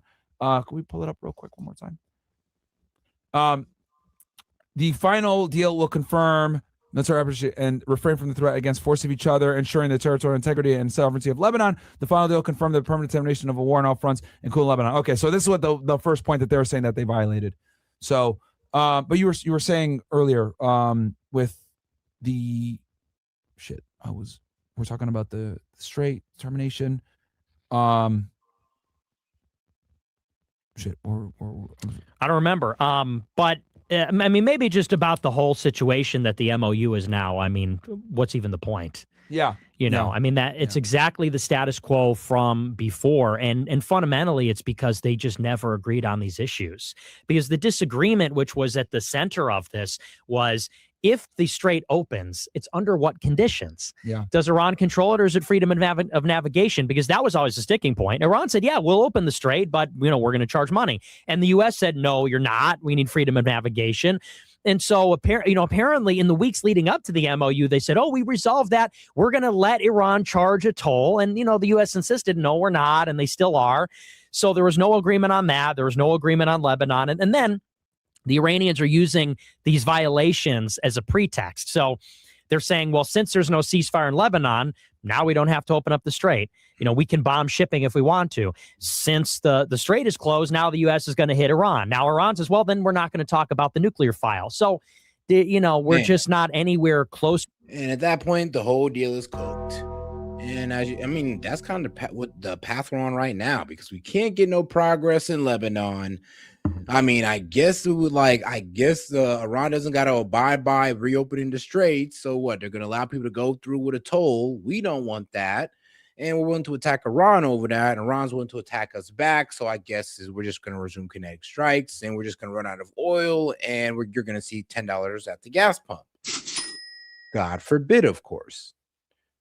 To a deal than we were a week ago, 2 weeks ago, a year ago. It's fundamentally, it's the same impasse on every single thing. And so now Trump says, we're back at square one with the military threats. So we're going to bomb Iran if they don't behave. And you say, well, what has changed?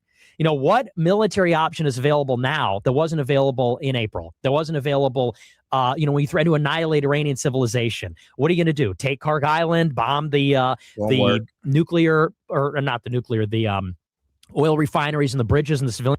Yeah, and that's the problem. If we start bombing oil refineries, bridges, power plants, well, guess what? Iran's going to do that throughout the Middle East. And like I said, us not being able to get 20% of the global supply of oil out the strait is one thing.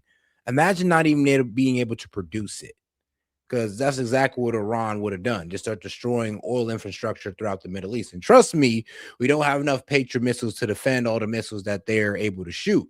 And that's why Trump likes to sit there and lie about their missile capability, because let's be real, that's the most dangerous thing they got right now. But all right. Clean infrastructure, invade the islands in the Strait of Hormuz. I mean, what realistically are you going to do that wasn't on the table then, but is on the table now?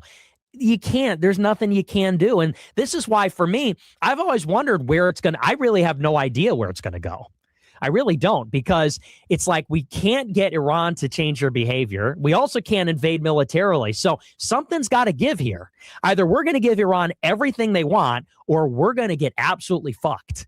Or are we going to go to war? But I mean, that seems like the least likely of all, that you're going to see a ground invasion of Iran, or, a tactical nuclear weapon or something. Because in order for us to have any military options, we would just need to qualitatively escalate in the types of weapons we're willing to use, what kind of tactics we're willing to employ. So I really don't see how this ends, because it's literally, if we want Iran to engage on our terms, it's a ground invasion. It's an escalation we're not prepared for. No. On the other hand, if we don't do that, is there any scenario where Iran opens up the strait under our terms? I think the answer is no. And if they don't do that, then the economy completely falls apart. I remember what it was that I was going to ask you. Can you explain real quick to the audience the reason why the reserves, and why this why that was probably one of the main factors for Trump to pull into get this deal, even though it was very unfavorable to us in the first place? Yeah. So, it's 20% of the world's oil goes through the Strait of Hormuz. That's been taken offline since February 28th. So, how many months is that? It's all of March, April, May, June. And in order to offset the loss of that supply, the U.S. released hundreds of millions of barrels of oil. And then, the whole international community did, right? Didn't us and obviously everyone else release? Yeah. Yeah, I was about to say that. They coordinated through the, I think, international. Oh, yeah, guys, bro. Yeah, if you think that us getting back into wars is going to be bad for our energy prices, oh, bro, around the world, trust me, there's going to be fuel crisis. Like, people are going to have to limit their travel, limit their energy consumption because of the BS that we're doing with Iran.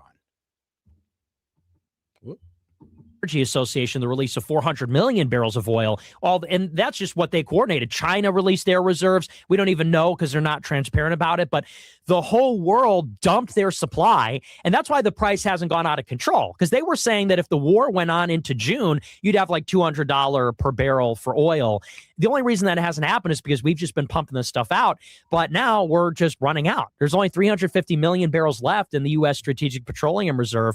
That's enough for 10 or 20 days or something. It's just not enough. And once that runs out, you're talking about rationing. You're literally talking about energy rationing, where they're going to start to say you can't buy gas, maybe they're talking about they're going to start saying, look, you can only get like $20 or $50 in gas today, a day. Maybe you get $100 a week. They're going to start telling you, well, I mean, you can't afford to go to your family. I mean, we can't let you go to your family because we got to conserve on gas. So, we all got to make a huge sacrifice for war with Iran. That's where they're going to try to sell it to you. And there's going to be idiots who are dumb enough to actually go along with it. I mean, look at the people who are cheerleading this war and who just can't accept the L here. It's like, if we go back into it, we're going to throw the entire economy away, right? So because you're so war thirsty for Iran, since you're such an Iran hawk, yeah, we could basically lose our economy if we handle things y'all way. So sorry, but you guys are now left out of the conversation because you're not willing to, grapple with reality right now. So you guys can go ahead and go in a corner and cry about, oh my God, the RGC is still in power. Yes, we understand. But right now you're not thinking rationally. Come back when you can. Shutdown. Are we going to use flock cameras to track how much people are driving and ration fuel per person? You start to get into that territory. And, people say, well, the U.S. is an energy exporter, so we don't have to worry about that. But we use more energy. No, they can't, because if they get too involved, then Iran is going to get and drag them even further. And like I said, these countries are already fragile enough. Iran's already destroyed their tourism. But yeah, Iran already destroyed their tourism. people are leaving the Gulf states like in mass.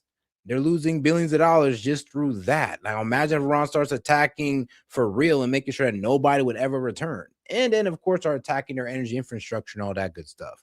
Now they're losing their value. Now they're losing their what?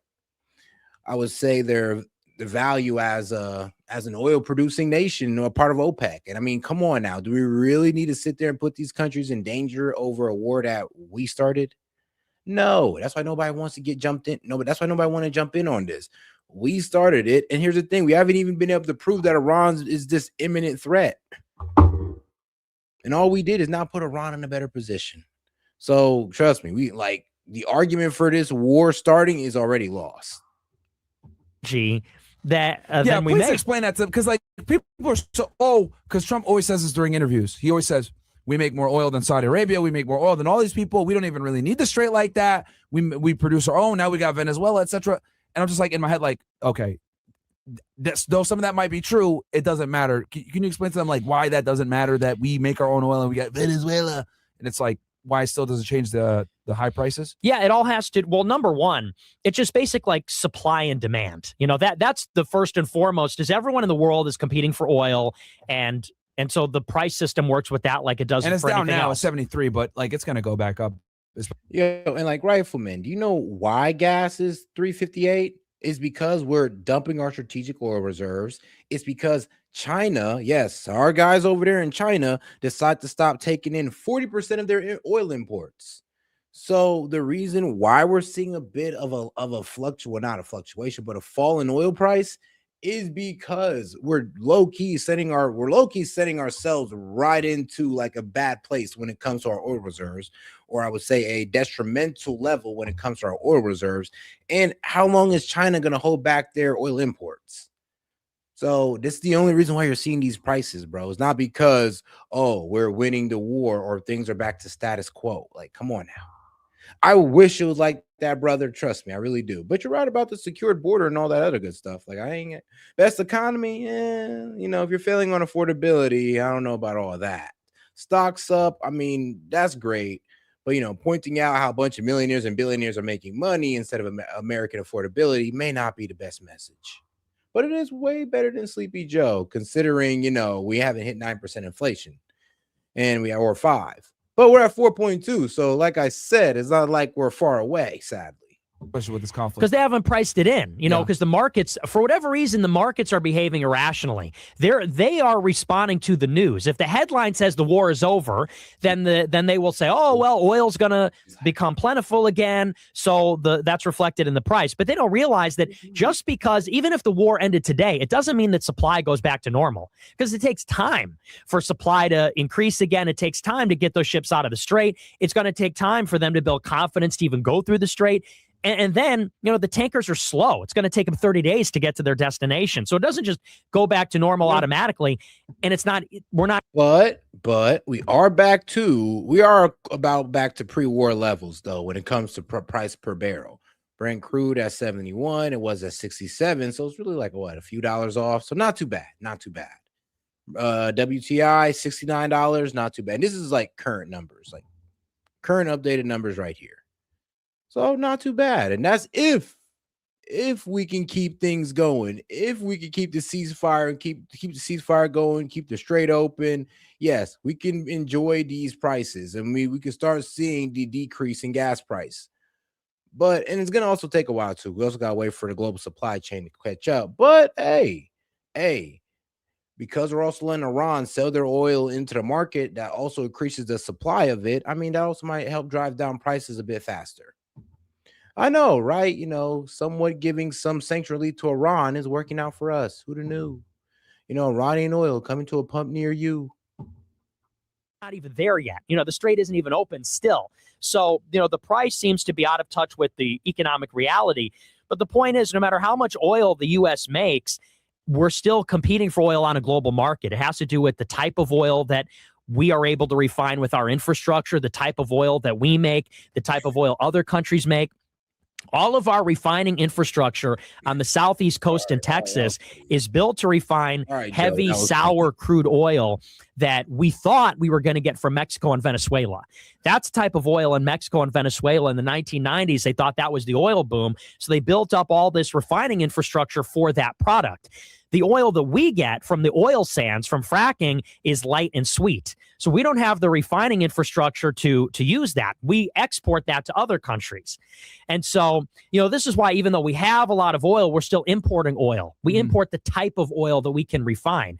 And so what eventually happens is it turns into a logistical situation where it's like, where are we going to get the type of oil that real with you? And to avoid this type of vulnerability when it comes to oil is either we lean off fossil fuels, or we start refining different oils, or refining the oil that we actually produce here, or we pull out the ground here.